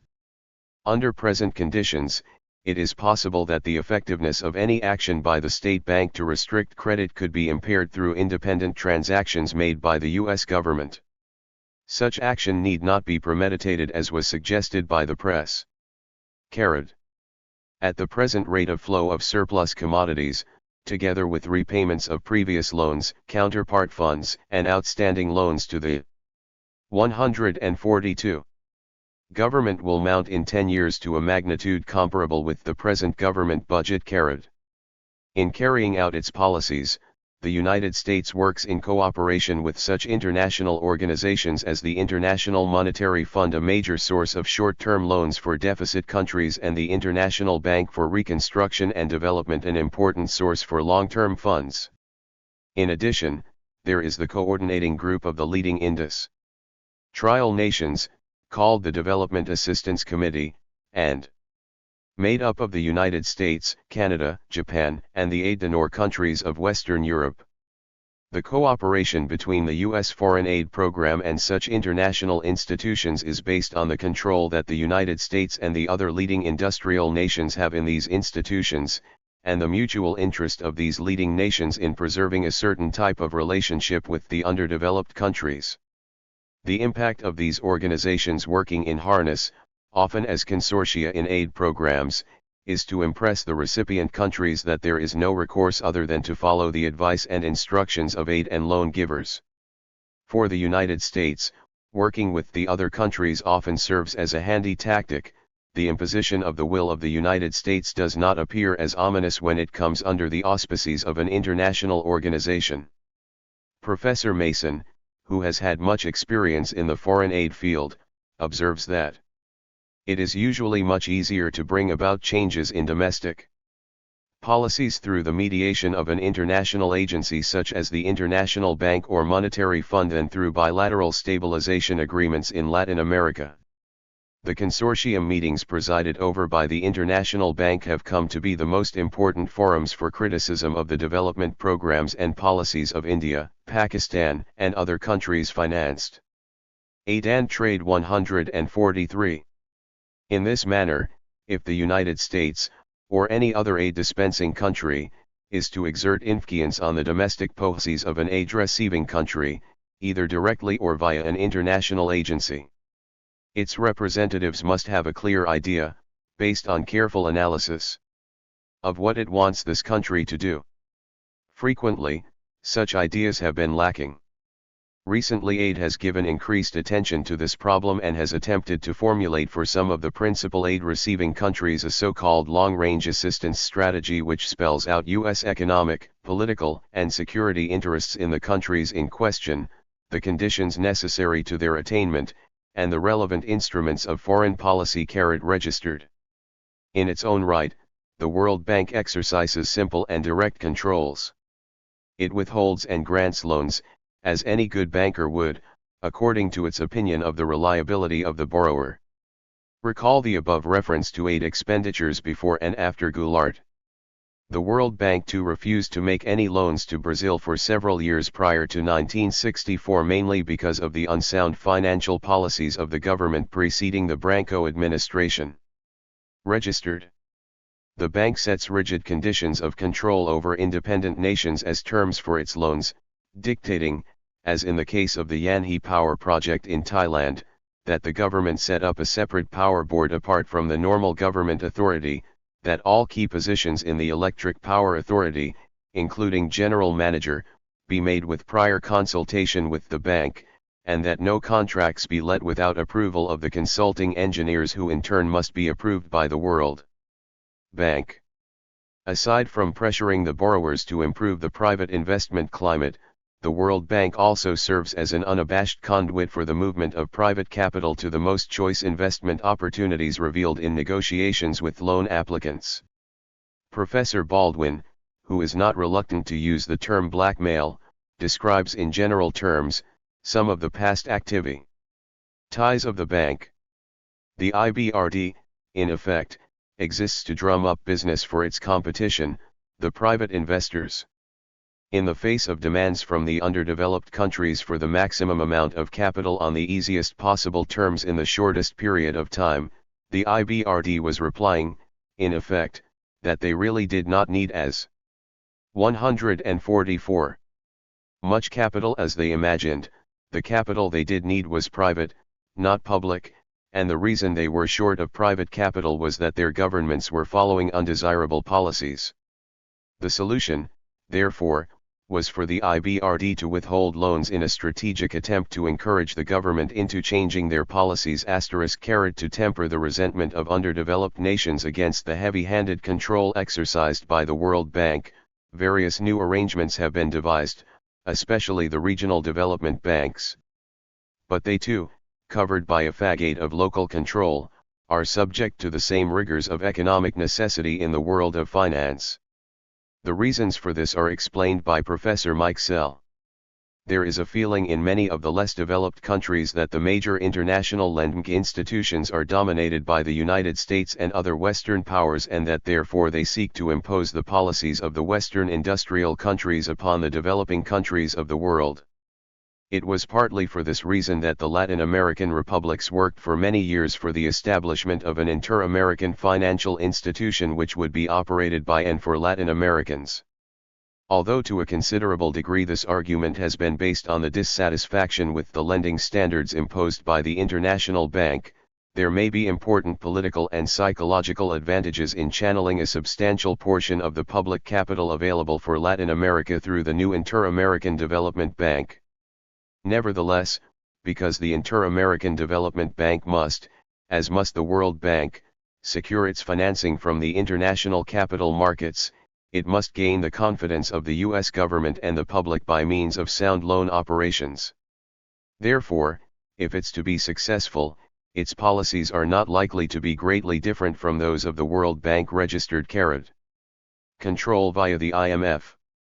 The ultimate discipline imposed by the rich nations on the poor arises from the stabilization loans made by the International Monetary Fund. Here we are no longer dealing with development projects or long-term plans for possible growth. The country that applies to the IMF for a loan is more often than not in desperate, or close to desperate, straits. The usual sequence is that the country's balance of payments deficit eats up the reserves of the state treasury or the central bank. The deficit persists, collection notices from foreign sellers cannot be computed with, payments of interest and amortization on past loans from foreign bankers and governments cannot be made, dividends on foreign investments cannot be remitted. As a result, the country faces bankruptcy. Bankruptcy for a country, it should be noted, is not merely a matter of losing one's good name, it signals the breakdown of foreign trade and the inability to import foreign goods necessary for the economic life of the country. The country affected will try various emergency measures to get out of the box it finds itself in, controls over imports, subsidies for exporters, multiple exchange rates as a device for subsidy and control, etc. But when these fail, or extra cash is needed to give them a chance to work, the country turns necessarily to the IMF, Private bankers are not very reliable lenders to a customer who can't meet his bills, especially if the bills are from a fellow banker.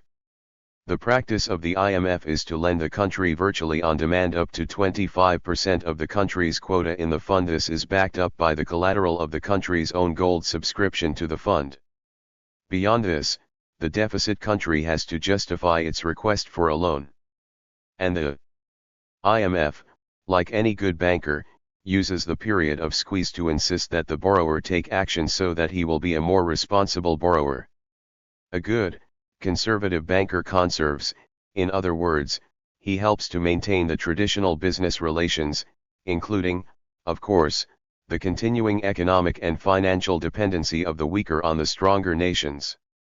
The classic illustration of the IMF type of control occurred when the Castro government turned to the IMF and the World Bank to build up foreign currency reserves that had been depleted by the Batista regime, and to initiate serious industrialization and agricultural reform.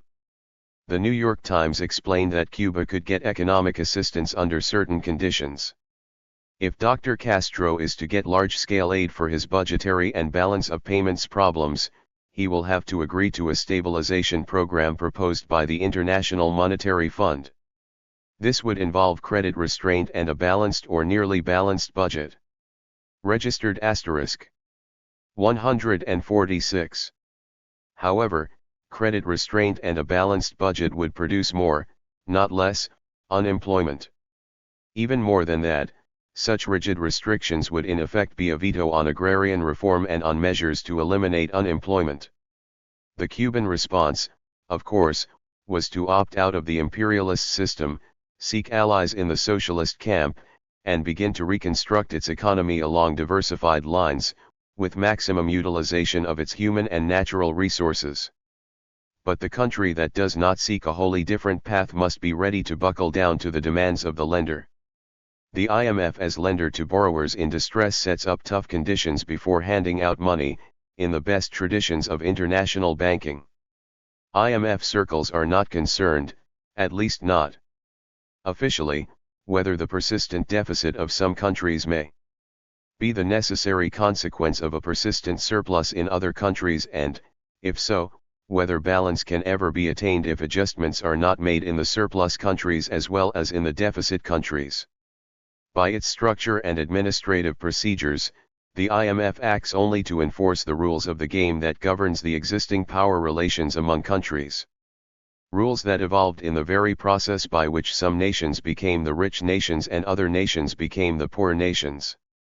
That is why Thomas Baylock, Fellow of Balliol College, Oxford, and since 1964 economic advisor to the British Cabinet, evaluates the mechanics of neo-imperialism thus.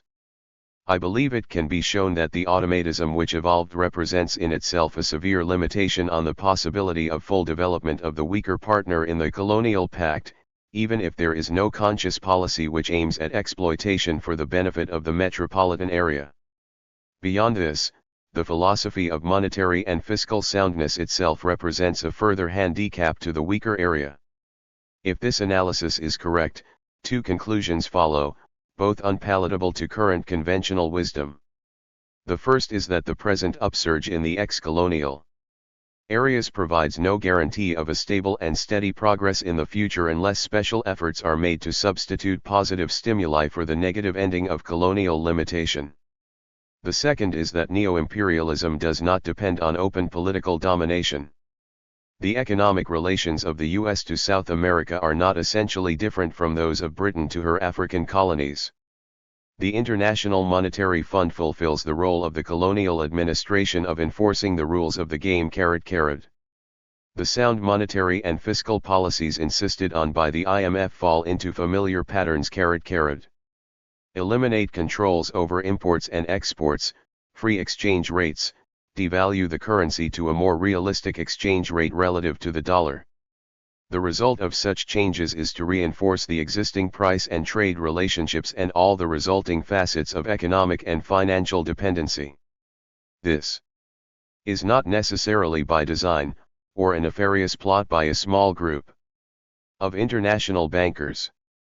This is a straightforward application of sound principles of economics and finance, the blind forces of the marketplace are to work their wonders. However, the blind forces of the marketplace, when they are efficient in reproducing the existing allocation of resources and, equally, in reproducing the inequities of this allocation of resources, inequities within the country and inequities in the relations of the strong nations to the weak. Inaugurate strong money and fiscal controls within the country, institute wage and price controls, balance the budget. Again, sound and responsible economics. But what does this mean in underdeveloped capitalist nations? Balanced budgets are achieved by increasing taxes and reducing government expenditures. What taxes and whose taxes will be increased in countries dominated by a small ruling elite? On reducing expenditures, the easiest items to cut are welfare expenditures. One of the biggest gripes of the IMF and US aid officials concerns the government corporations in the underdeveloped countries that operate on a deficit. One of the chief demands made by the IMF in 148 exchange for assistance in stabilizing currencies is the elimination of such deficits. But usually these deficits are a government subsidy to supply electric power and transportation, for example, at rates which lower income groups can afford. The elimination of the deficits is accomplished by raising prices to a profitable level. As for wage and price controls, no comment need be made on how these habitually work in capitalist nations. There is no conflict between the aims of the IMF and of aid activity. In fact, they work closely together, as evidenced by a former aid official. The Greek stabilization program in the mid-1950s, and agreements with Brazil, Colombia, and Chile have all been supported by US aid linked to observance of IMF recommendations. In Chile, for example, program loans in 1963 and 1964 were largely conditioned on Chilean compliance with fiscal, monetary, and foreign exchange rate policies defined in standby agreements with the IMF. More recently, in 1966–67, aid assistance to Ceylon and Ghana was tied to stabilization measures recommended by the fund. When the IMF negotiates loans, the imposed conditions get down to very specific commitments the borrowing countries must make. The exchange of letters between the IMF, the United States, and the borrowing country, which reveal the terms dictated, are confidential and difficult for the public to discover. However, one instance that came to the surface is highly illuminating.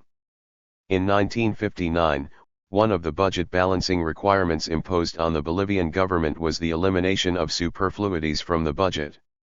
Both International Monetary Fund stabilization assistance and U.S. government aid were negotiated on condition that the government of Bolivia undertake economic stabilization measures, including specifically the elimination of a $3 million a year subsidy to government commissaries selling consumers' goods to minors *registered. What this elimination of a subsidy for minors' commissaries must have meant can be inferred from the following story in the New York Times by Paul Montgomery, headed Hunger is constant companion of Bolivia miners. Down a creaking, narrow-gauge track, two Indian miners strained to move a rusted cart full of tin ore. The ore would eventually find its way to Huanani, in the valley, then to the concentrating mill near Oruro 20 miles away, then to smelters in the United States or Britain, and then, perhaps, to tin cans for the convenience of housewives and, finally, to garbage heaps to be buried again in the earth. The Indians pushing the cart, whose basic wage is $25 a month, had probably never eaten anything that comes in a tin can. Their cheeks bulged with their staple food coca leaves, from which cocaine is extracted.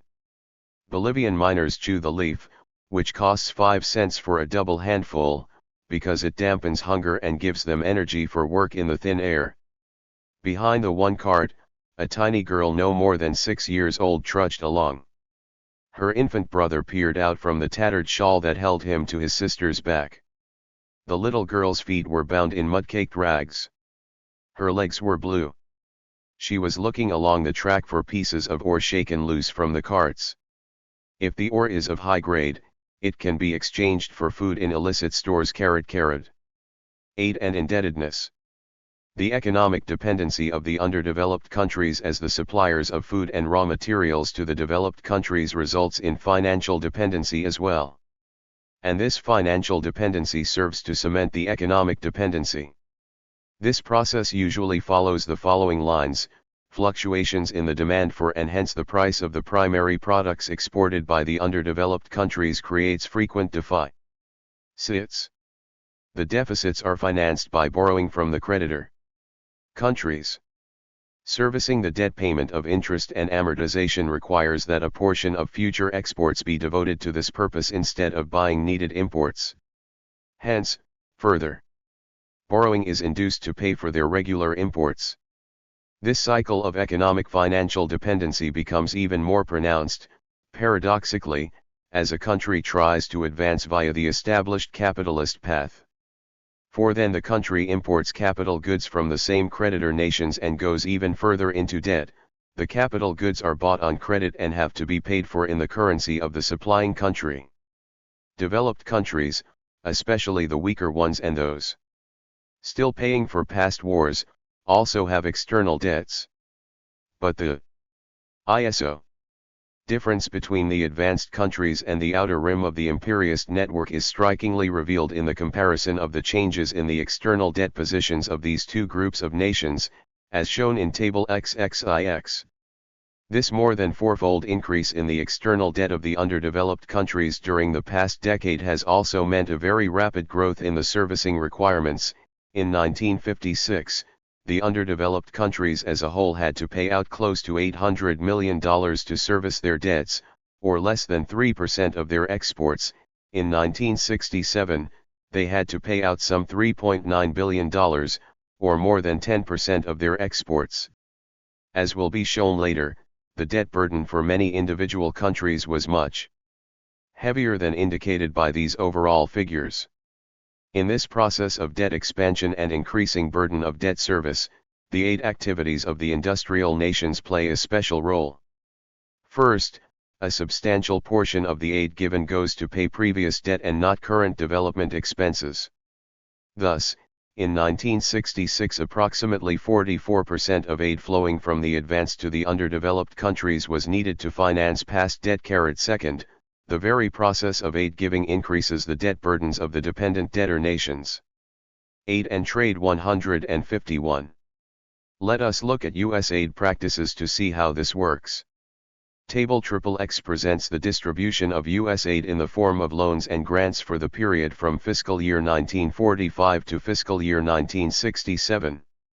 What we find is that 73% of the aid that was given over these years to the advanced industrial partners of the United States was in the form of grants.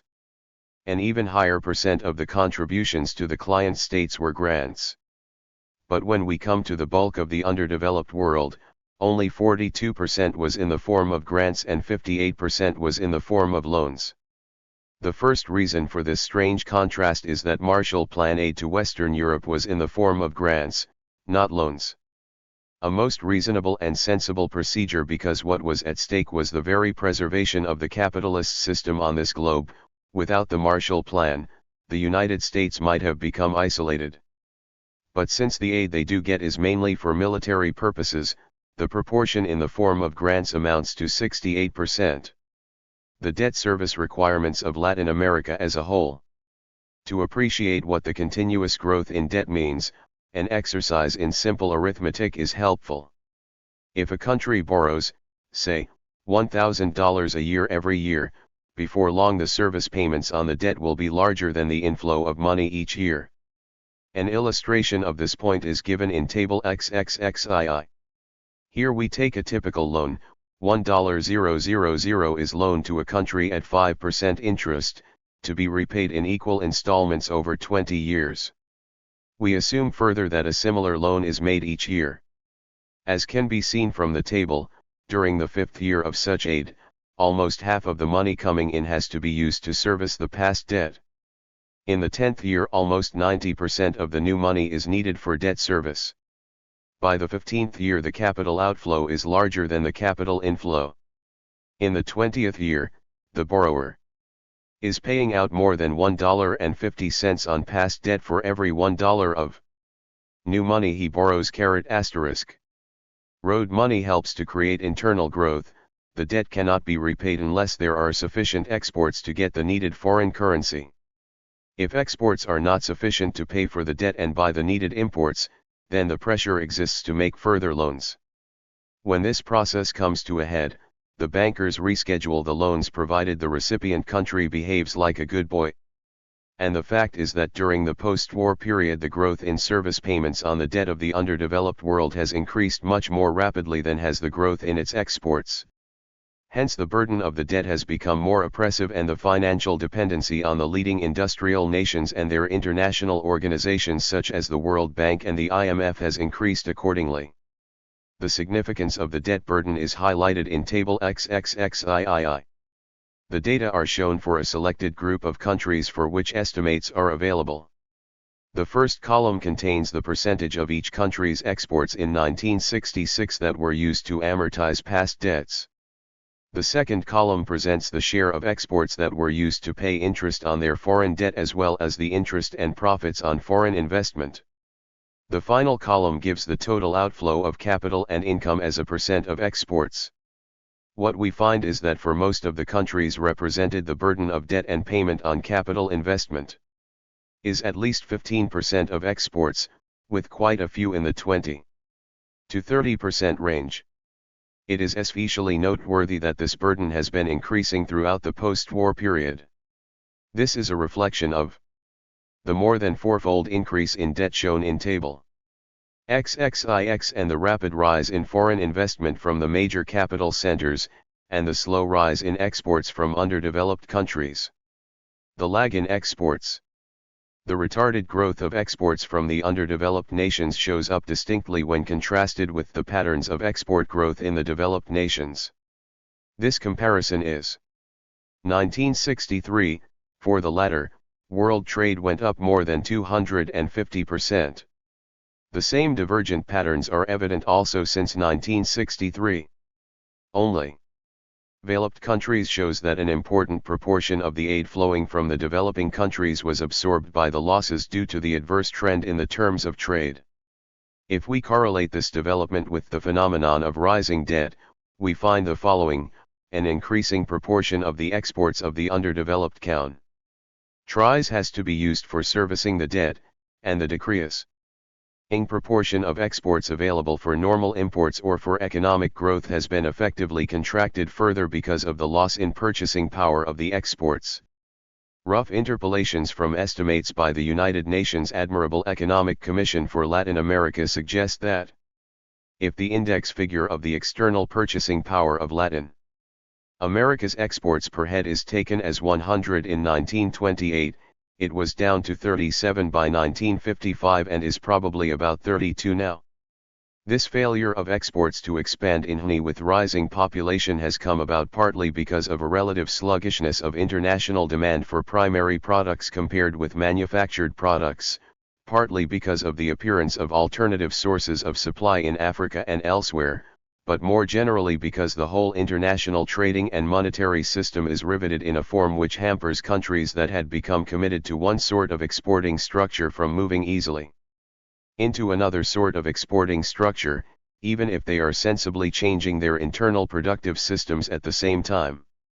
Most of this whole area of Latin America, which had been encouraged by the world trading system of the late 19th and early 20th century to become the most export-intensive area on Earth, has therefore never really had a chance of escaping into affluence, during an appalling period of blight in which it has seen 2/3 of the real per capita value of its exports cut away. Happy face. The economic and political processes of the industrial nations act as a barrier to the export expansion of the underdeveloped countries and thereby, willy-nilly, continuously reimpose economic financial dependency on the latter. We will here mention only two aspects of this: the influence of U.S. foreign investment, and the restrictions imposed by U.S. tariff walls. The real hope for developing larger export markets and thereby getting out of the debt bind lies in exports of manufactured goods. This is the buoyant area in international trade. However, the best and most fruitful spheres of manufacturing activity are usually taken over by foreign investors. These investors with multinational interests, producing in many areas of the globe, are not interested in exporting to other nations from their investments in the underdeveloped countries, for the simple reason that they are not interested in competing with themselves. Thus, look at the difference between the export pattern of U.S. offshore mining firms in Latin America, shown in Table XXXVII, and that of U.S. owned manufacturing firms in Latin America, shown in Table 38. U.S. mining firms in 4 countries are operated to supply the raw materials needs of U.S. firms located in the United States and elsewhere, and to secure a large enough share of world production so that prices and production can be regulated to maximize profits. This naturally has two significant results: the bulk of the production is exported, and the price and production policies of these firms are governed by the profit goals of the U.S. owners and not by the balance of payments needs of these countries or their requirements for foreign exchange to pay for capital imports. There is one additional aspect that needs to be mentioned. Except for oil, the demand for minerals in the advanced countries has not been keeping pace with the demand for manufactured goods. As has been mentioned earlier, this does not mean a lessening of the importance of these raw materials. What it does mean is that increasing efficiency in the use of raw materials depresses the export potential of the countries relying on such exports for their livelihood. Now let us look at the export patterns of U.S. owned manufacturing plants in the flourishing international markets for manufactured goods. As can be seen from Table 38, less than 8% of the output of U.S. firms in Latin America goes into the export trade. The only group for which exports are significant is food, and this is usually an extension of the extraction of natural resources, representing the processing of agricultural products. In two other natural resource product groups, paper and chemicals, the percentage of exports is above the average, but still small considering the needs of these countries for foreign exchange to service their debt, let alone provide for growth. When we come to the other groups, the export percentage is less than 6%, in the rubber, electrical machinery, and transportation equipment groups, less than 4% goes to export markets. The explanation of this pattern is spelled out, with particular reference to Brazil, in an article in Harvard University's Quarterly Journal of Economics. Another institutional barrier to exports has been introduced by the fact that a good portion of Brazilian manufacturing output, and particularly of the more efficient companies, is produced by firms which are either subsidiaries of foreign companies or work under licenses from foreign companies. The foreign companies have often barred these Brazilian firms from competing with them either in their home markets or in third countries. Registered. The other side of this coin is that when Brazilian manufacturers take the initiative to develop an industry that processes homegrown products and thereby competes with U.S. firms, they get slapped down by the whole weight of U.S. influence and control. Brazil began to make powdered coffee from cheap broken beans which are not offered on the world market. In this way, Brazil, in the past 3 years, took over about 14% of the U.S. instant coffee market. This became a major area of dispute as the United States began to protest against unfair competition. Despite all the goodwill for the anti-Goulart regime, the United States could not neglect the interest of its own coffee manufacturers. The result was that Brazil was forced to accept an agreement whereby, in the words of The Economist, Brazilian manufacturers of instant coffee must produce under conditions comparable to those of the big American manufacturers who buy Brazilian beans for processing. Brazil, in other words, is to get very little advantage from the fact that it is the world's biggest coffee grower and has been saddled with vast stocks for decades, beyond the fact that the American processors will have to pay higher transport costs.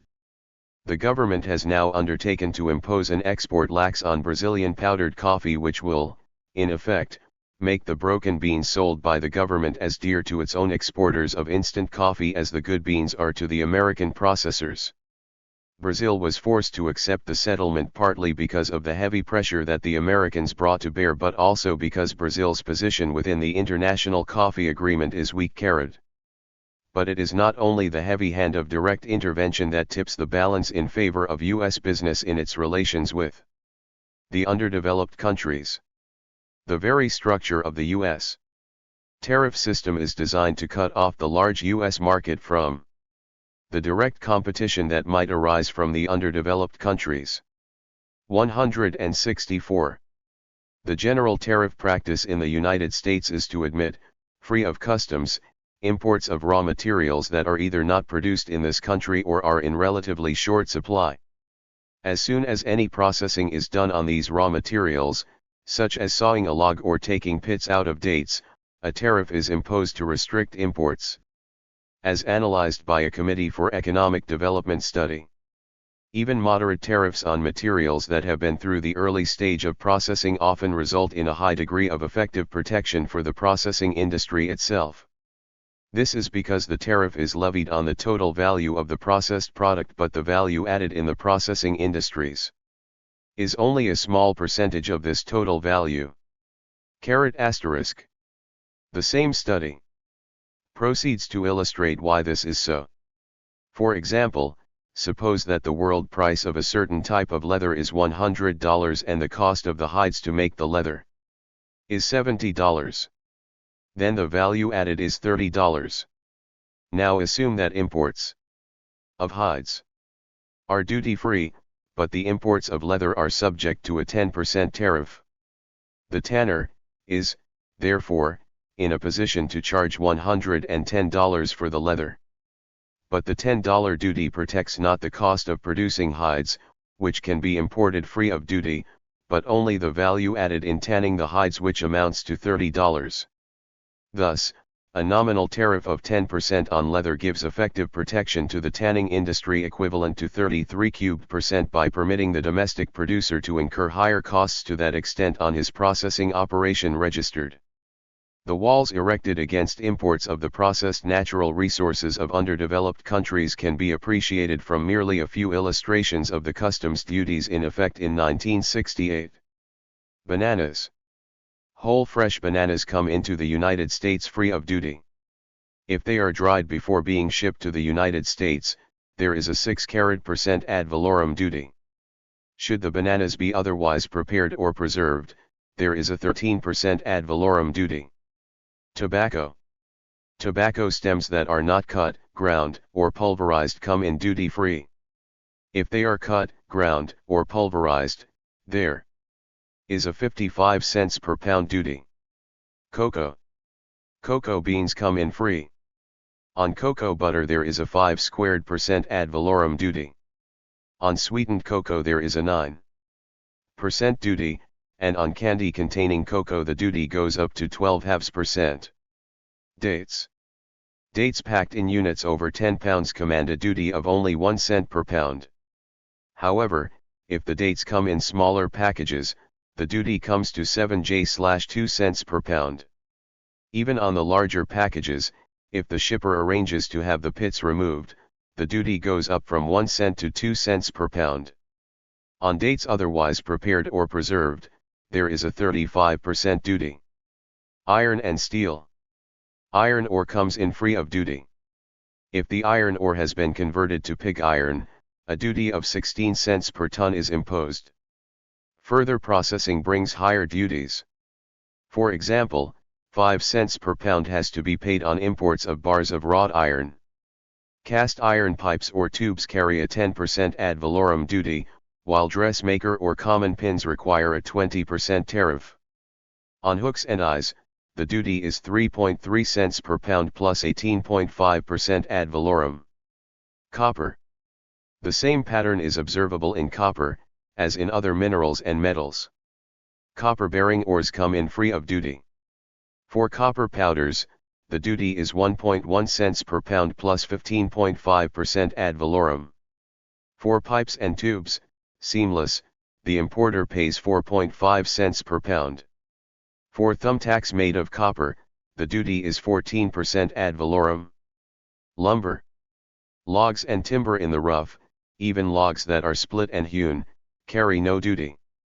But even rough lumber has to climb over the tariff walls, from 28 cents per 1,000 feet for spruce to 80 cents per 1,000 feet for Douglas fir, hemlock, and larch. If the lumber is converted into broom and mop handles, there is a 7.5% ad valorem duty. On toothpicks, the duty climbs to 11%. The energetic protection of domestic business by tariffs, quotas, and special treaties is an essential element of U.S. international economic policy. The tariff walls protect the prosperity and safety of U.S. business and improve the living standards of those inside the wall. However, such a wall around the largest single market in the capitalist world is a major inhibitor of the growth potential of those nations confined to being the suppliers of food and raw materials. It also contributes substantially to the perpetuation of the debtor status of the natural resource supplying nations. Summary. The term imperialism is commonly restricted to the acquisition of colonies and/or the political and military actions of a 166 government to protect the foreign investments of its citizens. Viewed in this fashion, the concept of imperialism is restricted to a narrow group of practices and policies. Such practices and policies, however, are merely special cases of a much more complex reality in which there is a general intertwining of trade and flag.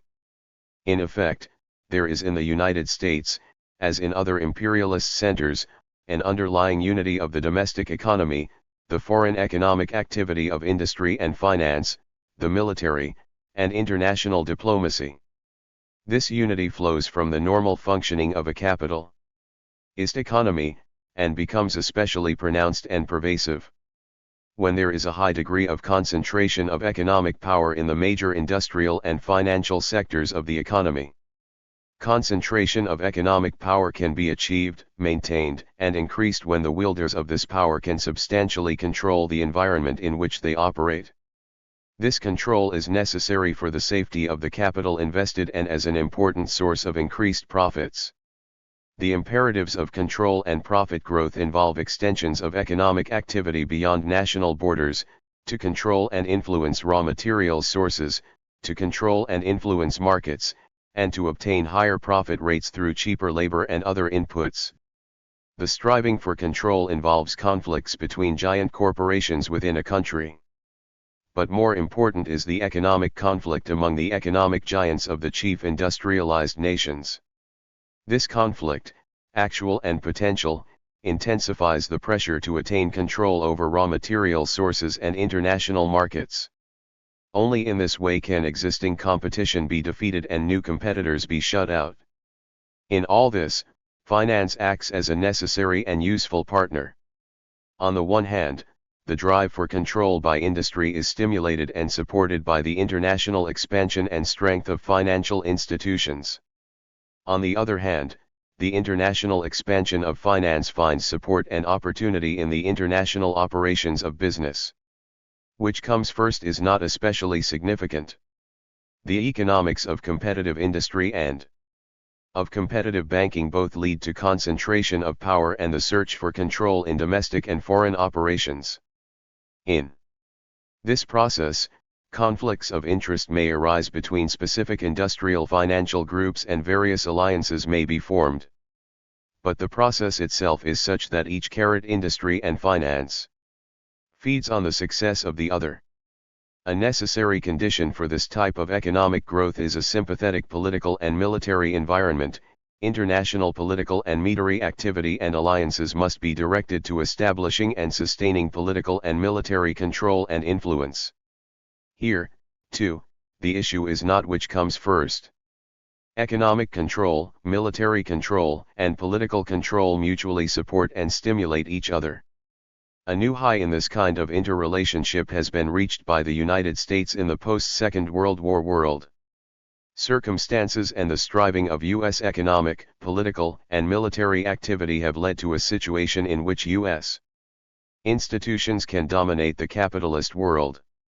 In the absence of a reshuffle of power among the imperialist interests or a change in the balance of power between the imperialist and non-imperialist worlds, the United States can call the tune as the main protector and organizer of the imperialist network. The great prosperity of the United States during the post-war years is rooted in this dominating role. The maintenance of the military establishment and its activities has been a major source of direct and indirect business activity and profits. Industry and finance profitably expanded abroad under the protection of this globe-striding military force. The military, financial, and industrial foreign expansion supported the U.S. assumption of world banking leadership and the domination of the dollar as a world currency. In turn, the central role of the U.S. money market has been instrumental in financing military operations abroad, the international expansion of industry and banking, and the use of foreign aid as a means of controlling and dominating the imperialist network. 3 interrelated views on economic imperialism and United States foreign policy prevail today. Economic imperialism is not at the root of United States foreign policy. Instead, political aims and national security are the prime motivators of foreign policy. Economic imperialism cannot be the main element in foreign policy determination, since United States foreign trade and foreign investment make such relatively small contributions to the nation's overall economic performance. Since foreign economic involvement is relatively unimportant to the United States economy, it follows that economic imperialism need not be a motivating force in foreign policy.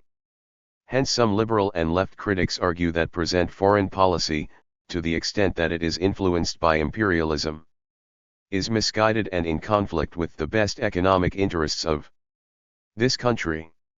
If we sincerely encouraged social and economic development abroad, the argument goes, even to the extent of financing the nationalization of United States foreign investment, the rising demand for capital imports by underdeveloped countries would create a more substantial and lasting stimulus to prosperity than the current volume of foreign trade and foreign investment. Obscuring economic and commercial interests by covering them up or intermingling them with idealistic and religious motivations is hardly a new phenomenon. Wars have been fought to impose Christianity on heathen empires, wars which incidentally also opened up new trade routes or established new centers of commercial monopoly.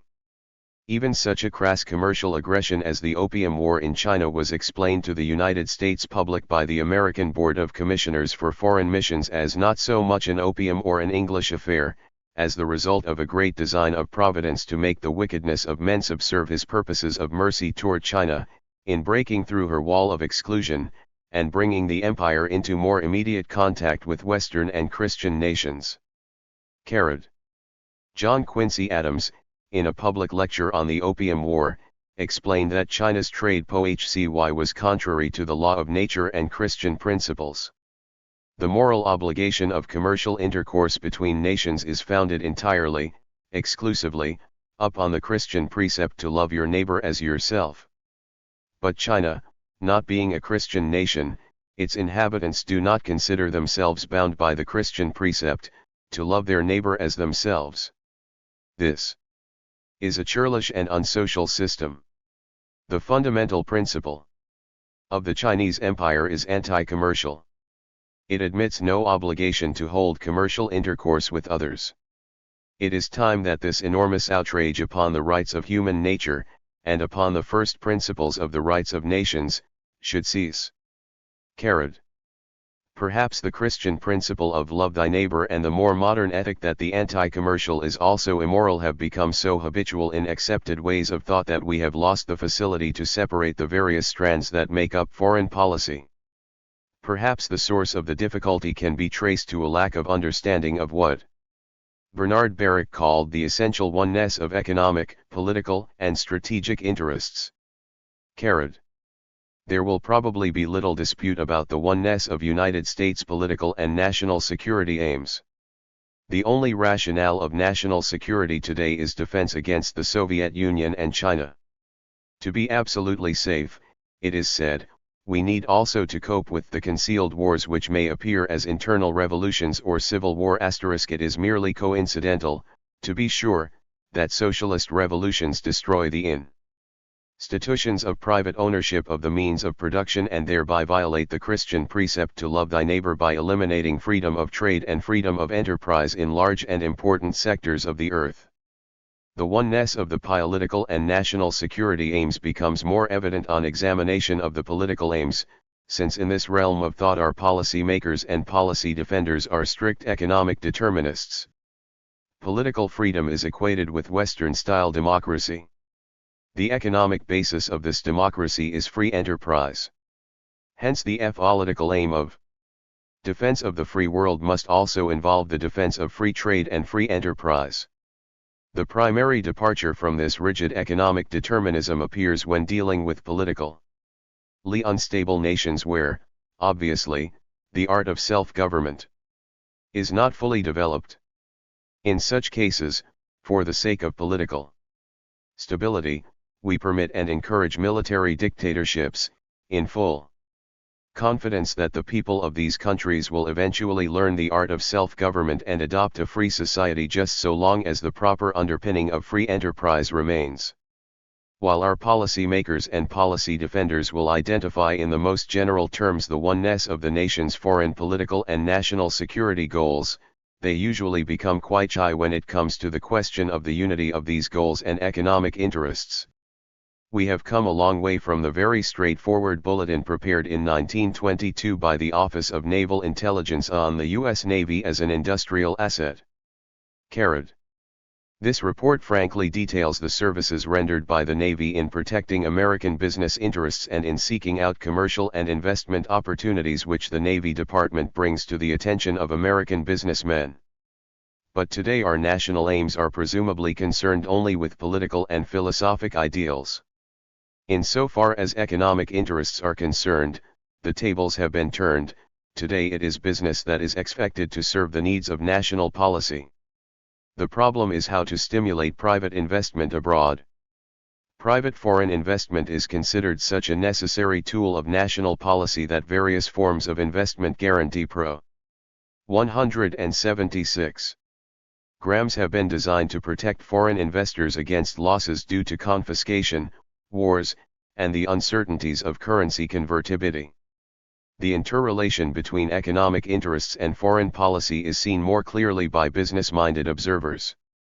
Thus the former president and chairman of the World Bank, Eugene R. Black, informs us that our foreign aid programs constitute a distinct benefit to American business.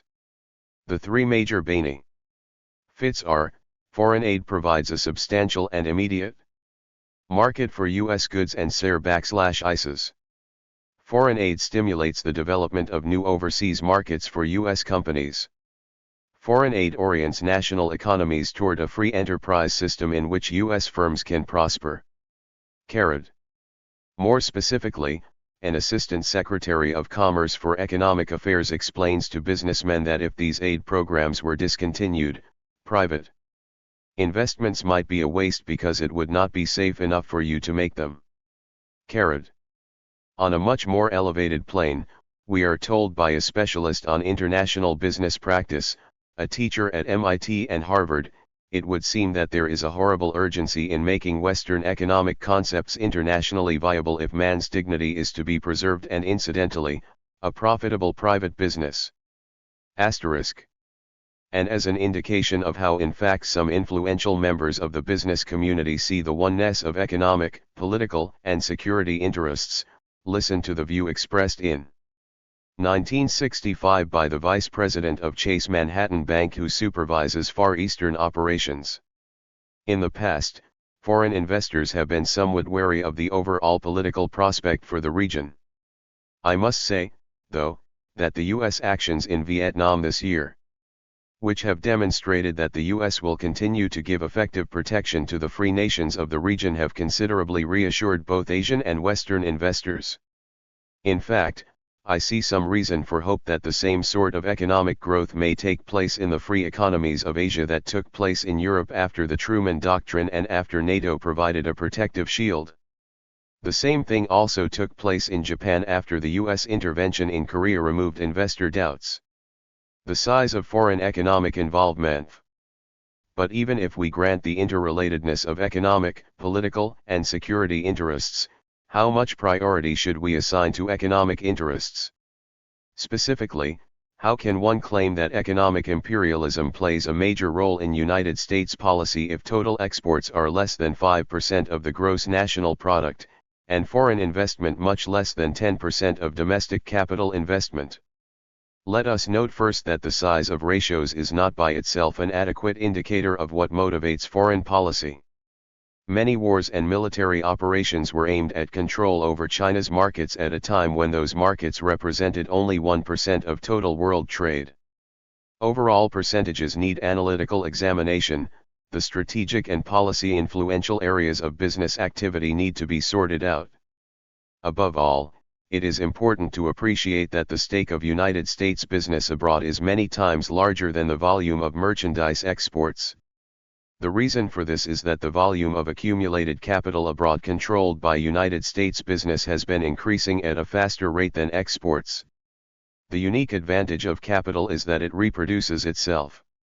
That is, the output obtained by capital investment produces enough revenue to cover not only costs of labor and raw materials but also the capital and natural resources consumed plus profits. The annual flow of capital invested abroad is therefore additive. Increments to capital enlarge the productive base. Even more important, United States firms abroad are able to mobilize foreign capital for their operations. The net result of the flow of capital abroad and the foreign capital mobilized by American firms is that while production abroad arising out of United States investment was 4/0 times larger than exports in 1950, by 1964 this had risen to 5/2 times exports. These observations are based on estimates made in a recent study conducted by the National Industrial Conference Board. Degree. When the Department of Commerce measures the economic significance of exports, it compares them with a figure for total domestic production of movable goods, that is, the right and patent agreements arranged by United States firms. As an example, one firm in the Philippines manufactures the following brand name products under restricted licenses of United States firms: Crayola crayons, Wesco paints, Old Town carbon paper and typewriter ribbons, Mongol lead pencils, Universal paints, and Parker Quink. The growing importance of foreign economic activity. The increasing relative importance of foreign economic activity is well illustrated by the experience of the manufacturing industries, as shown in Chart I and Table 36. Here we compare total sales of domestic manufactures with exports of manufactures and sales of United States direct investments in foreign manufacturing activity. The data are plotted on a semi-logarithmic scale in the chart. Thereof key, the narrowing of the distance between the two lines depicts the more rapid rise of the foreign market as compared with the growth of domestic markets.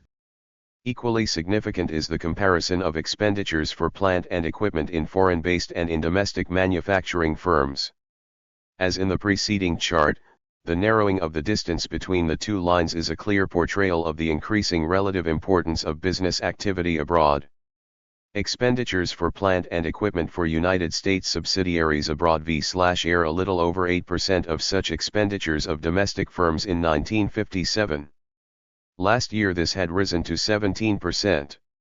The significance of the last three tables is their representation of the rapid growth of the foreign sector. During the period when the economy as a whole was experiencing a slowing down in the rate of growth, foreign markets were an important source of expansion. For example, in manufacturing industries during the past 10 years domestic sales increased by 50%, while foreign sales by United States-owned factories increased over 110%. Thus, as far as the commodity-producing industries are concerned, foreign markets have become a major sphere of economic interest and have proven to be increasingly important to United States business as an offset to the stagnating tendencies of the inner markets. This is quite obvious to American businessmen. The treasurer of General Electric Company put it this way in discussing the need that American business has to keep expanding its foreign operations. In this respect, I think business has reached a point in the road from which there is no turning back. American industry's marvelous technology and abundant capital resources have enabled us to produce the most remarkable run of peacetime prosperity in the nation's history. To keep this going, we have for several years sought additional outlets for these sources in foreign markets. For many companies, including General Electric, these offshore markets offer the most promising opportunities for expansion that we can see. It is also quite obvious that if foreign markets are so important to the commodity-producing industries, they are also of prime importance to the other interest groups, those whose 185. Profits and prosperity are dependent upon the welfare of the commodity producers as well as those who benefit from servicing trade and investment in foreign markets, investment and commercial bankers, stock market speculators, transportation, insurance, etc. Military spending and exports. For a full measure of economic involvement in foreign markets, the impact of military spending, the defense program must also be reckoned with. The growth of our inner and outer markets has, since the founding of the Republic, been associated with the use of military force in peace as well as war. Professor William T. R. Fox states the case quite mildly. The United States Army in peacetime was through most of the 19th century, extensively used to aid in the winning of the West, and especially in the suppression of Indian opposition to the opening up of new lands for settlement. Our Navy and Marine Corps, beginning with their exploits against the Barbary pirates, were also engaged in making it safe for Americans to live and invest in remote places.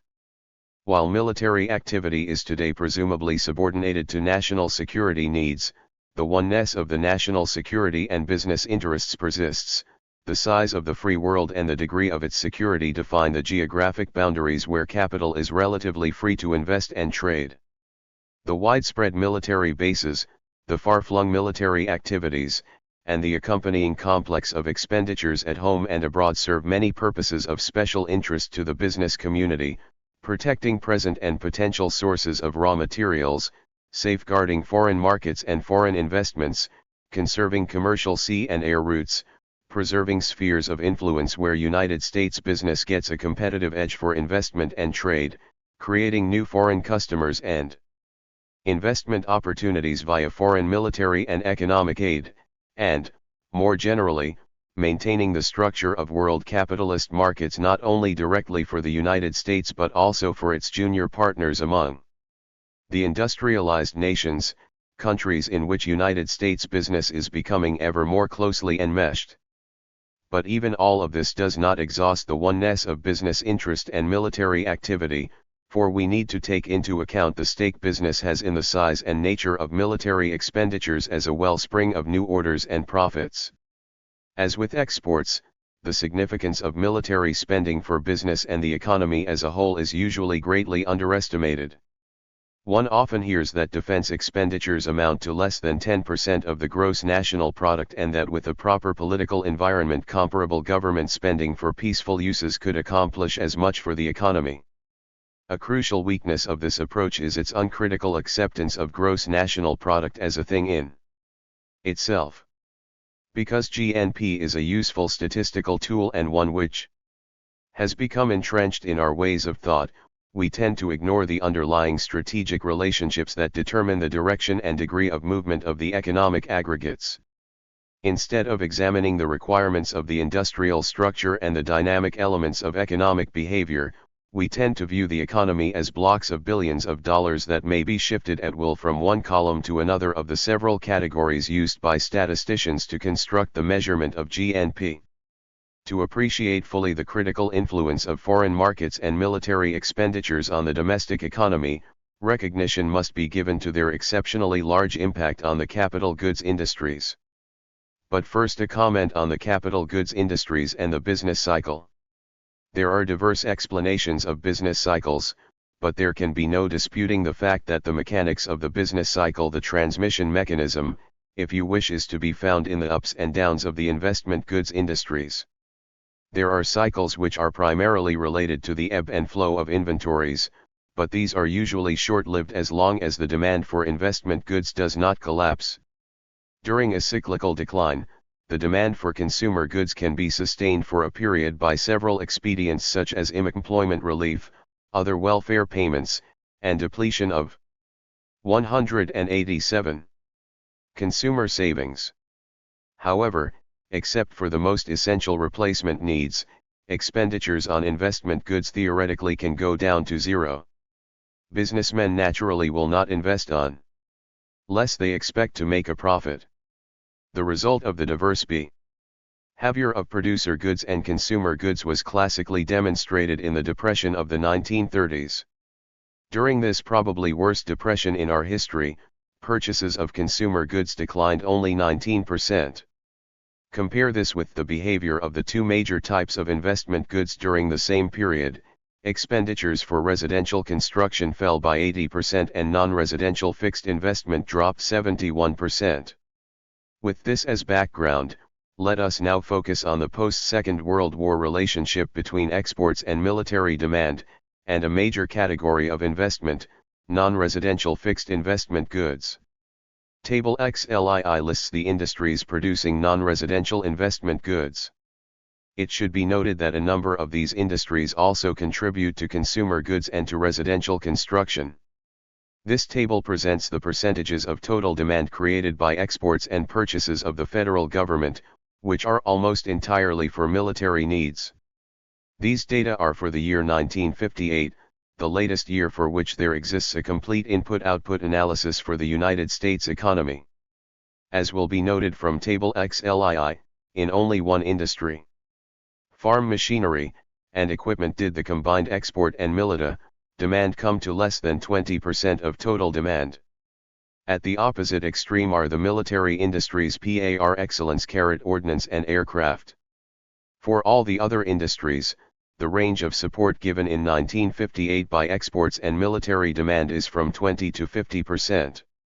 While the available statistical data refer to only 1 year, the post-war patterns of exports and military expenditures suggest that this tabulation is a fair representation of the situation since the Korean War, and surely a gross underestimate during the Vietnam War. More information and study are required for a more thorough analysis. Meanwhile, the available data warrant, in my opinion, these observations. Exports and military spending exert a distinctive influence on the economy because they fortify a strategic center of the existing industrial structure. This is especially noteworthy because business investment is not, as is too often conceived, a freely flowing stream. There is a definite interdependence between the existing schedule of wage rates, prices, and profits, the evolved structure of industry, and the direction of profitable new investments. To put it in simpler terms, there are sound business reasons why investments flow in the direction they do and not in such ways as to meet the potential needs of this country, for example, to eliminate poverty, to provide the industry which would create equal opportunity to Negroes, to develop the underdeveloped regions of the United States, or create adequate housing. More important, business cannot invest to accomplish these ends and at the same time meet its necessary standards of profit, growth, and security for invested capital. Exports of capital goods and military demand flowing to the capital goods producers, on the other hand, are uniquely advantageous in that they strengthen and make more profitable the established investment structure. They also contribute to an expansion of the industries that are most harmonious with and most profitable for the existing composition of capital. The support given by foreign economic involvement, both military and civilian commodities, makes a singular contribution by acting as a bulwark against the slippage of minor recessions into major depressions. It has accomplished this by shoring up one of the strategic balance wheels of the economy, the production of in-estimate type equipment, by supplying, as WC have seen, from 20 to 50% of the market for these goods. We need also to take into account that it is monopolistic industry which dominates the volume and flow of investment, and that such monopolistic businesses characteristically gear their investment policies to the sure thing, where good 190 profits and safety of investment are reliably assured. Here the tie-in of government action and foreign policy is of paramount interest. The military goods market usually has the decided advantage of supplying long-term contracts, often accompanied by enough guarantees to reduce and even eliminate any risk in building additional plant and equipment which may also be used for civilian purposes. In addition, military contracts pay for related research and development expenses, again removing risky aspects of normal investment programs. As for the foreign countries, the United States military presence, its foreign policy, and its national security commitments provide a valuable protective apparatus for the investments made in foreign markets. These foreign investments, together with the demand created by governmental foreign aid, contribute importantly to the demand for the exports of the capital goods and other manufacturing industries. The confidence in the consistency of government foreign policy and its complementary military policy can, and surely must, act as a valuable frame of reference for the domestic as well as foreign investment practices of monopolistic business. The extra 20 to 50% of business provided by exports plus military demand provides a much greater percentage of the total profits of these firms. The typical economics of a manufacturing business requires that a firm reaches a certain level of productive activity before it can make a profit. Gross overhead costs, depreciation of machinery, use of plant, costs of administration, remain fairly constant at a given level of capacity. Until production reaches a point where at the market price of the final product enough income is produced to meet the overhead and direct costs, a business operates at a loss. Once this break-even point is reached, the profitability of the business surges forward until it hits against the limits of productive capacity. Of course, the curve/E of profitability differs from industry to industry and from firm to firm. But the existence of a break-even point, and the upward swing of profits after the break-even point has been passed, is a common characteristic of manufacturing industries. What this means is that for many of the 191 firms in the capital goods industries, the overlay of 20 to 50% of demand from military purchases and exports probably accounts for the major share of the profits, and in not a few firms perhaps as much as 80 to 100% of their profits. Monopoly and foreign investments. One of the reasons frequently given for believing that economic imperialism is an unimportant influence in foreign and military policy is that only a small segment of American business is vitally concerned with foreign or military economic activities. This might be a meaningful observation if economic resources were widely distributed and the majority of domestic-minded business firms could conceivably be mobilized against policies fostered by the small minority of foreign-oriented businesses. But the realities of economic concentration suggest quite the opposite. In manufacturing industries, 5 corporations own over 15% of total net capital assets. The 100 largest corporations own 55% of total net capital assets. This means that a small number of firms with their own strength and that of their allies in finance and mass communication media can wield an overwhelming amount of economic and political power, especially if there is a community of interest within this relatively small group. And it is precisely among the giant corporations that we find the main centers of foreign and military economic operations. Just a cursory examination of the 50 largest industrial concerns shows the following types of firms heavily involved in international economic operations and the supply of military goods: 12 in oil, 5 in aviation, 3 in chemicals, 3 in steel, 3 in autos, 8 in electrical equipment and electronics, and 3 in rubber. These 37 companies account for over 90% of the assets of the top 50 industrial firms. The community of interest among the industrial giants in foreign and military operations stems from relations that are not always obvious in terms of the customary statistical categories. First, there is the interrelationship among the firms via the financial centers of power. Second, there are the direct economic ties of business. While only 5 firms get 1/4 of 192 volume of military contracts and 25 firms account for more than half of such contracts, a large part of this business is distributed to other businesses that supply these chief contractors. Thus, as we saw in Table XLII, the primary non-ferrous metal manufacturers who receive very few direct military contracts nevertheless get over 22% of their business from military demand. And, third, because of the rich growth potential and other advantages of the military and foreign-oriented businesses, the post-war merger movement among industrial giants has intermingled the typically domestic with the typically outer market-directed business organizations. The most unlikely seeming business organizations are today planted with both feet in foreign and military business. We see, for example, traditional producers of grain mill products and of plumbing and heating equipment acquiring plants that make scientific instruments, meat packing firms buying up companies in the general industrial machinery field, and many other cross-industry mergers. The concentration of economic power, so much part of the domestic scene, shows up in even stronger fashion in the field of foreign investment. The basic available data on this are taken from the 1957 Census of Foreign Investments.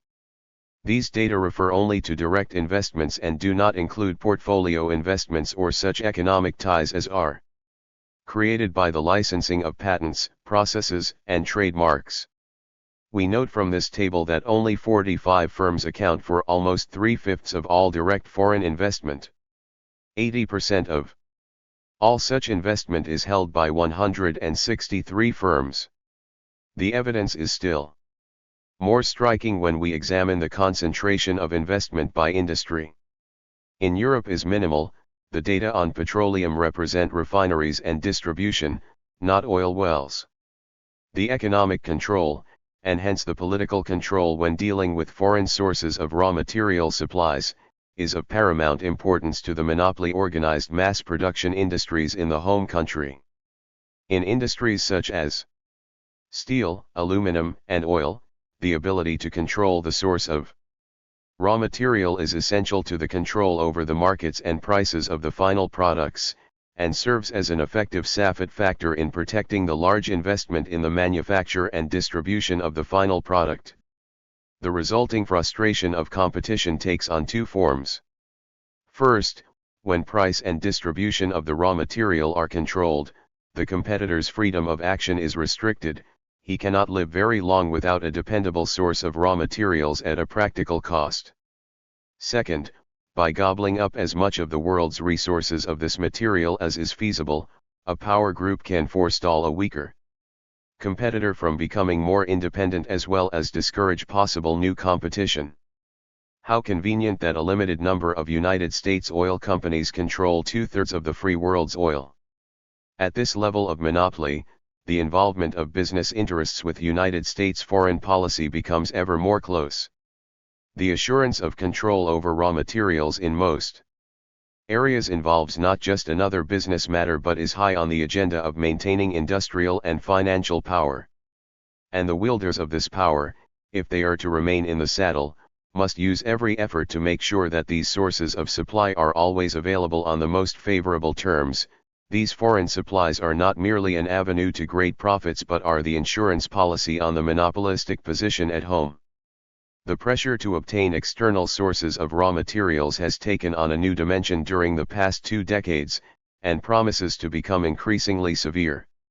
Even though United States business has always had to rely on foreign sources for a number of important metals, it has nevertheless been self-reliant and an exporter of a wide range of raw materials until quite 196. Recently, this generalization has been a mainstay of those who argued that U.S. capitalism had no need to be imperialistic.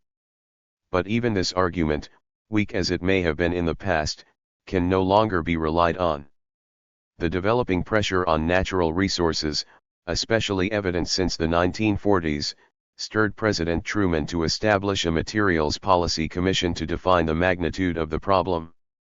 The ensuing commission report, Resources for Freedom, graphically summarized the dramatic change in the following comparison for all raw materials other than food and gold. At the turn of the century, the U.S. produced on the whole some 15% more of these raw materials than was domestically consumed. This surplus had by 1950 turned into a deficit, with U.S. industry consuming 10% more than domestic production. Extending the trends to 1975 showed that by then the overall deficit of RA/V materials for industry will be about 20%. Perhaps the awareness of this development was a contributing factor to President Eisenhower's alerting the nation to the unity of political and economic interests in his first inaugural address. We know that we are linked to all free peoples not merely by a noble idea but by a simple need. No free people can for long cling to any privilege or enjoy any safety in economic solitude. For all our own material might, even we need markets in the world for the surpluses of our farms and our factories. Equally, we need for these same farms and factories vital materials and products of distant lands. This basic law of interdependence, so manifest in the commerce of peace, applies with thousand-fold intensity in the event of war.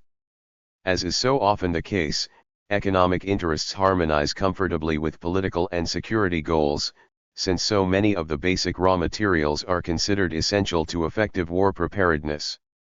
Quite understandably, the government makes its contribution to the security of the nation as well as to the security of business via diplomatic maneuvers, maintenance of convenient military bases in various parts of the world, military aid to help maintain stable governments, and last but not least a foreign aid program which is a fine blend of declaid who. 197. Humanitarian aims about industrialization and a realistic appreciation that such progress should not interfere with the ability of supplying countries to maintain a proper flow of raw materials. To do a real job of assuring an adequate supply of raw materials in the light of possible exhaustion of already exploited deposits, and in view of possible needs for missiles and space programs, the government can make its greatest contribution by keeping as much of the world as possible free and safe for mineral development. Clarence B. Randall, president of Inland Steel Co. and advisor on foreign aid in Washington, comments on the fortunate availability of uranium deposits in the Belgian Congo as the atom bomb was developed. What a break it was for us that the mother country was on our side. And who can possibly foresee today which of the vast unexplored areas of the world may likewise possess some unique deposit of a rare raw material which in the fullness of time our industry or our defense program may most urgently need. **** The integration of less developed capitalisms into the world market as reliable and continuous suppliers of their natural resources results, with rare exceptions, in a continuous dependency on the centers of monopoly control that is sanctified and cemented by the market structure which evolves from this very dependency. Integration into world capitalist markets has almost uniform effects on the supplying countries. They depart from, or never enter, the paths of development that require independence and self-reliance. They lose their economic self-sufficiency and become dependent on exports for their economic viability. Their industrial structure becomes adapted to the needs of supplying specialized exports at prices acceptable to the buyers, reducing thereby such flexibility of productive resources as is needed for a diversified and growing economic productivity. The familiar symptom of this process is still seen in Latin America where, despite industrialization efforts and the stimulus of 2 world wars, well over 90% of most countries' total exports consists of the export of agricultural and mineral products. The extreme dependence on exports, and on a severely restricted number of export products at that, keeps such economies off balance in their international economic relations and creates frequent need for borrowing. 198. Debt engenders increasing debt, for the servicing of the debt adds additional balance of payments difficulties. And in all such relations of borrowing and lending, the channels of international finance are in the hands of the foreign investors, their business associates, and their government agencies. The chains of dependence may be manipulated by the political, financial, and military arms of the centers of empire, with the help of the Marines, military bases, bribery, CIA operations, financial maneuvers, and the like. But the material basis of this dependence is an industrial and financial structure which through the so-called normal operations of the marketplace reproduces the conditions of economic dependence.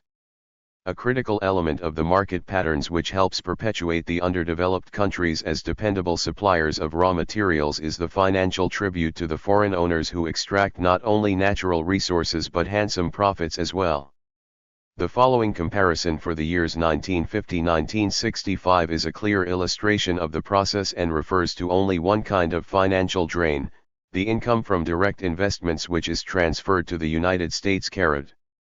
199. The contrasting pattern in the flow of funds to and from Europe indicates a post-Second World War trend. The rapid growth of investment in Europe was in the manufacturing and oil refining fields. The developments in foreign investment in manufacturing are closely related to the normal business drive to control markets and minimize costs of production. The methods used will vary according to the industry and the conditions in each country. The main factors involved in relying on capital investment instead of relying on export trade are: if the profit rate obtainable by manufacturing abroad is greater than by increasing domestic production, if it facilitates getting a larger and more secure share of a given foreign market, if it enables taking advantage of the channels of export trade of the country in which investment is m-de. Thus, United States business firms in England account for 10% of Britain's exports. If it is possible to preempt a field of industry based on new technological developments, usually protected by exercise of patent rights. But the most dramatic development of our times is the spread of United States industry into the computer, atomic energy, and space technology activities of industrialized countries. The rapid spread of these fields is motivated, to be sure, by immediate profit opportunities. But it mostly also has the aim of helping to maintain, and get full advantage of, the technical edge United States business now has as a result of the vast investment made by the United States government in research and development. The dominant position in this technology may be decisive in achieving wider control of the rest of the economy, when and if the new technology becomes the key to the productive forces of a society. Such investment as is made by United States capital in manufacturing in underdeveloped countries occurs primarily in Latin America, where the percentage of total United States investment in the field of manufacturing is 24%. This investment is mainly in light manufacturing industry, including the processing of native food materials. Manufacturing operations in the durable goods field, such as autos, takes the form of assembly plants. This guarantees the XFS/RT market of components and parts. It also contributes to stabilizing the market for these United States products. It is much easier for a country faced with severe balance of payments difficulties to prohibit imports of a luxury product than to eliminate the import of raw materials and assembly parts, which will create unemployment and shut down local industry. The post-war foreign economic expansion of United States manufacturing firms has resulted in the transformation of many of the giants of United States business into a new form of multinational organizations. The typical international business firm is no longer limited to the giant oil company. It is as likely to be a General Motors or a General Electric with 15 to 20% of its operations involved in foreign business, and exercising all efforts to increase this share. It is the professed goal of these international firms to obtain the lowest unit production costs on a worldwide basis. It is also their aim, though not necessarily openly stated, to come out on top in the merger movement in the European Common Market and to control as large a share of the world market as they do of the United States market. To the directors of such organizations, the oneness of economic and national interests is quite apparent. The president of General Electric put it succinctly: "I suggest we will perceive, that overriding both the common purposes and cross-purposes of business and government, there is a broader pattern, a consensus if you will, where public and private interest come together, cooperate, interact and become the national interest." Happy face. Needless to stress, the term private interest refers to private enterprise. Another officer of this corporation grapples with the identity of the private and national interest. Thus, our search for profits places us squarely in line with the national policy of stepping up international trade as a means of strengthening the free world in the Cold War confrontation with communism. Just as the fight against communism helps the search for profits, so the search for profits helps the fight against 201. Munism. What more perfect harmony of interests could be imagined?